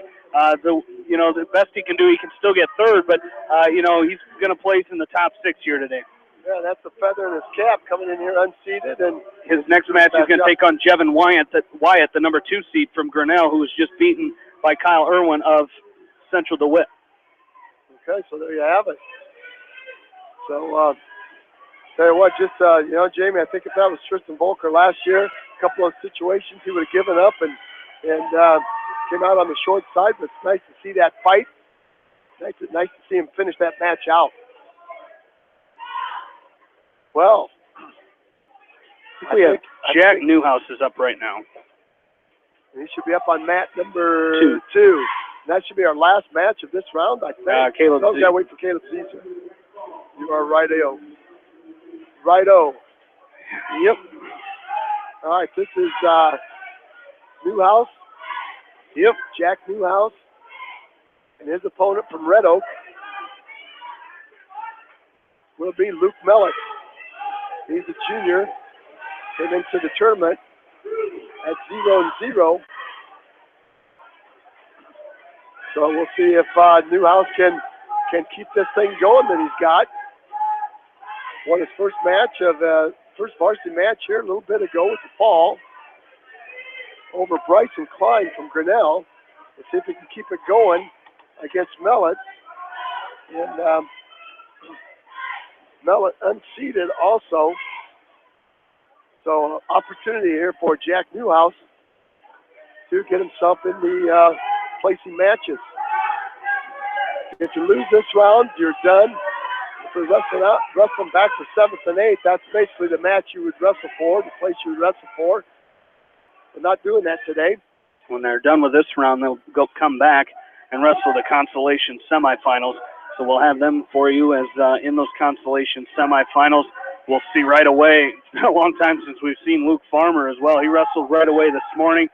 He's going to take on Zach Nickel in the consolation semis. Same with Zach Fisher. He hasn't wrestled in a while, as he will take on Dalton Goslink from Grinnell. Ryan Phillips will wrestle at 120 pounds. And then our next one will be Brad Roush at 132 in the consolation semis. And then we will have Tristan Volker in the consolation semis at 152 pounds. And then we'll see how the rest of these guys do. Also at 195 pounds, Brady Antones will be in the consolation semifinals. And we'll see how, the 2 we have left, Jack Newhouse and Caleb Zeeser. And then after that, it's just placing matches. And that'll do it. Newhouse, a lot of forward pressure on Mellett. And giving Mellett a shove off the edge of the mat. Got 14 seconds left to go in this first period. A lot of pushing and shoving going on right now. Neither wrestler has taken a shot. I think Newhouse could snap Mellett down. Now 2-on-1 by Mellett. With 4 seconds left to go. If you're Jack Newhouse, you don't want to give up the 2-point takedown here. That's going to do it for the first period. Newhouse wearing the red leg band is going to be his choice. He's going to defer over to Mellett. And Mellett will choose. Mellett's going to go down. I'm not sure that's where he wanted to go. That's funny, Jamie. You know, I think sometimes the wrestlers know where they want to go, and they look over to the coach, and the coach puts them in a position where they're not sure they want to go. So we'll see what happens.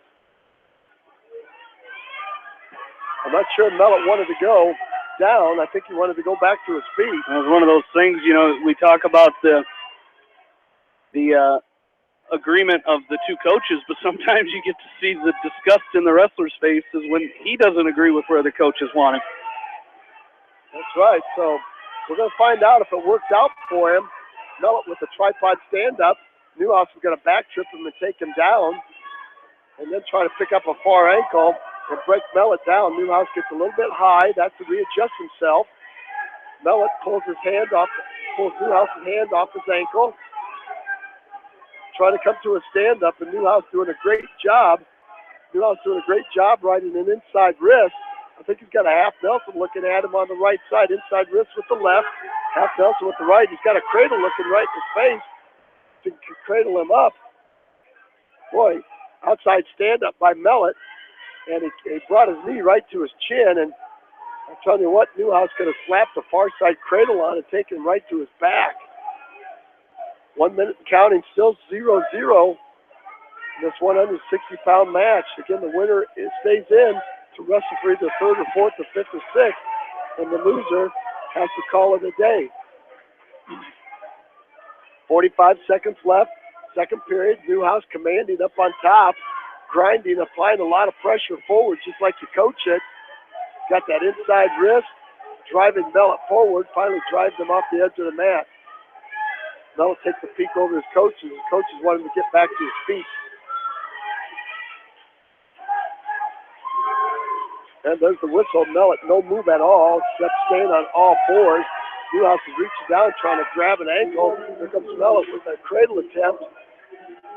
Newhouse with a cradle attempt. As he does, Mellett tries to grab his head and pull it under, and Newhouse adjusts. Now an inside wrist, 2-on-1 by Newhouse. 15 seconds left to go. Boy, you got to stay behind it to Jack Newhouse. You don't want to give up any points here. Newhouse trying to hit him with a tight waist tilt. Newhouse almost picked up a 2 count there with that tilt. 3 seconds left to go, and it's going to be Newhouse. There's a half Nelson. Oh, boy, ran out of time. Half Nelson by Newhouse. Has Mellett going to his back. Newhouse's choice. Now he's going to choose down. Still 0-0 up on the scoreboard. No points from neutral, no points as Newhouse rode Mellett out for the entire 2 minutes. Now an opportunity for Jack. He's quickly up to his face. Got to keep coming to your feet, get some hand control. As now Mellett's going to try to throw the legs in and try a banana split. But if you're Newhouse here, you got to be very careful. Is he trying to spladle? He's trying to spladle here. Newhouse did a good job there of bellying out.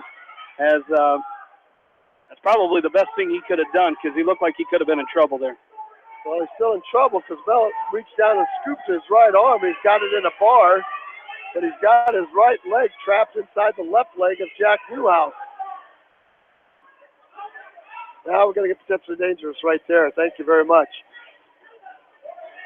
Coach Payton and Coach Voss in the corner there telling the young freshman to keep his head up. Keep his head up and get back to his feet. Well, you got to move in a hurry here, Jamie. Minute 23 left. Got to really come. There's an inside stand-up attempt by Newhouse. Mellett steps over his right ankle. Now here comes Mellett. Back again. He's going to try spladle again. He's got Newhouse going to his back. He's got a spladle. He's got Newhouse in a spladle. Now Mellett is too high. Newhouse has to slip the right arm out. If he can slip the right arm out, he's got Mellett going to his back. Mellett picked up 2 on the spladle. 58 seconds left to go. Mellett is high, hanging on. Now Newhouse is going to pick up the 2. It's tied up 2-2. Here comes Mellett to his feet. 47 seconds left. Well, for Jack Newhouse, a cradle. Look, he's going to try to tilt. He's got Mellett in a tilt. Get some points there. Oh, get your hips up. Get your hips up. Get your hips up, Jack. He's got his hips low. Uh-oh. He's going to try to throw a leg in, Jamie. I don't think that's where you want to be if you're Jack Newhouse. Get your hips up. His hip. Get your hips up. There. Oh, he got locked hand. No. That's going to be a penalty point. And Mellett's going to hit him with a switch, it looks like. So we'll get one for the penalty. There's no points there yet. There's no points there yet. One for the penalty. Yeah, now there it there's is. points. Now there's back points. Shoot. Oh, boy, that's so close. Now you're 0-0 to start the third. You're going to end up losing 7-2, I think. Rats, Jamie. The young freshman so far, so close but so far. And he will end his day with a 7-2 loss. So his day at 160 will be done. Well, we're going to jump right into the little guys. Caleb Zeezer's going to be on right there on mat 2 as well. And we got Luke Farmer, I believe. Yep. Taking on Zach Nickel.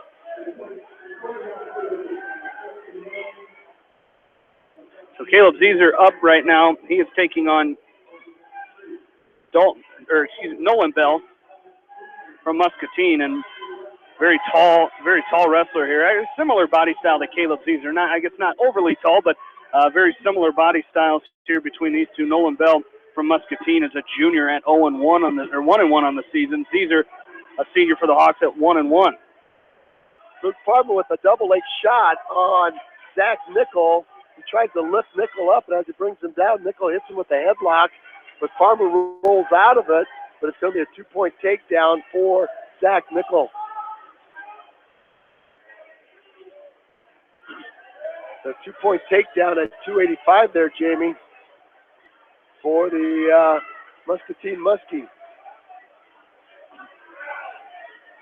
So Caleb Zeezer has some work to do here. Get back into this match. He's got to get back to his feet. There's a cradle by Zach Nickel. He's got Luke Farmer tied up. He's not going to get the fall, but he's getting back points. As Luke Farmer's doing a nice job keeping his shoulder up. Caleb Zeezer in a tripod stand-up. Going to get all the way to his feet. Once he gets to his feet, there's a back trip by Bell. Bell now controlling that left arm of Caleb Zeezer. Zeezer's got to sit out and roll through with it. 47 seconds left to go. Nolan Bell now grabs the left ankle of Caleb Zeezer and wraps that up, takes it right up his backside. It's going to be stalling. And over here, this is Nickel catching, has a cradle locked up on Luke Farmer, picking up near fall points. Again, I don't think he's going to get the fall, and now he's going to resettle. Now he might get the fall as that's close. As he readjusted, he's trying to get that bottom knee in the ribs. Just a crossface cradle. He doesn't have the crossface anymore, so that's what's keeping him from getting the fall. And Farmer rolls off. It's going to be a 3-point near fall. Did he give him 3? Yes, I believe yes he did. 8-0. That's to an end. Luke Farmer trails 8-0. Yeah, and he better go back up on his feet. It's going to be Nickel's choice. Oh, yep. Good choice. Caleb Zeezer gets caught in the cradle, Jamie. Has the long arms of Nolan Bell, wraps him up. You don't see that very often. But Nolan Bell wrapped him up and picked up 3. He's got a hard cross face. Nolan Bell, very, very physical on top of Caleb Zeezer. And Zeezer could go down by a fall here as Bell's got the butcher in. 3 seconds left. Zeezer trying to fight off his back, and that's going to do it. It's going to be a 3-point near fall for Bell. And a tough first period for the senior from West Delaware. They defer over to Bell. And Bell chews down. Luke Farmer up on top, Jamie, doing a great job controlling Zach Nickel, but he's got to be able to turn him over. And now Bell's going to turn in and dive in on the legs of Farmer. Looks like Farmer, if he could sit his hips out here, he could catch Nickel on his back. Might have been a defensive fall there. And now he is going to catch him on his back. He whips the arm, catches the arm through. He's got him in a kind of a reverse half here by Luke Farmer, and he's looking for the fall. And he could get it. There it is.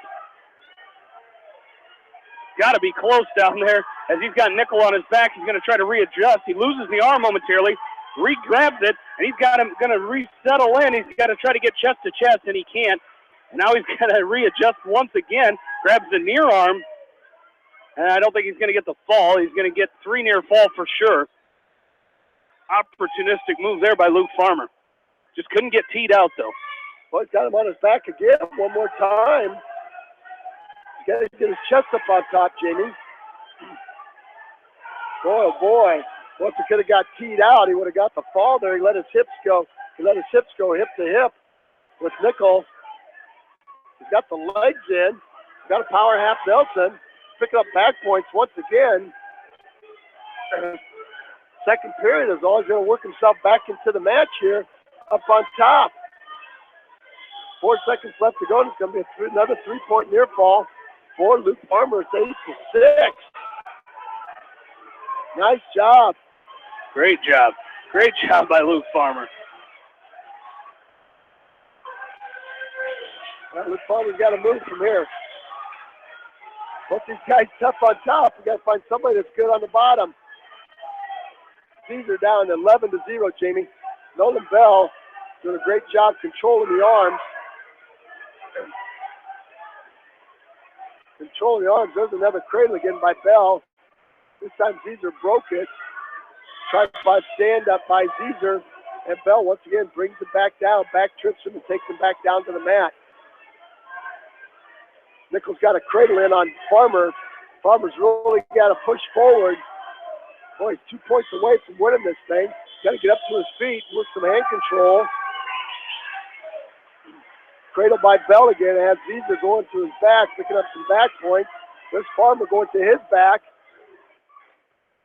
Points now is Jack Nickel from Dyke New Hartford. Boy, oh boy, again, another one of those matches, Jamie, where your inches, your millimeters from winning the fall into the match, but it's not over yet. Farmer could come out of here. 1 minute left to go. Farmer could come out of here if he can hip ice. I gave him a 2-point reversal. Now a 2-point reversal back. In the middle, Matt, Caleb Zezer is going to go down 17-0 Tech fall against Nolan Bell from Muscatine. So Zezer's day will be done here as he's going to lose 17-0 at Tech fall for the West Delaware senior. Over on mat number 1 now, we're going to see Zach Fisher from West Delaware go up against Dalton Gosling. Over on mat number 1, consolation semifinals. Oh boy, it's a 3-point near fall fight by Nickel. Luke Farmer so close from advancing. He's going to wrestle for 5th and 6th here. Yep. Will Farmer. Trying to get into that bronze medal match. So close. And, just learning valuable things, Jamie. We talked about, that freshman learning lessons. It's a big jump. That's a freshman wrestling a senior. Yep. So, again, getting some valuable 16-8 the final score. A major decision for Nickel. And Nickel was in deep trouble there for about 45 seconds. Now we got Ryan Phillips up, Jamie. So you said it's going to go bang, bang, bang, and it is. Down the far side, Zach Fisher is finding himself in a little bit of trouble here as he is on his back, reverse half Nelson. This is from Grinnell, Gosselink. And Gosselink is a sophomore coming into the tournament 1-1, and he is a legger. And he's got Fisher trying to turn Fisher to his back again. Picked up 2 and 3. He's got Fisher back on his back one more time with that cross body ride and a cross face to far arm. Gosselin, I think he picked up 3 more near fall. 2 near fall. So Fisher was able to fight off his back and only give up 2 in that situation. Cross body ride. And a nice tripod roll there by Fisher as they go off the edge of the mat. Very nice job there by Zach Fisher. Got up to that tripod, rolled through, and just ran out of real estate. Ran off the edge of the mat, or he would have scored 1 point with that tripod roll. Who are we waiting? Are we waiting for Ryan Phillips? Are we waiting for Milling to show up here? I believe we are. Maybe he decided to take an extra long shower. Not sure. Or maybe he hasn't wrestled in a while and he fell asleep. That could be too. No, here he comes. emerging from the locker room. End of the first period down there for Zach Fisher. He trails Dalton Gosling 7-0 here at the end of the first period. It'll be Gosling's choice. He's going to defer over to Fisher. Fisher's going to go neutral. Well, another WAMAC showdown here with Milling. He's 3-2 coming into the tournament, the junior. Nice front headlock by Ryan Phillips. Snaps Milling down. He's got a drive cradle in. Let's see if he can turn Milling to his back. He does. Picking up some back points. Could be a fall, real short fall there. There's the fall, Jamie. 21-second fall by Phillips.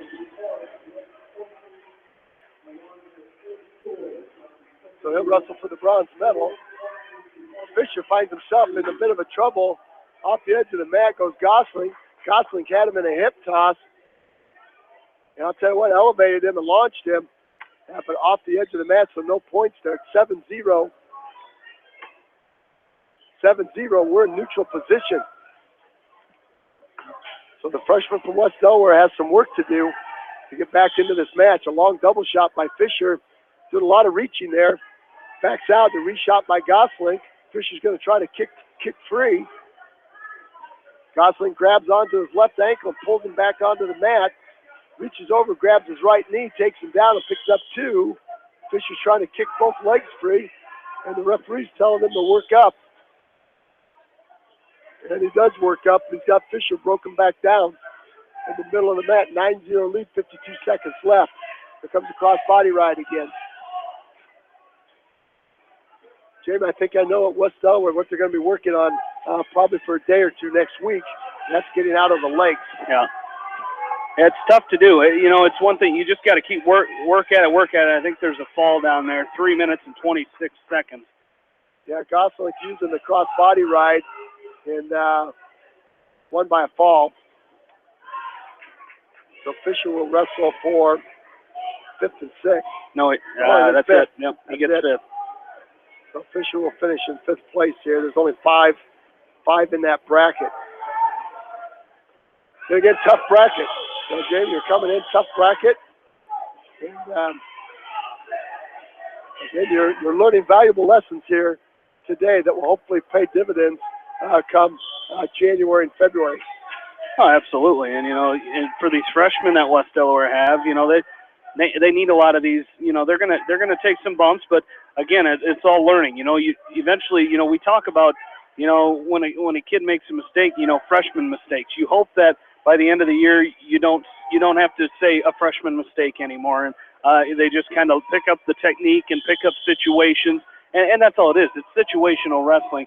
When this kid does this, what do I have to do? What's my first instinct? And it can't be something that when it gets put in, you can't think of what happens once the legs are in. You have to anticipate that the legs are coming in. I got to go right now. You can't say, all right, what was I supposed to do here? You just pick up on that, and then these freshmen are going to get that.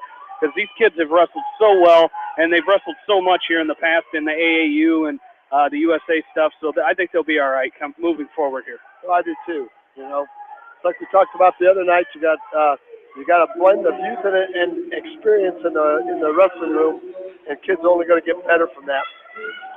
I think we're waiting. We got a break. Brad Roush will be on deck on mat number 2. So.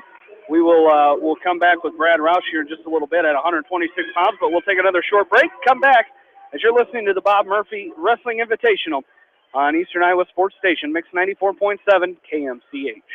Since 1995, Edgewood Feed Mill Construction has provided customers with a quality, pre-engineered building package for their swine facility needs. Edgewood Feed Mill Construction is a general contractor and will assist you with the construction of your livestock facility, start to finish. For more information on Edgewood Feed Mill Construction, contact Steve Harris at 563-920-7835. This is Fred Smock from Dunlap Motors and Independence with Chevy, Buick, and certified pre-owned Chevy, Buick, and GMC, and nearly 300 new and used cars and trucks in stock. We have big town inventory with small town service. Go to DunlapMotorsIndy.com.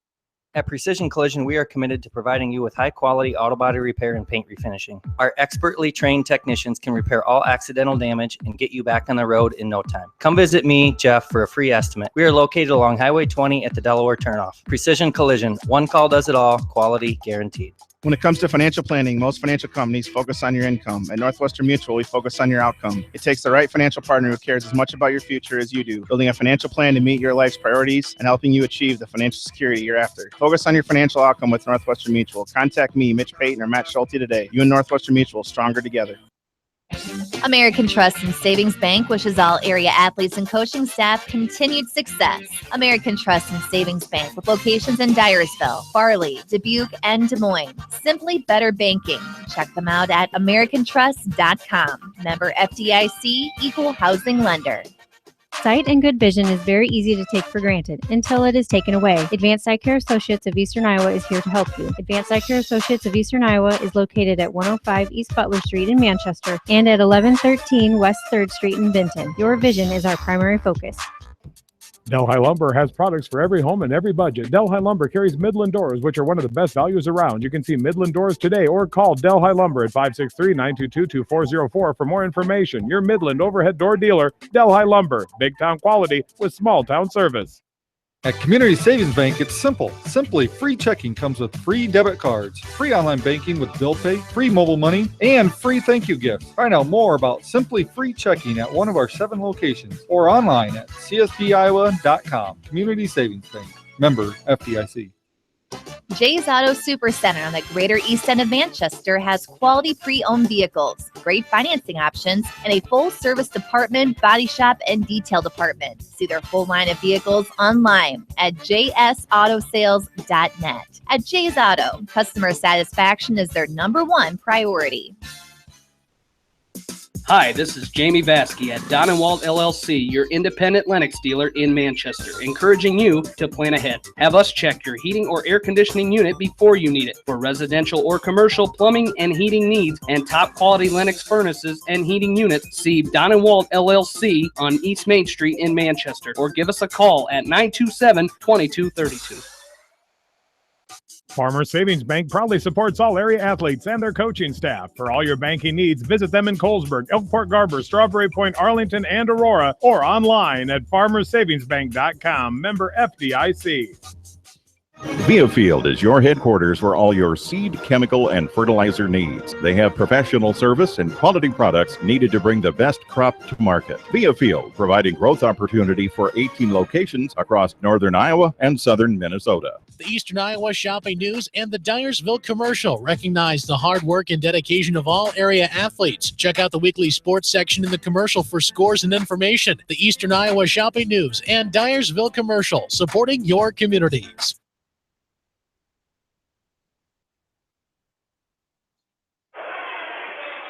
Nice two-point takedown for Brad Roush as we welcome you back into the West Delaware Bob Murphy Invitational.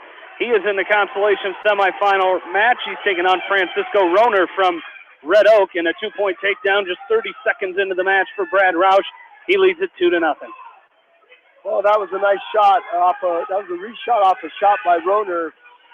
And Cat Quick was Roush. He got in on that double and did a very, very nice job finishing it. And again, that's what you would expect out of your senior, is get in on that shot and finish it. You know, once you get in that deep, if you sit around, that gives your opponent an opportunity to counter. And number 2, you don't want to counter. Number 2, you don't want to carry that weight. There's a stand up by Roner. And Roush latches onto both ankles. Now he's got to work his way up the body. He sits on the left ankle of Roner, trying to set up that cross-face cradle. Off the edge of the mat they go one more time as Roush set on that left ankle and then went to a crossface and tried to dump Roner to his back. Okay, Jamie, it looks like that little snow on the radar was already down at Red Oak. Not sure I want to travel southwest right now. We might have a slippery ride on the way home. All right, 53 seconds left on the restart. This time Roush goes to a far knee, far ankle, switches over to the right side, spikes that right ankle of Roner, and then goes to a cross face from right to left, trying to set up a cross face cradle. Again, the Hawks have done very, very well with the crossface today, that crossface series, and that is an excellent series. Roush trying to lock up the crossface cradle, trying to take the head to the knee. He's just got to lift that head up just a little bit. He's got it locked up, rolling to his back, crossface cradle. There's the fall. Quick fall, quick slap of the mat. That's what you like to see right there, Jamie. You know what? Our little 106-pounder needed that quick slap of the mat a few minutes ago. I know, absolutely. But nice job by Brad Roush, as he will wrestle for third and fourth place now. He'll take on the winner. He will take on the winner of Jacob Knack, who he already wrestled. He wrestled in the first round, winning 6-4, or he'll take on Reese Roberts from Dike New Hartford. Nice job there, getting the fall and getting into the third and fourth place match. Yeah, it's just what the doctor ordered for your senior. In the money, in for the money, in for the medal. And that's how you want to finish up today's action. So looking ahead, that was weight class 132. Weight class 138, Cole Engel is in the final. Weight class 145, Mitch Mangold is in the final. Wrestler up will be weight class 152. Will be Tristan Volker, and he will be taking on from, get the skinny on here, Jevin Wyatt from Grinnell. The match will be coming up here in just a little bit. So, Jamie, we're in weight class 138. We got a couple of weights to go yet before we reach Tristan Volker. So we'll take another short time out, then we'll be right back with Tristan Volker. Stay with us. You won't want to miss any more of this exciting action that we've got from the Bob Murphy Invite right here from the Seedorf Gymnasium on Eastern Iowa Sports Leader, Mix 94.7 KMCH. Food, not fast food. Visit your after the game headquarters, Manchester Dairy Queen. It's quick, it's easy, your family will love it. Manchester Dairy Queen.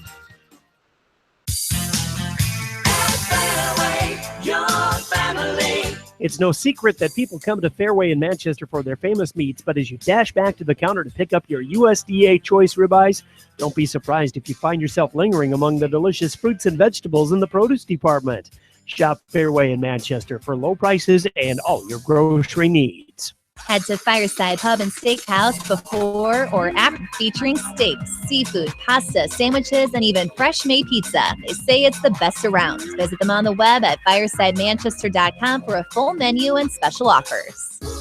Just like a great coach, State Farm agents like me, Julie Smith, can help you develop a game plan for your insurance needs. Whether it's car, home, life, health, or business insurance, I can dig into the playbook and help you find the affordable coverage you need. For all your insurance needs, call on a winning team. The Julie Smith State Farm Agency in Manchester. Hi, this is Chris Henry, Service Manager of Brown Sales and Leasing in Elkader. Our goal is to make your car buying experience the best possible, and our factory-certified technicians are dedicated to you and your vehicles. Stop in and see us at Brown Sales and Leasing in Elkader, or visit us online at FullerBrown.com. Your hometown dealer, wherever your hometown may be. Best of luck to all area athletes and coaches.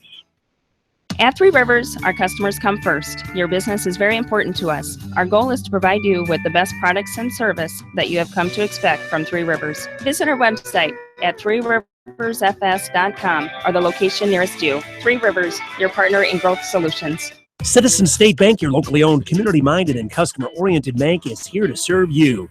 Choose one of their 7 convenient locations in Winthrop, Monticello, Manchester, Ryan, Strawberry Point, Hopkinton, and New Vienna. Citizen State Bank, community banking with people you know, member FDIC.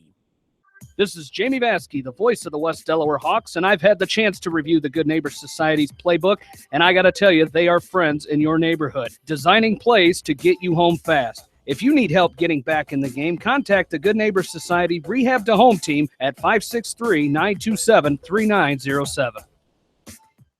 The Edgewood Reminder is proud to support all the area teams in athletic action and appreciates their efforts in the classroom and during sports. Check out all the sports photos in each week's issue of the Edgewood Reminder. The victory is yours at Victory Ford. Hey, this James Halverson, Service Manager at Victory Ford in Dyersville. Our service and parts team at Victory Ford is dedicated to keeping your car in tip-top shape. And our sales department makes buying a car easy and hassle-free. Stop out to Victory Ford in Dyersville or online at victoryfordonline.com. Good luck, athletes and coaches. TriVet Associates is a mixed animal veterinary clinic with offices in Farley, Dyersville, and Holy Cross. Our 8 doctors serve the Dubuque, Manchester, Guttenberg, and Cascade areas and provide veterinary services to both large and small animals. For more information, find us on Facebook or visit our website, trivetinc.com. Peace of mind. That's what high-tech communications can provide for you with a security system and video surveillance system for your business. You may also be eligible for a discount on your business insurance. Doesn't it make sense to see what high-tech communications can do for your business? High-tech communications, changing your world with technology. Orthopedic, sports, or occupational injury you are suffering from, Regional Medical Center Therapy Services has you customized treatment program. Regional Medical Center Therapy Services can get you back on track in the active game of life. Regional Medical Center, excellence in healthcare close to home. At Tauke Motors, we believe in a gentler, simpler way of doing business. Check out our large selection of new and pre-owned vehicles, as well as a great incentive at TaukeMotors.com. If you're looking for a new, pre-owned vehicle or service on your current vehicle, come to Tauke Motors, Chrysler, Jeep, Dodge, and Ram on 9th Street in Dyersville. Leonard Muller Funeral Home and Crematory wishes all the best to the athletes and appreciates their hard work and scholastic efforts throughout the year. For personal, caring service, Leonard Muller Funeral Home and Crematory in Manchester, Edgewood, and Strawberry Point. For more than 80 years, GMB has lived its mission to help customers achieve their financial dreams. Supporting the communities where you live, work, and play is important to us because that's where we live too. It's where we provide great service, sound advice, and solutions to meet your financial needs. GMB Bank, member FDIC. For all your general contracting needs, turn to the professionals at Lucky Building Service in Manchester. For commercial, remodeling, and building and new home construction, call the experts, Lucky Building Service in Manchester, 563-927-5677.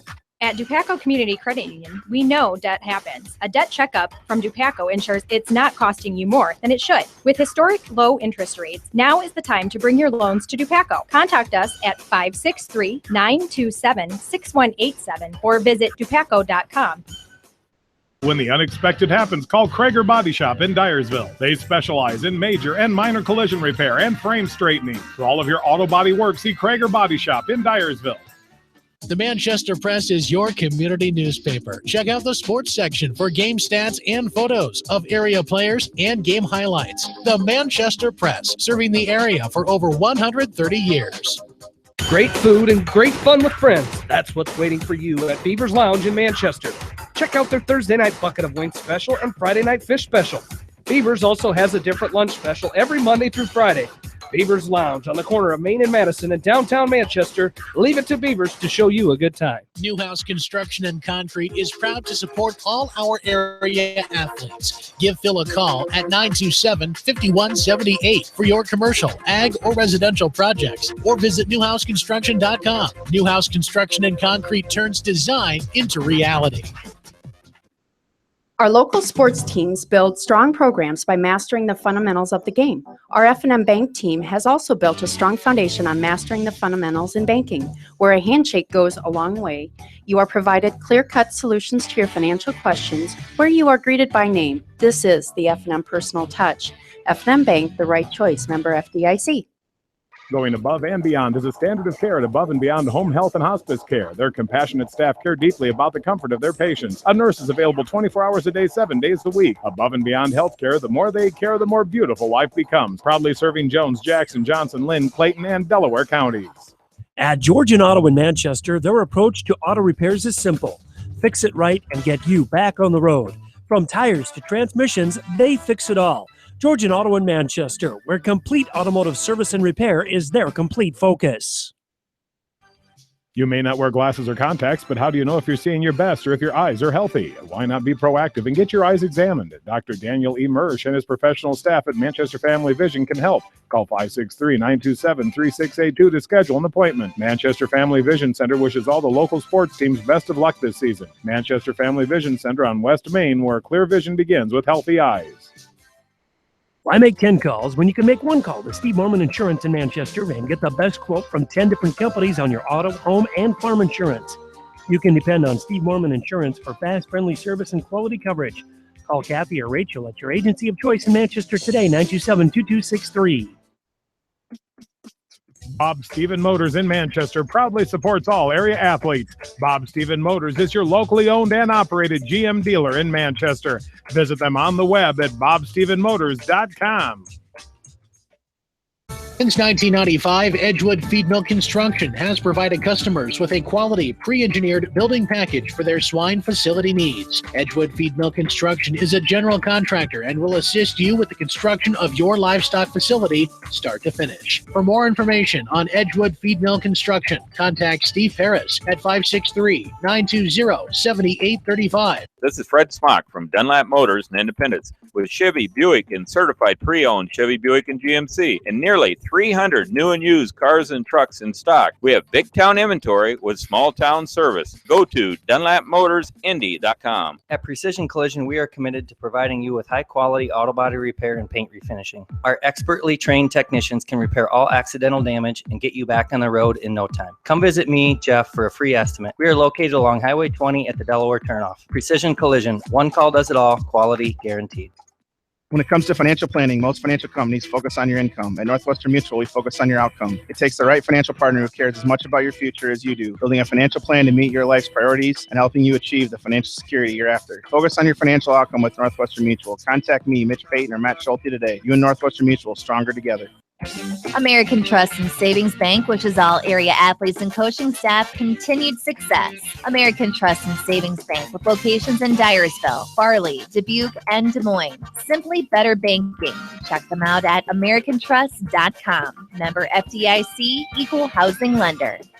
Sight and good vision is very easy to take for granted until it is taken away. Advanced Eye Care Associates of Eastern Iowa is here to help you. Advanced Eye Care Associates of Eastern Iowa is located at 105 East Butler Street in Manchester and at 1113 West 3rd Street in Vinton. Your vision is our primary focus. Delhi Lumber has products for every home and every budget. Delhi Lumber carries Midland doors, which are one of the best values around. You can see Midland doors today or call Delhi Lumber at 563-922-2404 for more information. Your Midland overhead door dealer, Delhi Lumber. Big town quality with small town service. At Community Savings Bank, it's simple. Simply free checking comes with free debit cards, free online banking with bill pay, free mobile money, and free thank you gifts. Find out more about Simply Free Checking at one of our 7 locations or online at csbiowa.com. Community Savings Bank. Member FDIC. Jay's Auto Supercenter on the Greater East End of Manchester has quality pre-owned vehicles, great financing options, and a full-service department, body shop, and detail department. See their full line of vehicles online at jsautosales.net. At Jay's Auto, customer satisfaction is their #1 priority. Hi, this is Jamie Vaskey at Don & Walt LLC, your independent Lennox dealer in Manchester, encouraging you to plan ahead. Have us check your heating or air conditioning unit before you need it. For residential or commercial plumbing and heating needs and top quality Lennox furnaces and heating units, see Don & Walt LLC on East Main Street in Manchester, or give us a call at 927-2232. Farmers Savings Bank proudly supports all area athletes and their coaching staff. For all your banking needs, visit them in Colesburg, Elkport Garber, Strawberry Point, Arlington, and Aurora, or online at farmersavingsbank.com. Member FDIC. Viafield is your headquarters for all your seed, chemical, and fertilizer needs. They have professional service and quality products needed to bring the best crop to market. Viafield, providing growth opportunity for 18 locations across northern Iowa and southern Minnesota. The Eastern Iowa Shopping News and the Dyersville Commercial recognize the hard work and dedication of all area athletes. Check out the weekly sports section in the commercial for scores and information. The Eastern Iowa Shopping News and Dyersville Commercial, supporting your communities. For fan food, not fast food, visit your after-the-game headquarters, Manchester Dairy Queen. It's quick, it's easy, your family will love it. Manchester Dairy Queen.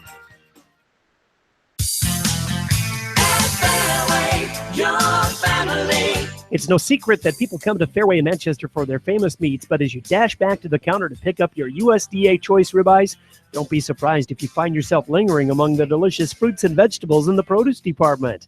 Shop Fairway in Manchester for low prices and all your grocery needs. Head to Fireside Pub and Steakhouse before or after the game or anytime, featuring steaks, seafood, pasta, sandwiches, and even fresh-made pizza. They say it's the best around. Visit them on the web at firesidemanchester.com for a full menu and special offers. Just like a great coach, State Farm agents like me, Julie Smith, can help you develop a game plan for your insurance needs. Whether it's car, home, life, health, or business insurance, I can dig into the playbook and help you find the affordable coverage you need. For all your insurance needs, call on a winning team. The Julie Smith State Farm Agency in Manchester. Hi, this is Chris Henry, Service Manager at Brown Sales and Leasing in Elkader. Our goal is to make your car buying experience the best possible, and our factory-certified technicians are dedicated to you and your vehicles. Stop in and see us at Brown Sales and Leasing in Elkader, or visit us online at forbrowns.com. Your hometown dealer, wherever your hometown may be. Best of luck to all area athletes and coaches. At Three Rivers, our customers come first. Your business is very important to us. Our goal is to provide you with the best products and service that you have come to expect from Three Rivers. Visit our website at threeriversfs.com or the location nearest you. Three Rivers, your partner in growth solutions. Citizen State Bank, your locally owned, community-minded, and customer-oriented bank, is here to serve you. Choose one of their 7 convenient locations in Winthrop, Monticello, Manchester, Ryan, Strawberry Point, Hopkinton, and New Vienna. Citizen State Bank, community banking with people you know, member FDIC. This is Jamie Vaskey, the voice of the West Delaware Hawks, and I've had the chance to review the Good Neighbor Society's playbook, and I got to tell you, they are friends in your neighborhood, designing plays to get you home fast. If you need help getting back in the game, contact the Good Neighbor Society Rehab to Home team at 563-927-3907.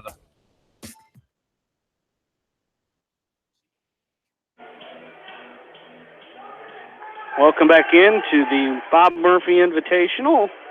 Along with in-studio producer Janelle Tucker. This is Jamie Vaskey and Roger Reed. As we're back here, Brady Antone's coming up here on mat number 3 as Brady taking on Isaiah McAlexander from Grinnell in the consolation semifinals. Well, and this will be a good test for him. McAlexander came into the tournament as a senior. He's 2-0. He's very heavy-waisted and heavy-hipped. There's a nice double by Antones, though. Tell you what, he got in on a double and cut his head to the outside, and tell you what, he drove McAlexander off the edge of the mat, picked up 2. He was able to keep his feet in. Might consider letting him go and going again, Jamie. Riding him out. We'll see what happens here. That was a quick 29-second takedown by Antones. That's a nice tight waist chop. Grabbed the left arm of McAlexander. Alexander tried to set him up with a chicken wing. He's got an inside wrist. Now he's got to pull it out to a bar. Let's see if we can turn this into some back points. He's got that inside wrist, rolled it out to bars, keep it flat across the back. Now he lets it go. Well, let that bar go. I hate to see somebody let that bar go. You work to get it. You got an opportunity to score some points. And let it go. Now he's going to try to work a half Nelson with an inside wrist. Got a half Nelson on the right, inside wrist on the left. And McAlexander feels the half Nelson off, so Antones goes back to work. A hard cross face from right to left. Tries to grab that left elbow. And once again, McAlexander frees that left arm, pulls the cross face off. Now an inside wrist as Antones goes back to the left side. So right side to left side. And how many points is a side roll attempt? I'll throw a half Nelson in, Brady. Oh, boy, missed a half Nelson right there, Jamie. McAlexander was on his side, and he left his right arm up. And Brady tried to throw that half Nelson and just missed it. Got an inside wrist on the left again, and let's see if this time he can make it work. Rolls that out to the bar. That's at the end of the first period. Nice job of solid riding. This will be Antone's choice. He's going to defer over to McAlexander. McAlexander's going to choose up. So Brady's going to have to go from the get-go here. No time to mess around. Get right back to your feet. Knee slide to a stand-up. He's going to fight the hands of McAlexander. McAlexander picks him up, back trips him, takes him back down to the mat. Now McAlexander with a hard cross face. But he's going to work his hips back up. He's got his hips back up. Outside stand-up attempt. Knee slide to a stand-up. Try to split the hands. There's a one-point escape. That's a nice job right there. Good job of hand fighting. Good job of getting back to your feet. And the winner of this match will wrestle for third or fourth. 125 and counting, second period. Anton's coming with an overhook. Not sure he wants to be there, and he quickly backs out. With 13 left to go. Working a collar tie now is Antone's. McAlexander pushing back. There's a shot, reshot. With an underhook on the left side of McAlexander. Now he reaches down, tries to get a knee pick. He does. Got McAlexander to his back. Slaps a half Nelson in. Let's see if he can jump sides. He does. Got McAlexander down on his back. Could be a fall right here for Antone. In great position. That's got to be a fall. There's the fall right there. Nice job. 3-12. Antone's going to win by a fall. That's a great job right there, Jamie. It really was. And, he lost that match that, we were talking, a match he had an opportunity to win against a good wrestler in Reese Westfall in that last match. But he did a great job coming back, getting himself into that third and fourth place match. And we'll find out who his opponent. Do you have his opponent yet? Not yet, no. I think we got to wrestle that match. So there you go. Great job there by the senior from West Delaware, getting himself into that medal match. And that's just what you're after here. So Jordan Brees at 220 knocked out of the tournament. Caleb Caesar at 285 knocked out of the tournament. So, Jamie, are we done for a minute or two? We'll have Tristan Volker coming up here soon. So they're running this back through. It's kind of hard to keep track of. He's at weight class 152. And that will be a match. Andy Lilligraven will be his opponent. He won by injury default. Will be Antone's his opponent. Okay. As Tristan Volker, he will be coming up here shortly. Again, these 16-man brackets are the ones that they're kind of waiting for. So Tristan Volker will be up at 152. He's going to be taking on Jevin Wyatt from Grinnell in the consolation semis, again, to see who will go for third and fourth and who will go for fifth and sixth. So it shouldn't be too long before they come up. So take another short break, and we'll come back with Tristan Volker. Right after this, you're listening to the Bob Murphy Invitational from KMCH Sports.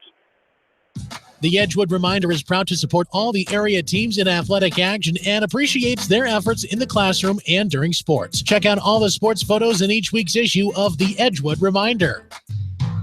The victory is yours at Victory Ford. Hey, this is James Halverson, Service Manager at Victory Ford in Dyersville. Our service and parts team at Victory Ford is dedicated to keeping your car in tip-top shape. And our sales department makes buying a car easy and hassle-free. Stop out to Victory Ford in Dyersville or online at victoryfordonline.com. Good luck, athletes and coaches. TriVet Associates is a mixed animal veterinary clinic with offices in Farley, Dyersville, and Holy Cross. Our 8 doctors serve the Dubuque, Manchester, Guttenberg, and Cascade areas and provide veterinary services to both large and small animals. For more information, find us on Facebook or visit our website, trivetinc.com. Whether it's wiring, security, phone systems, fire detection, or home entertainment, Price Electric and High Tech Communications are here to make your life easier. Find out more at priceelectric.us or hightechcommunications.us. Price Electric and High Tech Communications, changing your world with technology. Whether it's an orthopedic, sports, or occupational injury you are suffering from, Regional Medical Center Therapy Services has you covered. With a customized treatment program, Regional Medical Center Therapy Services can get you back on track in the active game of life. Regional Medical Center, excellence in healthcare, close to home. At Telke Motors, we believe in a gentler, simpler way of doing business. Check out our large selection of new and pre-owned vehicles, as well as a great incentive at telkemotors.com. If If you're looking for a new, pre-owned vehicle or service on your current vehicle, come to Tauke Motors, Chrysler, Jeep, Dodge, and Ram on 9th Street in Dyersville. Leonard Muller Funeral Home and Crematory wishes all the best to the athletes and appreciates their hard work and scholastic efforts throughout the year. For personal, caring service, Leonard Muller Funeral Home and Crematory in Manchester, Edgewood, and Strawberry Point. For more than 80 years, GMB has lived its mission to help customers achieve their financial dreams. Supporting the communities where you live, work, and play is important to us because that's where we live too. It's where we provide great service, sound advice, and solutions to meet your financial needs. GMB Bank, member FDIC.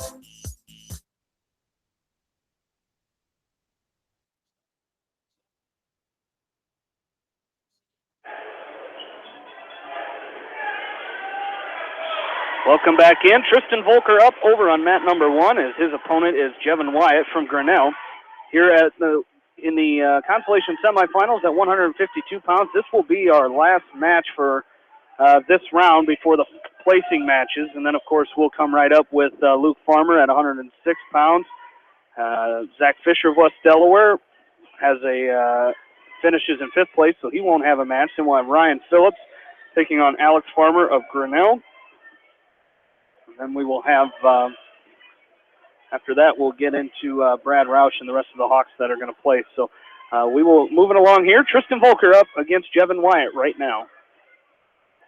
Well, Jamie, we'll see if Tristan can keep this little run he's got going. He's turned into these last couple matches he's wrestled. He's put together some really good offensive moves, and he's got a string of a couple of wins going in a row here. So we'll see if he can keep that together. He's wrestling a good senior from Grinnell, long and lanky, Jevin Wyatt. I don't think Tristan will get out-muscled here. He might get out-length, but I don't think he's going to get out-muscled here. What he's going to have to do is keep everything tight here and not let Wyatt use his length.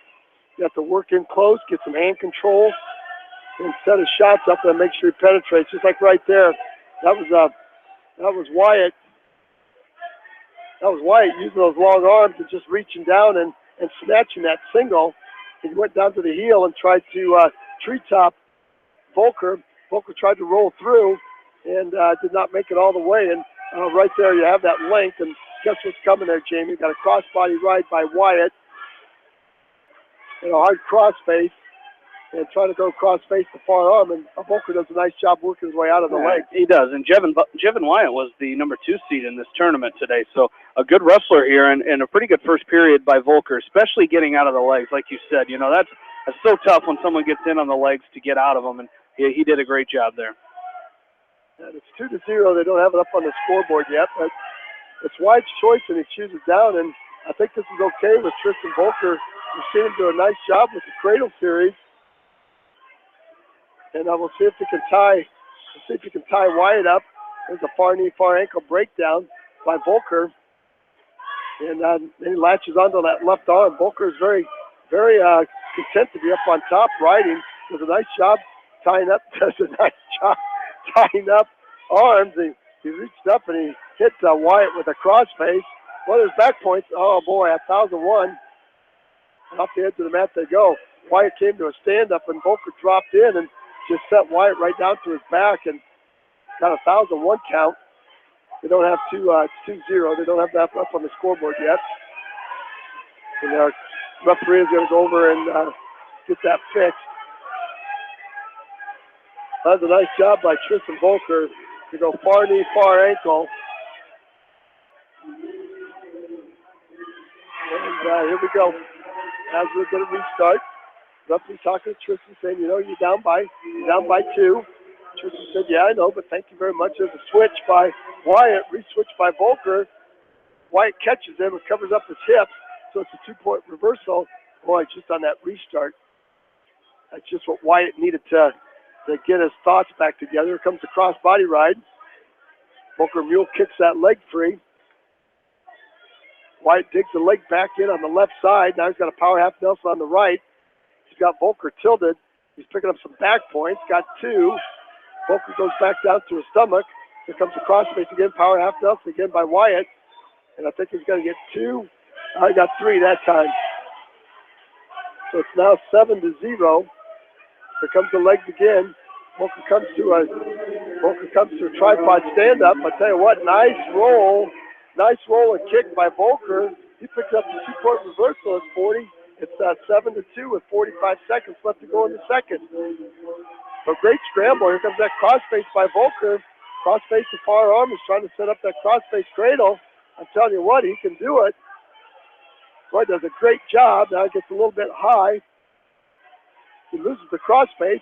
Wyatt reaches down, picks up the single, steps to his feet, back trips Volker, picks up a 2-point reversal. It's 9-2. So he had that crossface in, Jamie, got a little bit high with it.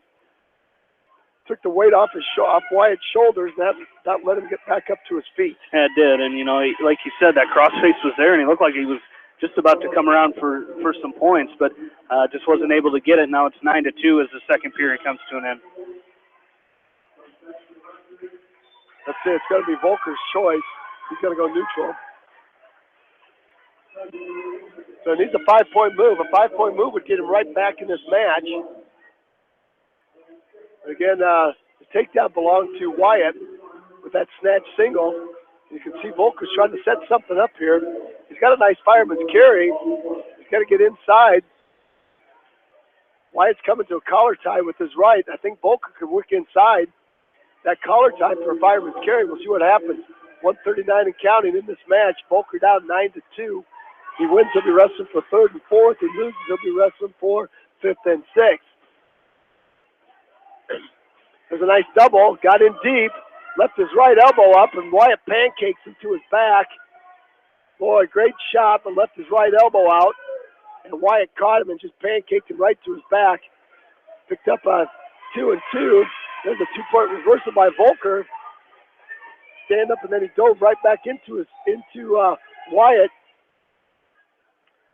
with a double leg. Covered him up, picked up 2, and it's 14-4 now with a minute left. And Wyatt will probably be content to go belly down and keep this major decision. I tell you what, Tristan Volker is still working after that cross-face cradle. I tell you what, that's what you like to see out of there, Jamie.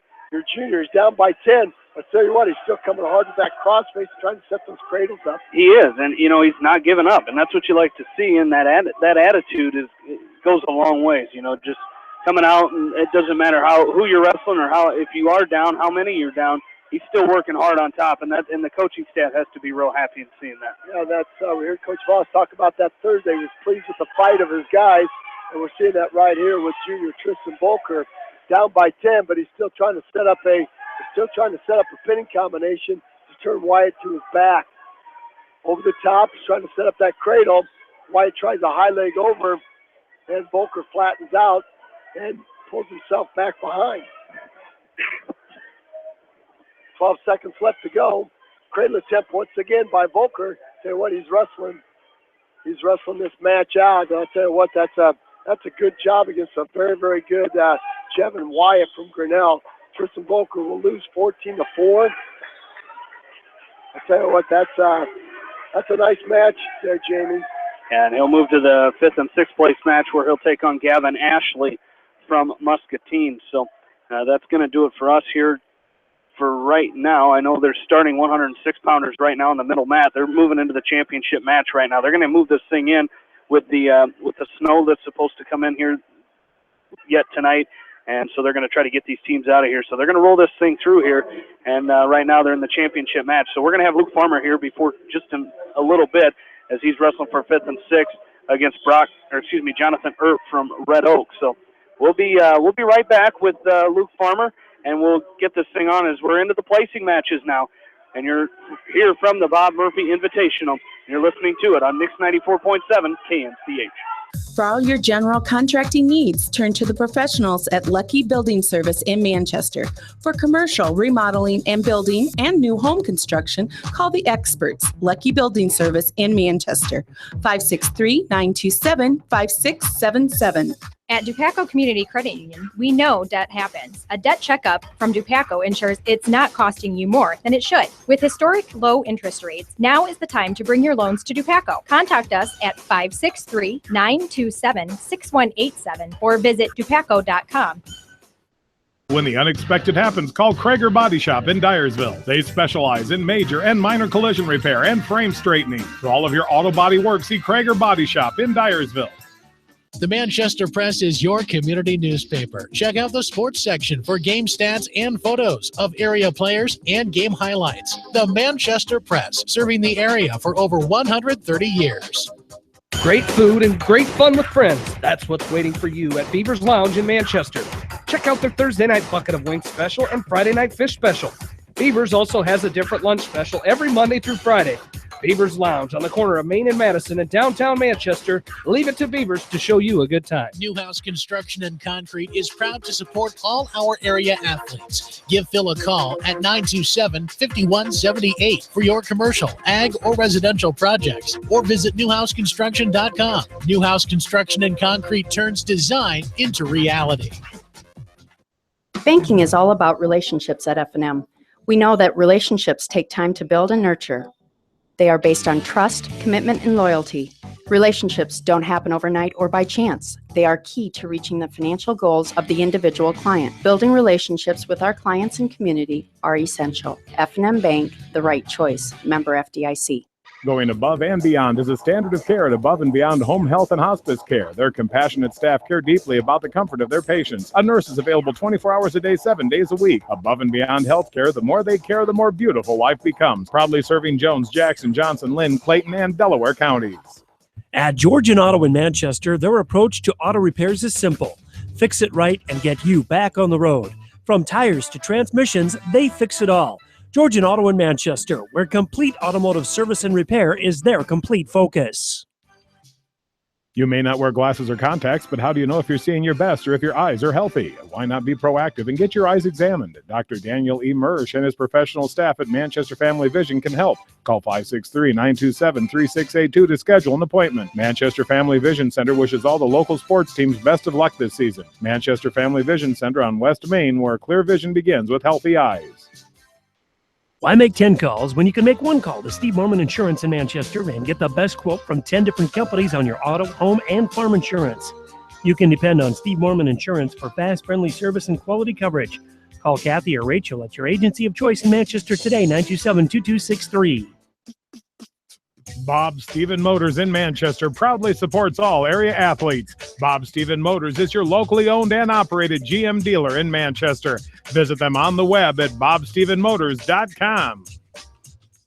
Since 1995, Edgewood Feed Mill Construction has provided customers with a quality, pre-engineered building package for their swine facility needs. Edgewood Feed Mill Construction is a general contractor and will assist you with the construction of your livestock facility, start to finish. For more information on Edgewood Feed Mill Construction, contact Steve Paris at 563-920-7835. This is Fred Smock from Dunlap Motors and Independence with Chevy, Buick, and certified pre-owned Chevy, Buick, and GMC, and nearly 300 new and used cars and trucks in stock. We have big town inventory with small town service. Go to DunlapMotorsIndy.com. At Precision Collision, we are committed to providing you with high-quality auto body repair and paint refinishing. Our expertly trained technicians can repair all accidental damage and get you back on the road in no time. Come visit me, Jeff, for a free estimate. We are located along Highway 20 at the Delaware turnoff. Precision Collision, one call does it all, quality guaranteed. When it comes to financial planning, most financial companies focus on your income. At Northwestern Mutual, we focus on your outcome. It takes the right financial partner who cares as much about your future as you do, building a financial plan to meet your life's priorities and helping you achieve the financial security you're after. Focus on your financial outcome with Northwestern Mutual. Contact me, Mitch Payton, or Matt Schulte today. You and Northwestern Mutual, stronger together. American Trust and Savings Bank wishes all area athletes and coaching staff continued success. American Trust and Savings Bank with locations in Dyersville, Farley, Dubuque, and Des Moines. Simply better banking. Check them out at americantrust.com. Member FDIC, equal housing lender. Sight and good vision is very easy to take for granted until it is taken away. Advanced Eye Care Associates of Eastern Iowa is here to help you. Advanced Eye Care Associates of Eastern Iowa is located at 105 East Butler Street in Manchester and at 1113 West 3rd Street in Vinton. Your vision is our primary focus. Delhi Lumber has products for every home and every budget. Delhi Lumber carries Midland doors, which are one of the best values around. You can see Midland doors today or call Delhi Lumber at 563-922-2404 for more information. Your Midland overhead door dealer, Delhi Lumber. Big town quality with small town service. At Community Savings Bank, it's simple. Simply free checking comes with free debit cards, free online banking with bill pay, free mobile money, and free thank you gifts. Find out more about Simply Free Checking at one of our 7 locations or online at csbiowa.com. Community Savings Bank. Member FDIC. Jay's Auto Supercenter on the Greater East End of Manchester has quality pre-owned vehicles, great financing options, and a full-service department, body shop, and detail department. See their full line of vehicles online at jsautosales.net. At Jay's Auto, customer satisfaction is their #1 priority.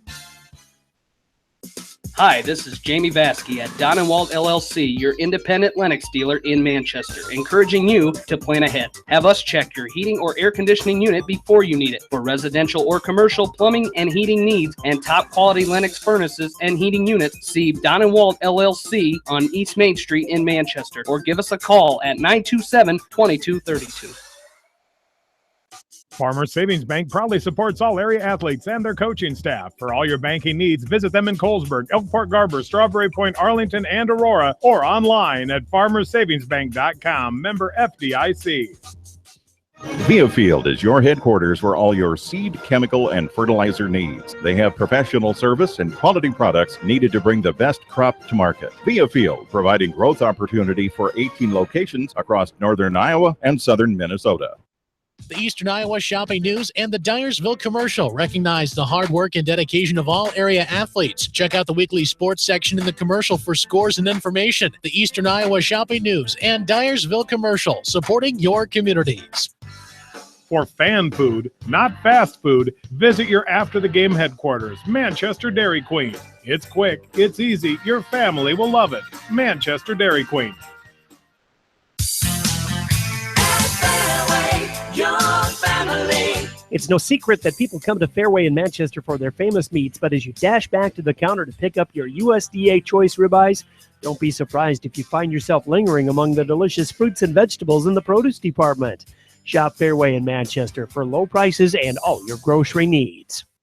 Head to Fireside Pub and Steakhouse before or after the game or anytime, featuring steaks, seafood, pasta, sandwiches, and even fresh-made pizza. They say it's the best around. Visit them on the web at firesidemanchester.com for a full menu and special offers. Just like a great coach, State Farm agents like me, Julie Smith, can help you develop a game plan for your insurance needs. Whether it's car, home, life, health, or business insurance, I can dig into the playbook and help you find the affordable coverage you need. For all your insurance needs, call on a winning team. The Julie Smith State Farm Agency in Manchester. This is Chris Henry, Service Manager of Brown Sales and Leasing in Elkader. Our goal is to make your car buying experience the best possible, and our factory-certified technicians are dedicated to you and your vehicles. Stop in and see us at Brown Sales and Leasing in Elkader, or visit us online at 4browns.com. Your hometown dealer, wherever your hometown may be. Best of luck to all area athletes and coaches. At Three Rivers, our customers come first. Your business is very important to us. Our goal is to provide you with the best products and service that you have come to expect from Three Rivers. Visit our website at threeriversfs.com or the location nearest you. Three Rivers, your partner in growth solutions. Citizen State Bank, your locally owned, community-minded, and customer-oriented bank, is here to serve you. Choose one of their 7 convenient locations in Winthrop, Monticello, Manchester, Ryan, Strawberry Point, Hopkinton, and Nubiana. Citizen State Bank, community banking with people you know, member FDIC. This is Jamie Vasky, the voice of the West Delaware Hawks, and I've had the chance to review the Good Neighbor Society's playbook, and I got to tell you, they are friends in your neighborhood, designing plays to get you home fast. If you need help getting back in the game, contact the Good Neighbor Society Rehab to Home team at 563-927-3907. The Edgewood Reminder is proud to support all the area teams in athletic action and appreciates their efforts in the classroom and during sports. Check out all the sports photos in each week's issue of the Edgewood Reminder. The victory is yours at Victory Ford. Hey, this is James Halverson, Service Manager at Victory Ford in Dyersville. Our service and parts team at Victory Ford is dedicated to keeping your car in tip-top shape. And our sales department makes buying a car easy and hassle-free. Stop out to Victory Ford in Dyersville or online at victoryfordonline.com. Good luck, athletes and coaches. TriVet Associates is a mixed animal veterinary clinic with offices in Farley, Dyersville, and Holy Cross. Our 8 doctors serve the Dubuque, Manchester, Guttenberg, and Cascade areas and provide veterinary services to both large and small animals. For more information, find us on Facebook or visit our website, trivetinc.com.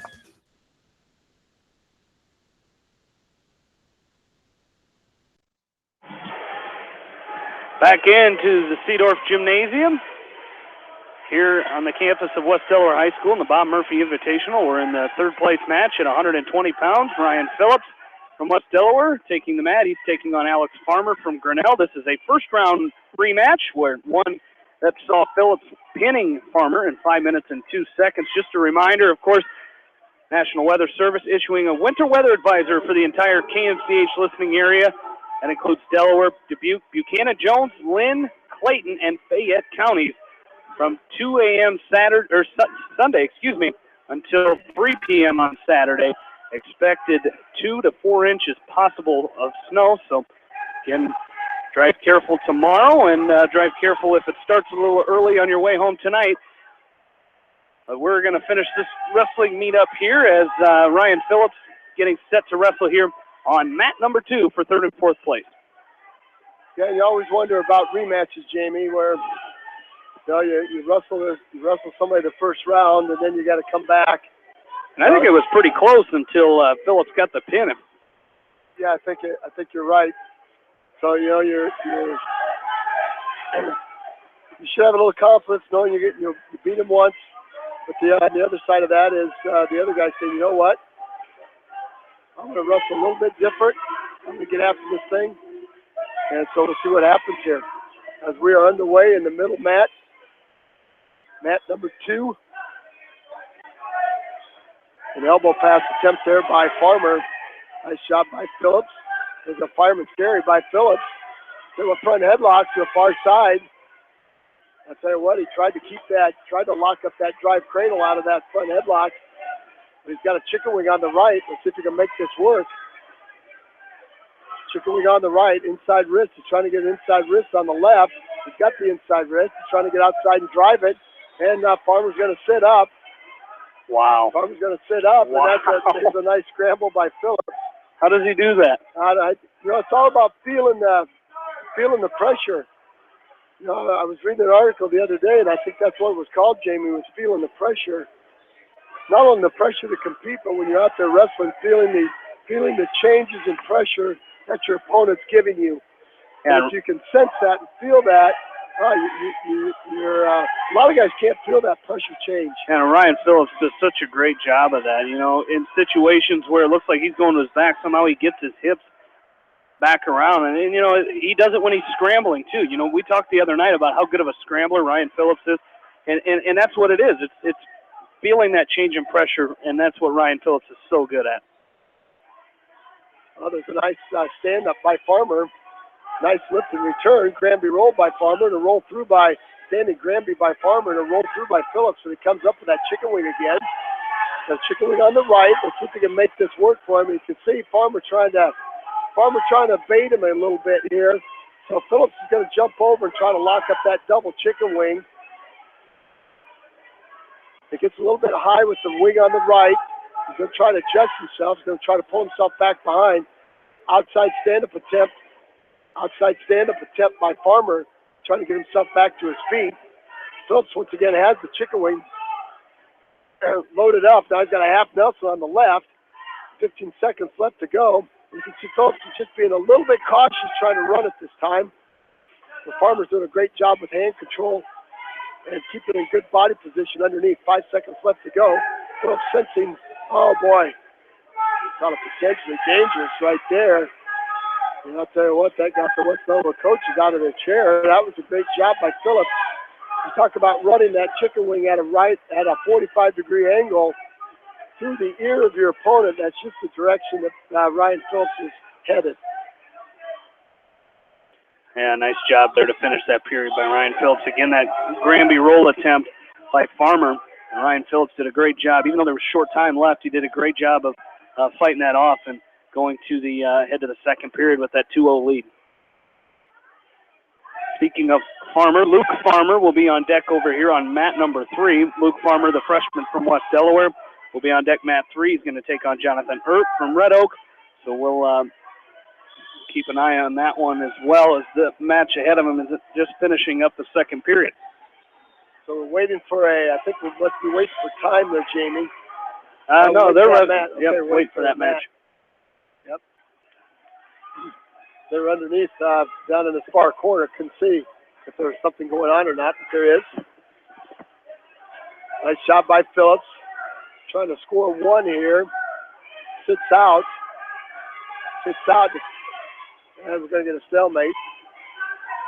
So we're going to restart with Phillips down. He set out. And he turned and faced Farmer.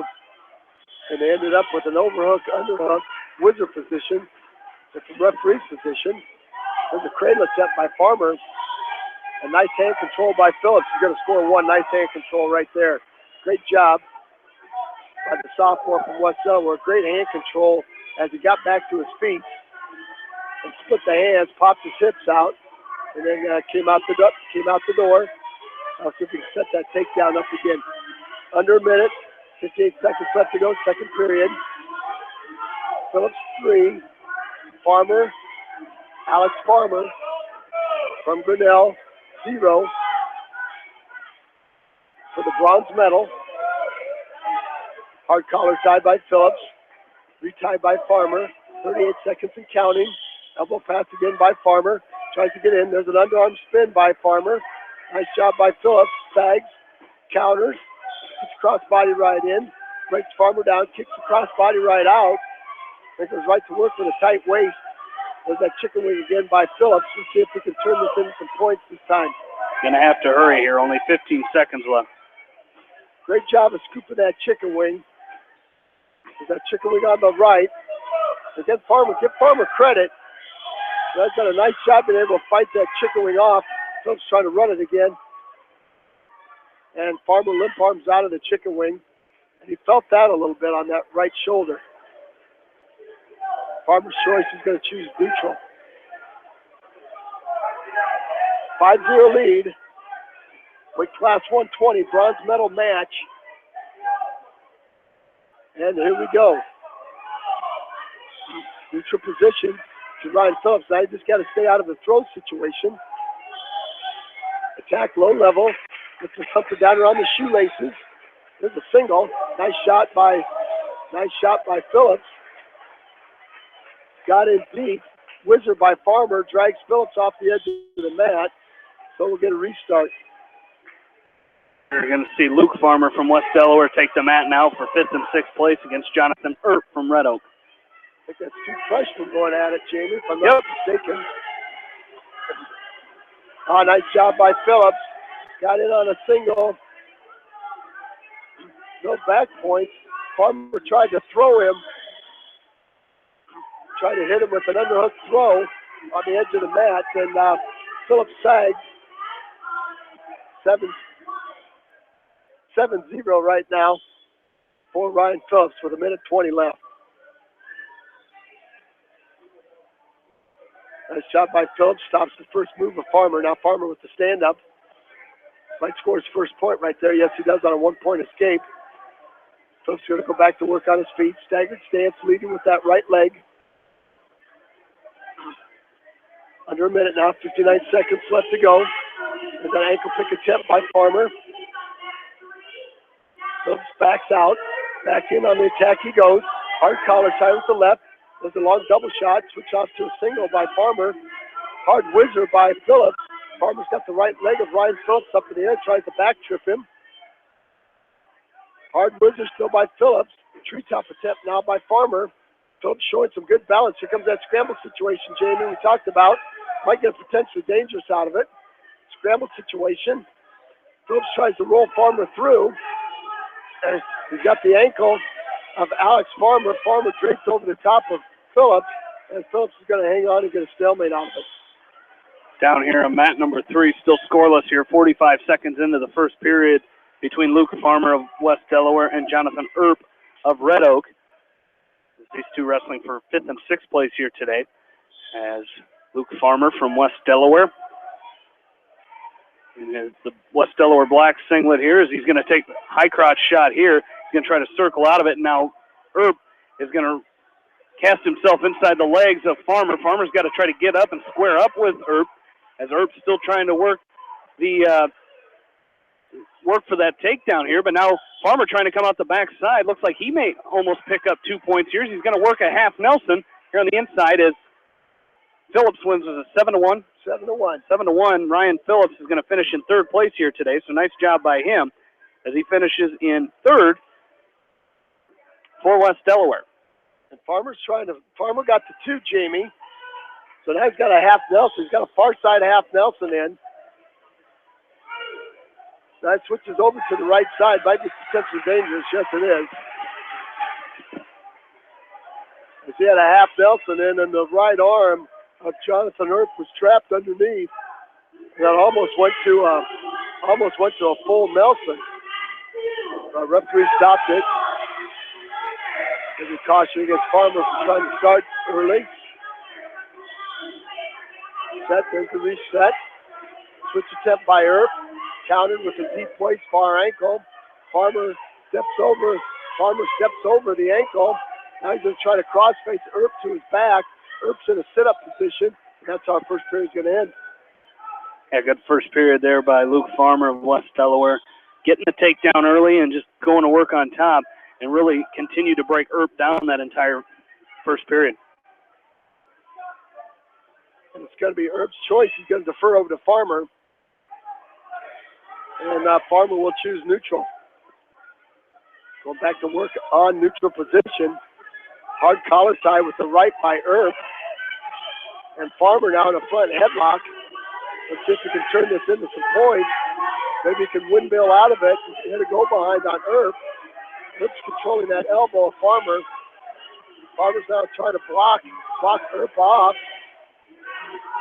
Now a hard wizard by Farmer. Got to be careful here. Earp can step around and catch him with the cattle catcher, and he does. Oh, boy, that's exactly, you can see that coming. There's the fall. Oh, rats, Jamie. Oh, you can see that coming. When Farmer went, he got caught in that whizzer, and Earp came with a sit-out, snapped his head down, and that's going to be Earp getting to 5th place by a fall. And Coach Miles talking to the youngster right there, correcting some mistakes. So Luke Farmer will finish in 6th place. Zach Fisher will finish in 5th at 113. Ryan Phillips will finish in 3rd at 120. 126. And wait for Brad Rouse, Jamie, to come up at 132. He will be in that 3rd place match. So they will have to spy. They're 132 down there. I don't know if he's going to be on deck mat 2. On deck on mat 2, and we're just starting the 2nd period. They could have a short. It's a good championship match at 120 pounds, as it was Philip Eide from Decorah with a 1-0 win over Jacob Felderman from Davenport Assumption. So good match there. But yeah, you're right. We'll take a break and come back with 132 pounds, and Brad Roush from West Delaware taking on Jacob Knack. He'll be on deck mat number 2. So we'll be right back. You're listening to the Bob Murphy Invitational from KMCH Sports. High-Tech Communications has everything you need to stay connected. Audio, video, TVs, DVD and Blu-ray players, dish network systems, surround sound systems, phone systems, but the list doesn't stop there. High-Tech Communications has a staff of professionals to help you get connected, from the installation of your entertainment system to cable and data wiring in your home or business. High-Tech Communications, changing your world with technology. Whether it's an orthopedic, sports, or occupational injury you are suffering from, Regional Medical Center Therapy Services has you covered. With a customized treatment program, Regional Medical Center Therapy Services can get you back on track in the active game of life. Regional Medical Center, excellence in healthcare close to home. At Tauke Motors, we believe in a gentler, simpler way of doing business. Check out our large selection of new and pre-owned vehicles, as well as a great incentive at TaukeMotors.com. If you're looking for a new, pre-owned vehicle or service on your current vehicle, come to Tauke Motors, Chrysler, Jeep, Dodge, and Ram on 9th Street in Dyersville. Leonard Muller Funeral Home and Crematory wishes all the best to the athletes and appreciates their hard work and scholastic efforts throughout the year. For personal, caring service, Leonard Muller Funeral Home and Crematory in Manchester, Edgewood, and Strawberry Point. For more than 80 years, GMB has lived its mission to help customers achieve their financial dreams. Supporting the communities where you live, work, and play is important to us because that's where we live too. It's where we provide great service, sound advice, and solutions to meet your financial needs. GMB Bank, member FDIC. For all your general contracting needs, turn to the professionals at Lucky Building Service in Manchester. For commercial, remodeling, and building and new home construction, call the experts, Lucky Building Service in Manchester, 563-927-5677. At Dupaco Community Credit Union, we know debt happens. A debt checkup from Dupaco ensures it's not costing you more than it should. With historic low interest rates, now is the time to bring your loans to Dupaco. Contact us at 563-927-6187 or visit dupaco.com. When the unexpected happens, call Krager Body Shop in Dyersville. They specialize in major and minor collision repair and frame straightening. For all of your auto body work, see Krager Body Shop in Dyersville. The Manchester Press is your community newspaper. Check out the sports section for game stats and photos of area players and game highlights. The Manchester Press, serving the area for over 130 years. Great food and great fun with friends. That's what's waiting for you at Beaver's Lounge in Manchester. Check out their Thursday night bucket of wings special and Friday night fish special. Beaver's also has a different lunch special every Monday through Friday. Beaver's Lounge on the corner of Main and Madison in downtown Manchester. Leave it to Beaver's to show you a good time. Newhouse Construction and Concrete is proud to support all our area athletes. Give Phil a call at 927-5178 for your commercial, ag, or residential projects, or visit newhouseconstruction.com. Newhouse Construction and Concrete turns design into reality. In sports as well as banking, numbers mean everything. Making sure you have experienced athletes and bench strength are a critical combination for a winning team. The same goes for our F&M team. With an average longevity of 15 years and 28 members strong, F&M is consistently showing strength in numbers. F&M Bank, the right choice, member FDIC. Going above and beyond is a standard of care at Above and Beyond Home Health and Hospice Care. Their compassionate staff care deeply about the comfort of their patients. A nurse is available 24 hours a day, 7 days a week. Above and Beyond Healthcare, the more they care, the more beautiful life becomes. Proudly serving Jones, Jackson, Johnson, Lynn, Clayton, and Delaware counties. At Georgian Auto in Manchester, their approach to auto repairs is simple. Fix it right and get you back on the road. From tires to transmissions, they fix it all. Georgian Auto in Manchester, where complete automotive service and repair is their complete focus. You may not wear glasses or contacts, but how do you know if you're seeing your best or if your eyes are healthy? Why not be proactive and get your eyes examined? Dr. Daniel E. Mersch and his professional staff at Manchester Family Vision can help. Call 563-927-3682 to schedule an appointment. Manchester Family Vision Center wishes all the local sports teams best of luck this season. Manchester Family Vision Center on West Main, where clear vision begins with healthy eyes.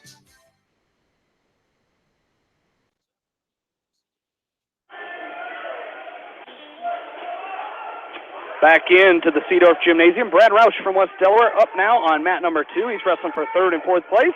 A rematch of his first round match against Jacob Knack from Benton Community. A match that saw Brad Roush win 6-4 back in the first round of today's action. And they're underway at 132 pounds. Yeah, Jamie, with the wrestle back for true third here, people probably wonder, well, I wrestled this kid already. Why do I got to wrestle him again? Well, they cross bracket. If you lose the first one, you go to the back side, and then through the process of cross bracketing, there's a potential for rematch from first round matches. So it doesn't happen very often. Every once in a while, you'll see it. We've seen it several times at the state tournament where you have rematches from earlier rounds with the cross bracketing system. So it's not always the guy that wins the first one wins the second one. But in this case, we hope that it's Brad Roush to pick up that bronze medal.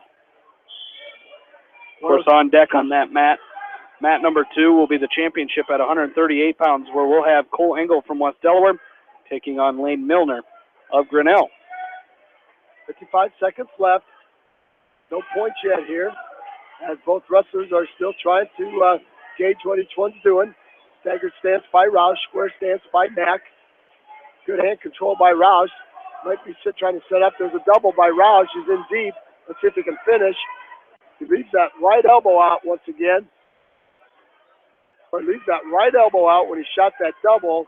And Knack underhooked it and almost had Roush pancaked, but they found the edge of the mat. So that's good for Brad Roush. Hate to see him get pancaked off a good shot. Keep those elbows in. Shoot that shot, finish. Those guys are very cautious here right now to finish out this first period. Not a lot of aggressiveness. Now a hard collar tie by Knack. Retie by Roush. 12 seconds left to go. Now you don't want to give up. Don't want to shoot yourself out right here. Set up a good shot. 6 seconds left. And that's going to do it for the first period. And Roush with the red leg band on. We'll see whose choice it's going to be. It's going to be Knack's choice. Knack's going to go down. Coach DJ Murphy right there in the corner. Offering some encouragement to his young man, trying to get the win here for the bronze medal. There's the set. There's a reset. Long switch by Knack. Shoots out, turns in. Nice hip height. Comes right to his feet. Puts the grip of Roush. Boy, that was a Johnny on the spot. Quick stand up by Knack. And now here we go. Right back to neutral position. Brad Roush is going to have to get busy trying to set up that shot that's going to hit the mark, and it's going to get a 2-point takedown for him. 138 counting. It'll be Roush's choice to start the third period. Hard collar tie by Knack, retie by Roush. Roush trying to work inside position on Knack. Knack's trying to wrestle on the edge of the mat. Roush is going to center back in to make sure that shot counts when he decides to hit it. Hard collar tie by Knack, the left hand. Retie by Roush. Roush pushes away. At some point, Jamie, you've got to set up something that's going to be a low leg attack, a duck under or something. Yeah. There's a lot of hand fighting here for right now. Yeah, they like to see some offense out of these two. You know, there's, like you said, they're looking busy, but just a lot of hand fighting. Nobody's really taking that risk or taking that chance at getting in on any kind of shot. Roush is trying to set up a fireman's carry. He's got an inside tie with his left. 43 seconds. Got opportunity to circle away and hit that, but Knack's controlling his right hand. Knack's controlling the right hand. Potentially dangerous. We're going to stop it, as I think Brad Roush had the fingers of Knack with that hand fight. 31 seconds left, second period, 1-0 lead for Jacob Knack over the senior from West Delaware, Brad Roush. Again, this is for the bronze medal. Certainly like to see the senior from West Delaware pick that thing up. 14 seconds left. It's going to be Roush's choice to start the third period. After about an 8-second stand-up by Knack, we've had 1 minute 52 seconds of neutral position hand fighting. And we'll see what happens. Roush has to go down.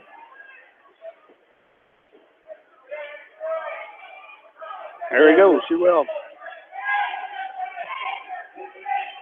I'd like to see a 2-point reversal.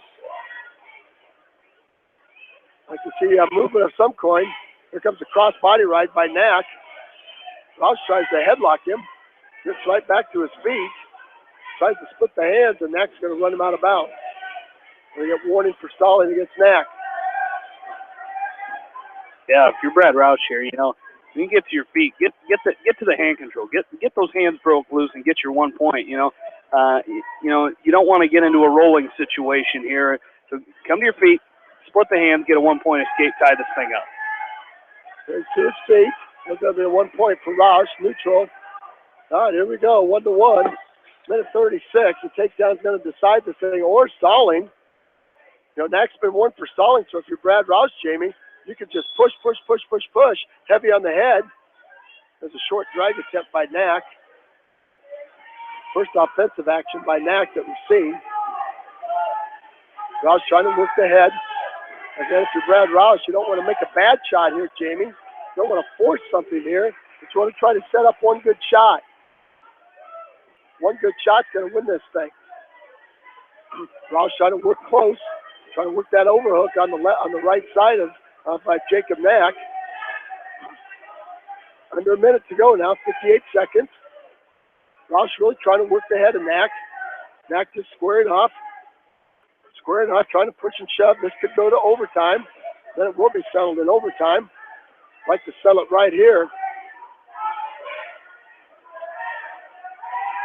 Referee talking to both wrestlers right there about the pushing and shoving.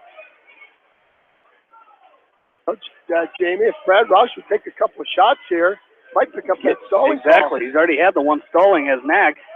Go back after him. There's a long double leg shot. Roush has got a counter as Knack comes around behind him and he gets out. Oh, they gave him right two. There. Oh boy. Too long of a shot there by Roush. Got to set that up a little better if you're Brad Roush. You just kind of dove in on the legs, and he's got to take better shots. Right now, right there, you got to score quickly. Hey, you don't want to beat him the first round and lose to him when it counts. 3-1, 24 seconds. There's still plenty of time. With that situation, to his feet. Roush is to his feet. Got to split the hands. Now you got to take him down. 3-2. 18 seconds to go. And counting. Knack's been worked for stalling. So to Roush, you got to shoot. Long shot by Roush. He's in deep. Let's see if he can turn this into point. Down block. Roush. Knack catches Roush. Roush tries to sit through on the double. Could be it right there. There it is. 2 points and a 3-point near fall.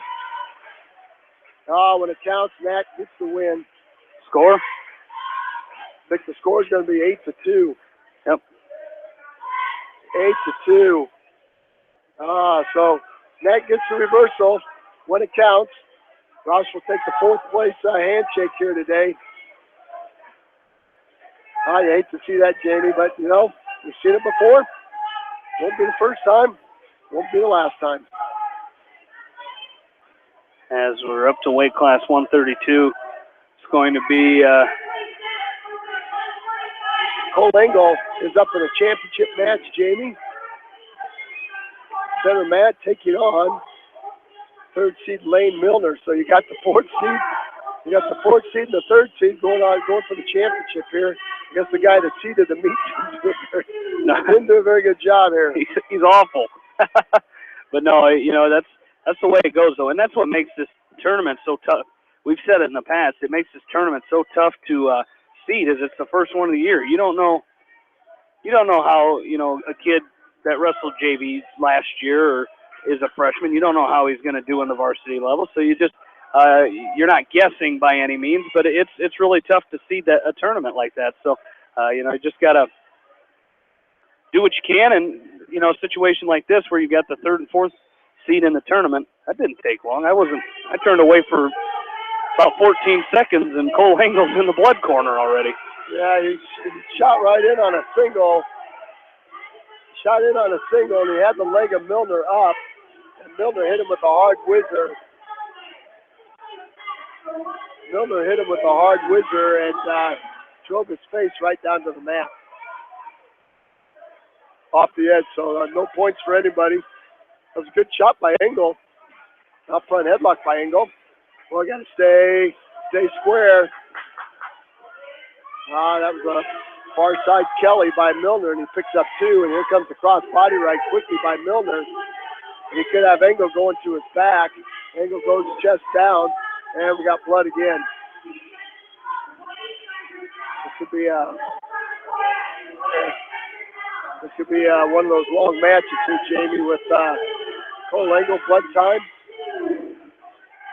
2-point takedown by Milner. Then Milner put the cross body right in and hit Engel with a cross face, and that knocked the cotton out of his nose. And so we got Engel in the blood corner. We got Milner getting wiped off, and we got our blood guy out on the mat. He's getting it all cleaned up for us. You know what, we've not had a lot of blood today, but when we have had it, it's been cleaned up and taken care of very quickly, very efficiently, and the tournament has moved right along. 138 Engels in the final, and 145 we have Mitch Mangold in the finals. At 152, Tristan Volker will be in the 5th and 6th place match. At 160, Jake Newhouse is knocked out of the tournament. 170, Sam Johnson knocked out. Then we'll have Harrison Goble at 182 in the finals. So we've got a lot of action as this tournament winds down. Jamie, do we got a team score update? I do. First place is Decorah with 171 points. Central DeWitt is in second with 157. Davenport Assumption in third place with 150. Grinnell is in fourth place with 138. West Delaware in fifth with 133. And then Dike New Hartford in sixth place with 121 points. Benton Community in seventh with 115. Red Oak in eighth with 96. Fairfield in ninth with 59. And Muscatine in 10th place with 54.5 points. Oh, very good. Well, on the restart, long switch by Engel. And Engel's got to pick up a 2-point reversal on Milner, and once again we got blood. So we're going to have to, this might be one of those tape the nose shuts, Jamie. Tell you what, that was all of about 15 seconds. Over to our left, we're going to have the championship match here with Mitch Mangold at weight class 145. And they'll be taking on, let's see, is this Justin McCune from Red Oak? I think this is the young freshman that the coaches were all bragging about in the seating meeting, saying he's a pretty good freshman. Well, he's made the finals, so he is a pretty good freshman in the varsity tournament. So we'll see how fine a freshman he is against a real fine sophomore from West Delaware by the name of Mitchell Mangold. So it's going to be a great match. So we'll go ahead and call this one while Cole Engel gets the blood taken care of on mat number 2. Fire is carried by Mangold. Let's see if he can turn this around, turn this into 2. He goes around the waist of McCune. Then it comes up into a bear hug, and bear hugs McCune. Gets caught in a situation. Nice job by Mangold as he lifts McCune up and throws him right on his back. McCune tried to high leg over. And I'll tell you what, that was a strength move by Mangold. And Jamie, we got a great view of some action up here. You know, when you're in the stands, sometimes you don't get that straight down look that we get. And it's a different perspective of wrestling. And it's a wonderful perspective because you see everything. It's kind of like watching football from the end zone. You get to see the holes open. You get to see the lineman pull, and it's a different view. It is different. You know, you get to kind of get to see some things develop. You know, there are some things we don't see up here that you could possibly see being mat side or up in the stands. But you kind of see moves kind of developing from up here, and I don't complain about the view at all. All right, back to action we go. And Mangold's going to start on the right side of McCune and quickly chop and go to the left side. Now he bounces back over to the right side, steps over the right ankle of McCune, and is trying to set up a chicken wing on the right side. Now a hard cross face by Mangold. Hard cross face by Mangold. He knocks McCune back down with 35 seconds and counting. So the sophomore from West Delaware is applying a lot of pressure to the freshman from Red Oak. 2-point reversal by Milner on Engel. Takes the lead now 4-2 with 40 seconds left to go in the first period. Milner puts the cross body right back in on Engel on the left side. He's trying to hit a cross face, the far arm. And 6 seconds left to go. Mangold and McCune go off the edge of the mat. Still 4-2 here with Engel and Milner. Milner leads at 4-2. 15 seconds left to go here in the first period. As Engel flat out on the mat right now after that reversal by Milner. Another crossface from Milner, and that's That's not what Cole Engel needs right now is a crossface with, here it comes again. He's going to quickly run back to the scores table to get that thing cleaned up again. Yeah, we still haven't gone through a whole period yet, Jamie. 3 seconds left to go in the first period. We're starting the second period here with Mangold and McCune. With Mangold up by a score of 2-0.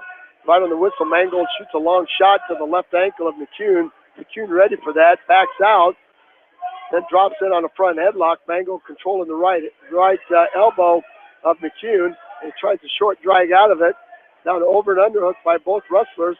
We saw Mangold work this position very good the other day. Elevation, no points yet. That's going to be a 2-point takedown for McCune. Boy, that could have been wait for Mangold to throw that like he did the other night. But McCune beat him to the punch there. There's a standing Granby by Mangold. They go off the edge of the mat. Jamie, we got the double nose tape now. There it is. There it is. It's taped up. Tell you what, it's hard to wrestle with that, but that's where you're at. You get 5 minutes of blood time, I think. Yep. And 1:17 left to go. It's 2-2. There's a standing switch attempt by Mangold. Mangold's going to throw McCune. This time he made it pay. McCune in a high bridge. Mangold's going to try to pull him back on the mat. He'll try to adjust. He picked up the 2-2. That was that textbook. Felt the pressure by McCune, and he launched him to his back, but a high bridge by the feisty freshman. There's a 2-point reversal by Milner to start the second period. He almost had Engel on his back, and Engel got off his back. It's 6-2. Yeah, Cole Engel's got to go to work here. Second period, he's down 4. He's underneath. You know, he's got an opportunity to score some points here, so he's really going to have to go to work underneath. I'll tell you what, that's a hard situation to be in if you're a nose breather. Now you're stuck breathing out of your mouth. And we'll see what happens here. 1:35 and counting for Engel. He's down 6-2. 24 seconds and counting. And Mangold is up 6-2. Mangold's up 6-2. There's a stand-up by McCune. Mangold drops in on a double and lifts McCune off the edge of the mat, drives him down. We'll get a restart as they come back to the center. Very physical Mitch Mangold here. Applying a lot of pressure to the freshman from Red Oak. And this freshman does have some skills. There's a stand-up again by McCune. And Mangold with another lift and another front trip and drives him off the edge one more time. 54 seconds counting. Milner up on Engel, 6-2. Engel's got to try to work his base up, try to get back to his base. And McCune right now with the cross body right in, applying a lot of forward pressure to Engel. Mangold up on top with 4 seconds left. Nice job there by the sophomore from West Delaware. 30 seconds over here with Engel and Milner as it's 6-2. Lane Milner from Grinnell leading Cole Engel and now has Engel on his back, picking up near fall points. He's going to get 3 more. It's going to make the score 9-2 with 15 seconds left to go here in the second period. Now looking to readjust is Milner. He's looking for the fall here. Our official looking close. There it is. 3 minutes and 52 seconds to fall. 3:52. And Cole Engel will finish as the runner-up here today at the Bob Murphy Invitational. Hey, but not a bad day, Jamie. You know, a nice fall to start the meet. A hard-fought 62 win over Blake Courtney. And there's Mangold with the fall. Mangold with the fall. He gets it done right there. Reversal. Catches McCune on his back. He's out. Squares him up. Didn't get the time, Jamie, but I'll tell you what, that's a solid effort by the sophomore from West Delaware right there to pick up the gold medal and the wall placard in weight class 145. Yeah, 4:23 was the fall time there for Mitchell Mangold. 4:23, so he is your Bob Murphy Invitational champion. And that's a great job by the sophomore. That's a good way to start it off. And it looks like Tristan Volker will be on deck. Nope, he's up right now over on mat number 1. All right, so we'll head right up there, and he's taking on. Let's get the skinny on Gavin Ashley from Muscatine Jr. Came into the tournament, has not wrestled a match yet. Championship match at 152 finds Kyle Irwin from Central DeWitt taking on second ranked in the state, Trent Johnson from Bethlehem Hudson. So we're getting that match ready to go. Must be a couple of minutes yet, Jamie, for Tristan Volker. Seems like he's wrestled a lot of matches today. Trent Johnson with the fireman's carry on Irwin. Going to pick up quick 2. So 152 is Volker. And then our next wrestler after that will be Harrison Goebel at 182. With the way this is moving, it probably won't be that far away. Oh, we're waiting for our official. All right, here we go. Here we go. Gavin Ashley taking on Tristan Volker. And this is for 5th place. And again, this would be just a great finish here for Tristan Volker. Unseeded coming into the 16-man bracket at 152 and coming out of here at 5th place. That would be just a great day of wrestling for him. Match underway, 132 and counting in the first period. Hard collar tie by Volker. There's a long single shot by Ashley. Leg to the outside. Nice roll through by Volker. Oh, and he missed that. Tried to scramble out of it by catching the heel of Ashley, and he missed it. Ashley just covered him up for a 2-point takedown, but great scramble there. All right, Volker set. There's the whistle. Outside stand-up. Nice movement by Volker. Hard crossface by Ashley. Sit out, turn in by Volker. Ashley hits him with the snapback, and Volker finds himself on his back. Boy, he just got extended on that sit-out. Came to that short sit-out, and Ashley just kind of baited him a little bit and waited for him to. He got overextended, and then Ashley just grabbed his chin and under his arm, snapped him back, and then readjusted himself. He's got a half Nelson right now, and it's in deep. Tristan Volker's going to have to come some sort of high bridge to get his way out of it. He's got his left shoulder up right now. High bridge would get him.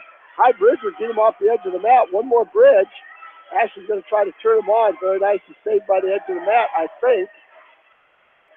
Boy, he's really got a scoot. Ashley turns him back on. Went out of bounds. The referee called it off. Thank you very much. Saved by the white line, Jamie.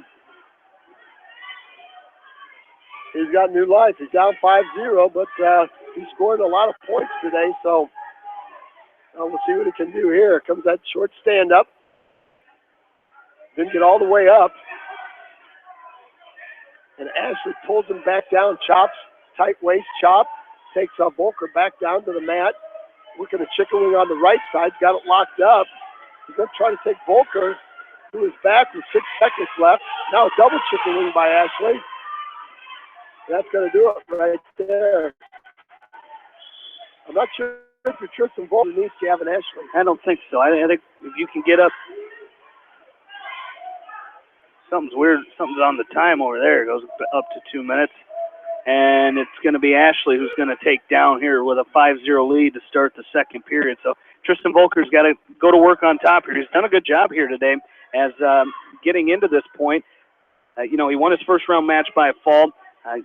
Won in the consolation quarterfinals by a fall. So he's been good on top. I'll tell you what, that was a nice move by Ashley. He got to his feet and basically just cleared his hips and then just turned right into Volker. And there's the fall right there, Jamie. Well, he turned right into Tristan Volker and attacked his low level and climbed the body and got Tristan Volker back to his back. And I'll tell you what, that's going to do it for Tristan Volker. But you know what, Jamie? Hey, you keep battling. He kept battling. He kept in the tournament. Got 6th place. Got some team points. And not a bad day. Not a bad day. No, it certainly wasn't. He wrestled well today and just a great job by him today. You know, coming in here, like you said, unseeded, and comes in and picks up a 6th place finish. Well, the next match is not till weight class 182, and that will be Harrison Goebel in the championship match. And we're weight class 160 right now, so we'll take a short time out. Maybe Janelle's got a weather update for us or something, and then we'll be back with Harrison Goebel for the gold medal match at 182. He'll be taking on Drew Durant from DeWitt Central, so stay with us. You won't want to miss that one. We've got more hold-by-hold action for you from the Bob Murphy invite right here on West Delaware's campus. Listen to hold-by-hold action on Eastern Iowa Sports Leader, Mix 94.7 KMCH. Why make 10 calls when you can make one call to Steve Morman Insurance in Manchester and get the best quote from 10 different companies on your auto, home, and farm insurance? You can depend on Steve Morman Insurance for fast, friendly service and quality coverage. Call Kathy or Rachel at your agency of choice in Manchester today, 927-2263. Bob Stephen Motors in Manchester proudly supports all area.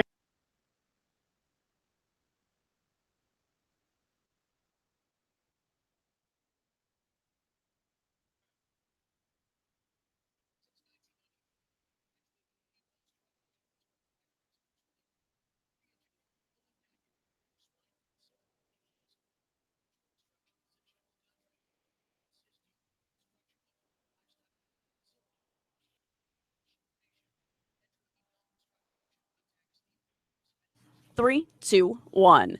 The KCRG TV9 First Alert forecast for this evening. You've got a wintry mix and snow developing late with a south wind at 5 to 10. Low temperatures will drop to 32. Snow continues early through the day tomorrow with a dusting up to 2 inches possible and localized higher amounts too, with a south wind at 5 to 10 and a high of 38. Mostly cloudy tomorrow night, turning partly cloudy with a southwest wind at 5 to 10. Will dip down to a low of 29 degrees.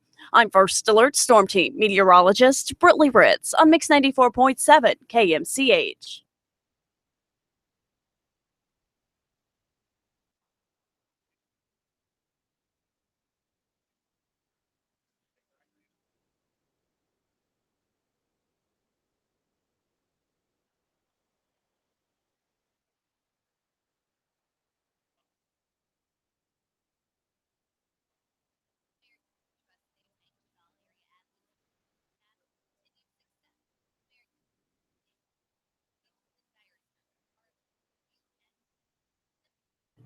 Three, two, one. The KCRG TV9 First Alert forecast through the overnight. We bring in a wintry mix and snow with low temperatures dropping down to 32 degrees, a south wind at 5 to 10. Snow showers continue early through the day. Accumulations look to be around a dusting to 2 inches with locally higher amounts possible. Winds out of the south at 5 to 10 with a high of 38 degrees. Mostly cloudy, turning partly cloudy into the evening with a southwest wind at 5 to 10. Will drop down to a low of 29 degrees. I'm First Alert Storm Team meteorologist Britley Ritz on Mix 94.7 KMCH.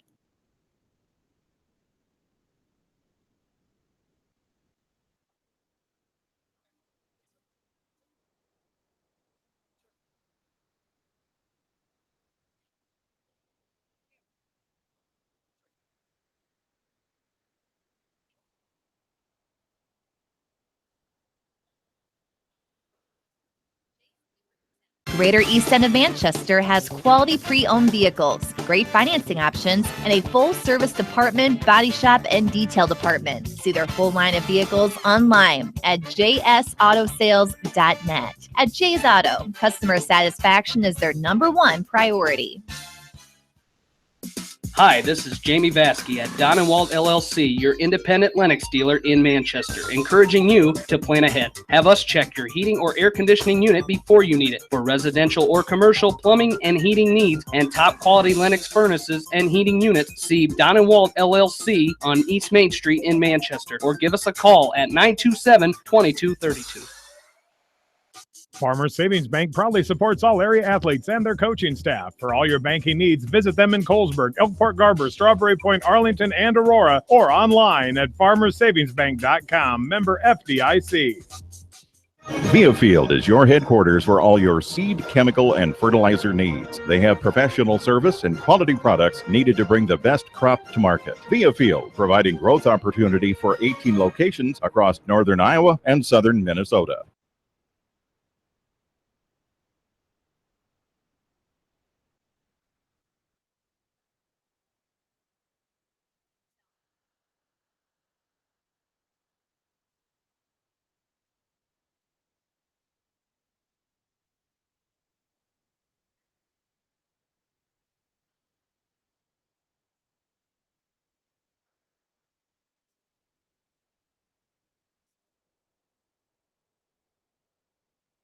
The Eastern Iowa Shopping News and the Dyersville Commercial recognize the hard work and dedication of all area athletes. Check out the weekly sports section in the commercial for scores and information. The Eastern Iowa Shopping News and Dyersville Commercial, supporting your communities.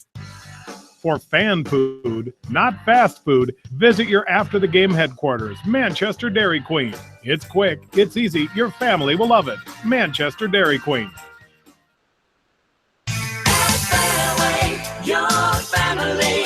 It's no secret that people come to Fairway in Manchester for their famous meats, but as you dash back to the counter to pick up your USDA choice ribeyes, don't be surprised if you find yourself lingering among the delicious fruits and vegetables in the produce department. Shop Fairway in Manchester for low prices and all your grocery needs. Head to Fireside Pub and Steakhouse before or after the game or anytime, featuring steaks, seafood, pasta, sandwiches, and even fresh-made pizza. They say it's the best around. Visit them on the web at firesidemanchester.com for a full menu and special offers. Just like a great coach, State Farm agents like me, Julie Smith, can help you develop a game plan for your insurance needs. Whether it's car, home, life, health, or business insurance, I can dig into the playbook and help you find the affordable coverage you need. For all your insurance needs, call on a winning team. The Julie Smith State Farm Agency in Manchester. Hi, this is Chris Henry, Service Manager at Brown Sales and Leasing in Elkader. Our goal is to make your car buying experience the best possible, and our factory certified technicians are dedicated to you and your vehicles. Stop in and see us at Brown Sales and Leasing in Elkader, or visit us online at forbrowns.com. Your hometown dealer, wherever your hometown may be. Best of luck to all area athletes and coaches. At Three Rivers, our customers come first. Your business is very important to us. Our goal is to provide you with the best products and service that you have come to expect from Three Rivers. Visit our website at threeriversfs.com or the location nearest you. Three Rivers, your partner in growth solutions. Citizen State Bank, your locally owned, community-minded, and customer-oriented bank, is here to serve you. Choose one of their 7 convenient locations in Winthrop, Monticello, Manchester, Ryan, Strawberry Point, Hopkinton, and Nubiana. Citizen State Bank, community banking with people you know, member FDIC. This is Jamie Vaskey, the voice of the West Delaware Hawks, and I've had the chance to review the Good Neighbor Society's playbook, and I got to tell you, they are friends in your neighborhood, designing plays to get you home fast. If you need help getting back in the game, contact the Good Neighbor Society Rehab to Home team at 563-927-3907. The Edgewood Reminder is proud to support all the area teams in athletic action and appreciates their efforts in the classroom and during sports. Check out all the sports photos in each week's issue of the Edgewood Reminder. The victory is yours at Victory Ford. Hey, this is James Halverson, Service Manager at Victory Ford in Dyersville. Our service and parts team at Victory Ford is dedicated to keeping your car in tip-top shape. And our sales department makes buying a car easy and hassle-free. Stop out to Victory Ford in Dyersville or online at victoryfordonline.com. Good luck, athletes and coaches.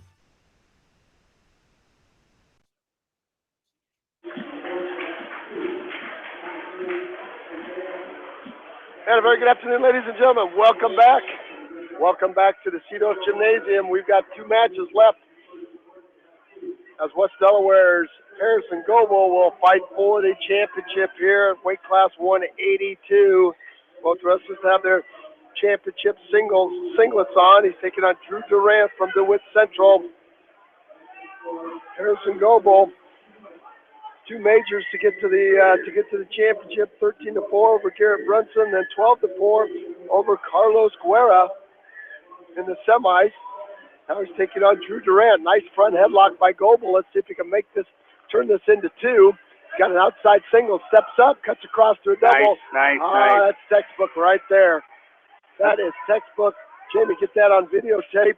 You can't do it any better than that. That's just exactly how you teach it. No, you certainly can. And great job there by Harrison. He didn't sit around. When he got in on that high crouch, he didn't sit around. He finished, went right with it, put his head in and drove him to the mat, picks up the 2-point takedown. No, that's a lot of guys. They'll shoot that high crotch and they'll end up back down on the mat and wait there. Then all of a sudden, here comes a crossface, and then that great shot turns into nothing. Usually defensive takedown, and not for Harrison Goebel. He made it work. He made it pay right here. Made it count, and now he's up on top with 59 seconds left to go. He steps over the right ankle of Durant. Now he's working a hard crossface from right to left. Maybe a crossface cradle coming by Goebel. He's driving that head to the knee. Textbook Goebel. Let's see if he can lock that up. That's he's got a big that body. hand posted. I'll tell you what. He's got that hand posted behind the knee. And he's really working to get that cradle locked up. And Durant's doing a nice job. Durant showing some strength here. Fight off that crossface cradle by Goebel. That length and flexibility and strength. He's got that combination. Harrison Goebel does. Just gives people fits. He goes right back to work, stepping over that right ankle and coming right to the head with a crossface. And Durant right now has not had an answer for that length of Harrison Goebel. Here comes that crossface one more time. Durant does show a lot of lower body strength and being able to straighten that leg out as Goebel tries to lock up the cradle. That's a good first period. And it's going to be Goebel's choice. He's going to defer over to Durant. And Durant's going to go neutral. I think Durant had enough of Harrison Goebel on top of him right there. Well, we'll see if Goebel can go back to work. We've seen a lot of different combinations from Harrison today on his feet. We'll see if he can set something up a little bit different here. He's got an underhook now. He's got an underhook on the right side of Durant. Durant trying to go under and over.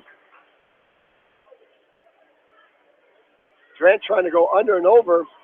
And Goebel not having anything to do with it, so Goebel gives him a shove off the edge. Back to the center of the mat we go. 135 and counting. Harrison Goebel up 2-0. Neutral position on Drew Durant. Durant came in the top seed. He's a junior. And there's an elbow pass by Durant. A throw by. He picks up a 2-point takedown on Goebel. This thing's tied up at 2s right now. Durant on top of Goebel trying to throw a crossface of his own. And Goebel fighting the crossface off. Now crossbody ride by Durant. Goebel using that length. Now maybe a hip hike by Harrison Goebel. Got the 2-point reversal. And turn him to his back. He's got half Nelson. Half Nelson by Goebel. Now he goes to crossface. He's picking up some back points. He's belly to chest right now. He's got to get his chest back. He's going to pick up 2 and 2, I believe. 2 for the reversal, 2 back, so he goes up 6-2. Again, very opportunistic there by Harrison Goebel. Right when Durant went to throw those legs in, he was able to get out of them right away, turn into them, and throw that half Nelson. And that's what we talked about with those young freshmen of West Delaware, what they're looking to come into, and that's what Harrison Goebel did right there. He got the reversal and quickly shot into that half Nelson and picked up 2 near fall. Oh yeah, and that's when you got to do it. You don't wait around. I think they used to call that series wrestling. I think they call it chain wrestling now, where you just go from one link to the next link to the next link until you score. And Harrison Goebel's got a cut above his right eye. I'll tell you what, Jason Putz has been busy today. He's in that blood corner, and he's been doing a super fantastic job. Gonna have to get out the Vaseline, and I don't know if it's a cut or if it's a mat burn. We can't see. It's on the left. It's on the right. For Harrison's sake, I hope it's not a mat burn, because that thing will be on his cheek until what do you think? February? Probably. They don't go away. They do not. Probably till March, Jamie, after the state tournament. He'll have that beauty mark. He's getting a tape job. He's getting wrapped up, and Jason Putz from Physical Therapy Solutions wrapping him up. taking care of him today. And I'll tell you what, Beauty mark. beauty mark. A beauty mark, that's exactly right. Oh, yeah. All right, got her taped up. Back to action we go. 28 seconds left. Durant will be down. Goebel will be up. Goebel snaps his headgear back on. And Goebel goes from right to left. Here comes that hard crossface again. Got it locked up. Got it locked up. Let's see if he can roll through. He's got Durant on his back in a crossface cradle. Then we'll end it right here. Harrison Goebel slapped the mat for us. Try to get that bottom knee in the side. Steps over with his top knee. Got it locked up. 9 seconds left to go. Durant showing a lot of upper body and lower body strength as he breaks the grip of Goebel. It's going to be a 3-point near fall. And that's, I'll tell you what, outstanding job once again. Well, I tell you what, when he tried that crossface cradle before, he tried going with it, and that upper body strength of Durant allowed him to break it free, and allowed Durant to break it free. That time, the second Harrison locked it up. You don't like to see kids roll through on a crossface cradle, but he did and was able to get 3 near fall out of it. Well, if there's a cradle you can't roll nice through. Throw by. That's a nice throw by Durant, yes. There's a cradle you can roll through. It's a cross-face cradle because you got that other arm. Now, if it's a far side cradle and you try to roll through, that arm comes out, they can block, and you end up on your back. 11 to 2, 11 to 4, I think. So if Goebel can go back to work here. I think it's 11 to 4. Got 11 to 2 up on the scoreboard. I think Durant's had 2 takedowns. They're going to go check that out. They will check that out. As they do, we're waiting for Brady Antones to come up. He's on deck on that, Matt. He's on deck on Matt 1. Matt 1, all right. So we'll have to wait for this match to clear out. And they're checking the score. We've got 11 to 4 up here, I believe. Yeah. 11 to 4. There's the 2 on. Durant's got 2 takedowns with those 2 throw-bys. I think it should be 10 to 4. It'll be 10 to 4 after Durant lets them go, I think, again. They've got 9 to 4 up there. And that's what we have here. You got 9 to 4? Okay. All right, so here we go. 9 to 4. 9 to 4. 151 left to go in the match. Long shot. Here comes the front headlock by Durant. He snaps the head of Goebel down. He got it locked up. Had a front headlock with a drive cradle locked up. Great scramble by Goebel. Goebel showing a lot of strength here. That's going to be a 2-point takedown, I think, by Durant as he slides his left leg inside the right leg of Goebel. Goebel's still blocking off. I think that should be 2, Jamie. I think our official's waiting to call it. I think he sees that Goebel has the right leg of Durant locked up yet. We're going to get a stalemate out of it. Stalemate out of it, okay. I'm with you. That could have easily been a 2-point takedown. Oh, I see Goebel had. Yep. Durant had his leg inside, but Goebel was in between his body and Durant's leg, so that was the holdup. Great job by Goebel. Goebel trying to hit him with a throw by. 107 left and counting, 9 to 4. Harrison Goebel up. There's a nice duck under by Durant. Nice down block by Goebel. Goebel using that length to his advantage. I'm telling you what, he's all stretched out. His laces down. Comes with a hard crossface. Going to try to stuff the head of Durant, cut a corner, and hit a go-behind with it. Durant stuck underneath. Goebel crossface, picks up the near ankle, covers the hips up. So 11. Now it's 11 to 4. Yes, indeed. Here comes that crossface again by Goebel. Crossface from right to left, trying to set up that crossface cradle. I think you'd have a butcher right now, Jamie. Every time you come to that crossface, Durant posts that outside leg. I think you could hit him with a, set him up with that butcher. 17 seconds left to go in the match. Goebel up on top. And it's going to be, Jamie, how about this? Goebel 13 to 4, Goebel 12 to 4, Goebel 11-4. It's a good day for Harrison Goebel. That's going to do it right there, I think. That's the match. There it is, right there. Goebel 11-4. He's a champ. Nice job by the junior. 13-4, 12-4, 11-4. That's a great day, scoring a lot of points and winning that gold medal. So great job by the junior. All right, one more match on the day for the Hawks, Jamie. Brady Antones taking on Andy Lillegraven for the bronze medal here. Let's see if Brady Antones can finish this thing up. And the Westover Hawks and the Decorah Vikings going to settle it right here. Weight class 195. There's an arm drag by Lillegraven.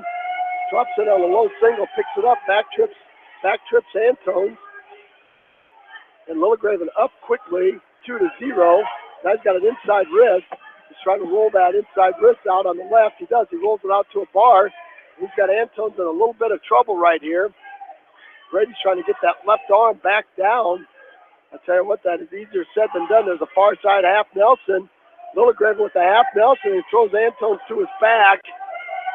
I'll tell you what, he's got it in deep. Antones is going to roll through high bridge. He's going to bench press Lillegraven off of him. Lillegraven comes right up to a drive cradle. Antones bridges Lillegraven up, but on the scramble, Lillegraven comes up with a drive cradle and a 2-point near fall. A lot of action right there in that little bit of a minute and about 15 seconds. Brady Antones has some work left to do. He's down 6-0. Thought he had a 2-point reversal mixed in there, but did not quite get it. Lillegraven showing some strength as Antones comes to his feet. He drops down and lifts Antones up and safely returns him. Good lift and return right there. Lillegraven throws Antones to his back one more time. A half Nelson, power half Nelson by Lillegraven. Well, if Antones could just weather this storm and maybe get himself to the second period with a chance to go up on top, that'd be just what the doctor ordered. Antones posts his right arm as Lillegraven scoops it to a chicken wing. Sit out, turn in by Antones now, and he's going to face Lillegraven. Lillegraven's going to launch Antones to his back, but off the edge, and that's going to do it for the first period. Lillegraven showing some physicality right there, and Coach Voss said, hey, you got to keep your elbows in. Antones is going to defer over to Lillegraven. And Lillegraven's put together, Jamie. He really is. You know, he's kind of that typical Decorah 195-pound wrestler. You know, they're usually built pretty well, and Lillegraven's another one. There's a sit-out, turn-in, stand-up by Lillegraven. Antones is trying to lift him up. Antones drops it on a double, drives Lillegraven off the edge of the mat. I'll tell you what, that was a nice lift by Antones. Antones got his hips underneath, and he's shown to have some explosiveness when he gets in on a deep shot. He showed a little bit of it right there. Lillegraven set. Antones going to ride the left side this time. With a hard chop and a tight waist by Antones. Lillegraven not moving at all this time. He's content to stay on his hands and knees. Now he comes up to a tripod stand-up. There's a stand-up. He's trying to split the hands of Antones. Antones is going to have to drop in on a single or cut him loose. Tries to drops in on a double. Hard crossface by Lillegraven. Pulls Antones up out of the double. 1-point escape. Lillegraven back in on a single. Cuts across to a double. Drops Antones to his left hip. Covers it up. There's a half Nelson by Lillegraven. Has Antones on his back one more time. He's going to pick up, I think, 2 and 2. And a 2-point near fall. Making the score 11-0. 11-0 with 1:03 left to go in the second period. So Brady Antones finding the going just a little bit tough here against a very good fourth seed, Andy Lillegraven. Brady Antones unseeded coming into the tournament, pulling the upset of the first round with a fall over second-seeded Samuel Maresh. Hoping for some magic again That's 38 seconds. Mulligraven up on top, right in that inside wrist. Tell you what, very, very physical. Now he pulls it out to a bar. He's going to try to crowd. He's going to crowd Antone. He's going to drive Antone to his back. Could be a fall right there. I think the referee's going to slap the mat. There's the fall right there. Littlegraven will win by fall. The Antones will take fourth place here today in weight class 195. Well, that's the last match of the West Delaware Hawks today. We're going to take a short time out. Jamie's going to update his bracket here, and then he'll come back and have a final recap for us on today's action. We'll take a short time out here, and we'll be right back. You've been listening to Hold by Hold action right here on Eastern Iowa Sports Leader, Mix 94.7 KMCH. TriVet Associates is a mixed animal veterinary clinic with offices in Farley, Dyersville, and Holy Cross. Our 8 doctors serve the Dubuque, Manchester, Guttenberg, and Cascade areas and provide veterinary services to both large and small animals. For more information, find us on Facebook or visit our website, trivetinc.com. Peace of mind. That's what high-tech communications can provide for you with a security system and video surveillance system for your business. You may also be eligible for a discount on your business insurance. Doesn't it make sense to see what high-tech communications can do for your business? High-tech communications, changing your world with technology. Whether it's an orthopedic, sports, or occupational injury you are suffering from, Regional Medical Center Therapy Services has you covered. With a customized treatment program, Regional Medical Center Therapy Services can get you back on track in the active game of life. Regional Medical Center, excellence in healthcare, close to home. At Telke Motors, we believe in a gentler, simpler way of doing business. Check out our large selection of new and pre-owned vehicles, as well as a great incentives at TelkeMotors.com. If you're looking for a new, pre-owned vehicle or service on your current vehicle, come to Telke Motors, Chrysler, Jeep, Dodge, and Ram on 9th Street in Dyersville. Leonard Muller Funeral Home and Crematory wishes all the best to the athletes and appreciates their hard work and scholastic efforts throughout the year. For personal, caring service, Leonard Muller Funeral Home and Crematory in Manchester, Edgewood, and Strawberry Point.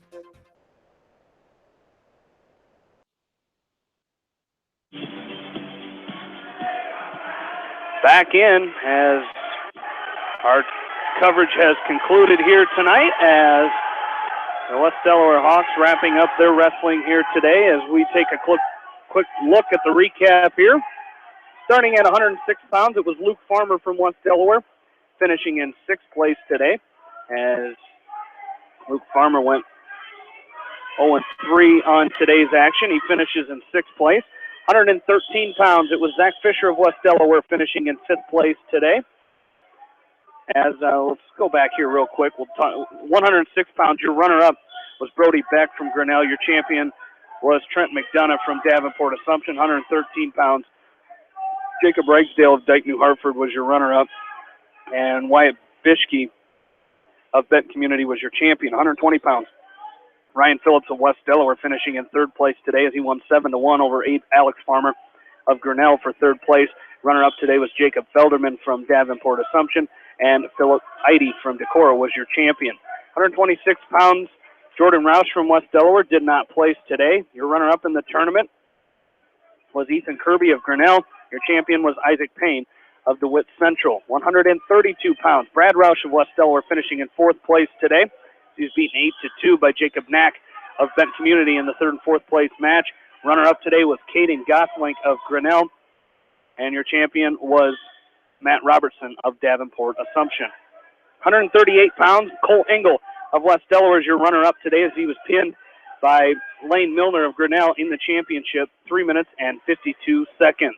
145 pounds, your champion today, West Delaware's sophomore Mitchell Mangold, as he won by fall in the finals over Justin McCoon of Red Oak. By fall, 4 minutes and 23 seconds. 152 pounds, Tristan Volker, Tristan Volker of West Delaware, finishing in 6th place today as he was pinned in that 5th and 6th place match by Gavin Ashley of Muscatine in 2 minutes and 20 seconds. Your runner-up today was Kyle Irwin of DeWitt. Champion was Trent Johnson of Dike New Hartford. 160 pounds, Jack Newhouse from West Delaware did not place. Runner-up was Isaiah Mitchell of Decorah, and your champion was Julian Broderson of Davenport Assumption. 170 pounds, Sam Johnson of West Delaware did not place in the tournament today. Your champion at 170 pounds was Dawson Hocklesvik from Decorah, and your champion was Ira Keene of DeWitt Central. 182 pounds, the champion was Harrison Goebel of West Delaware, as he was an 11-4 winner over Drew Durant of DeWitt in the championship match. So Goebel, your champion at 182, and at 195, Brady Antones of West Delaware finishing in 6th place today, as Brady was beaten in the finished 4th place today. He was beaten in the 3rd and 4th place match by fall against Andy Lillegraven of Decorah by fall, 3 minutes and 40 seconds. Your runner-up today was Reese Westfall of DeWitt, and your champion, Michael Fritz of Fairfield. 220 pounds, Jordan Brees from West Delaware did not place today. Championship match of that one is set to go here in just a little bit. They have not wrestled that one yet, so the championship match is Blade Durbala of Bent Community and Nick Smith of DeWitt Central. Heavyweight, Caleb Zeeser of West Delaware did not place today, as the championship match for that one going on right now. And it's between Noah Broderson, top ranked in Class 2A for Davenport Assumption. He leads 5-0 over Anthony Drummond of Benton Community. Current team scores, Decorah will win the tournament with 100. They currently have 181 points. Davenport Assumption in second with 168. Central DeWitt third, 163. Grinnell in 4th place with 152, and West Delaware 5th place, 143. 6th place, Dyke New Hartford with 130.5 points. Benton Community 7th place with 115 points. Red Oak in 8th place with 108 points. Fairfield in 9th with 63, and Muscatine in 10th place with 58.5 points. That's going to wrap it up for our coverage here tonight. Again, coming up this week, Iowa men's basketball versus Stetson College. Monday night at 6 o'clock. Tuesday night, we'll have West Delaware girls basketball versus Beckman with John Swisher and Bill Logan starting at around 7:30. And then our next coverage will be next Thursday at Western Dubuque, as West Delaware will wrestle Buckokota and Western Dubuque in Epworth. About a 7:30 start with for Roger and I at from Epworth. So we'll have that for you here. And then, of course, next wrestling tournament will be next Saturday at South Winneshiek around 10 o'clock. We're going to do, it won't be 10 o'clock. We'll do the semifinals and finals, semifinal and final rounds live. I believe it's going to be Roger, and I think Sam Phillips will join him next Saturday. So we will we'll keep you updated with all the schedules. Once again, don't forget the National Weather Service with that winter weather advisory for the entire KMCH listening area, including Delaware, Dubuque, Buchanan, Jones, Lynn, Clayton, and Fayette counties. That advisory in effect from 2 a.m. Sunday till 3 p.m. Sunday, and expect a total of 2 to 4 inches and winds at 5 to 10 miles per hour. And, of course, for all the latest weather updates, stay tuned to Mix 94.7 KMCH. That's going to do it for us. For my partner, Roger Reed, this is Jamie Vasky saying good night from the Seedorf Gymnasium, and you've been listening to West Delaware Wrestling on Eastern Iowa Sports Station, Mix 94.7 KMCH. Have a good night, everybody. For more than 80 years, GMB has lived its mission to help customers achieve their financial dreams. Supporting the communities where you live, work, and play is important to us.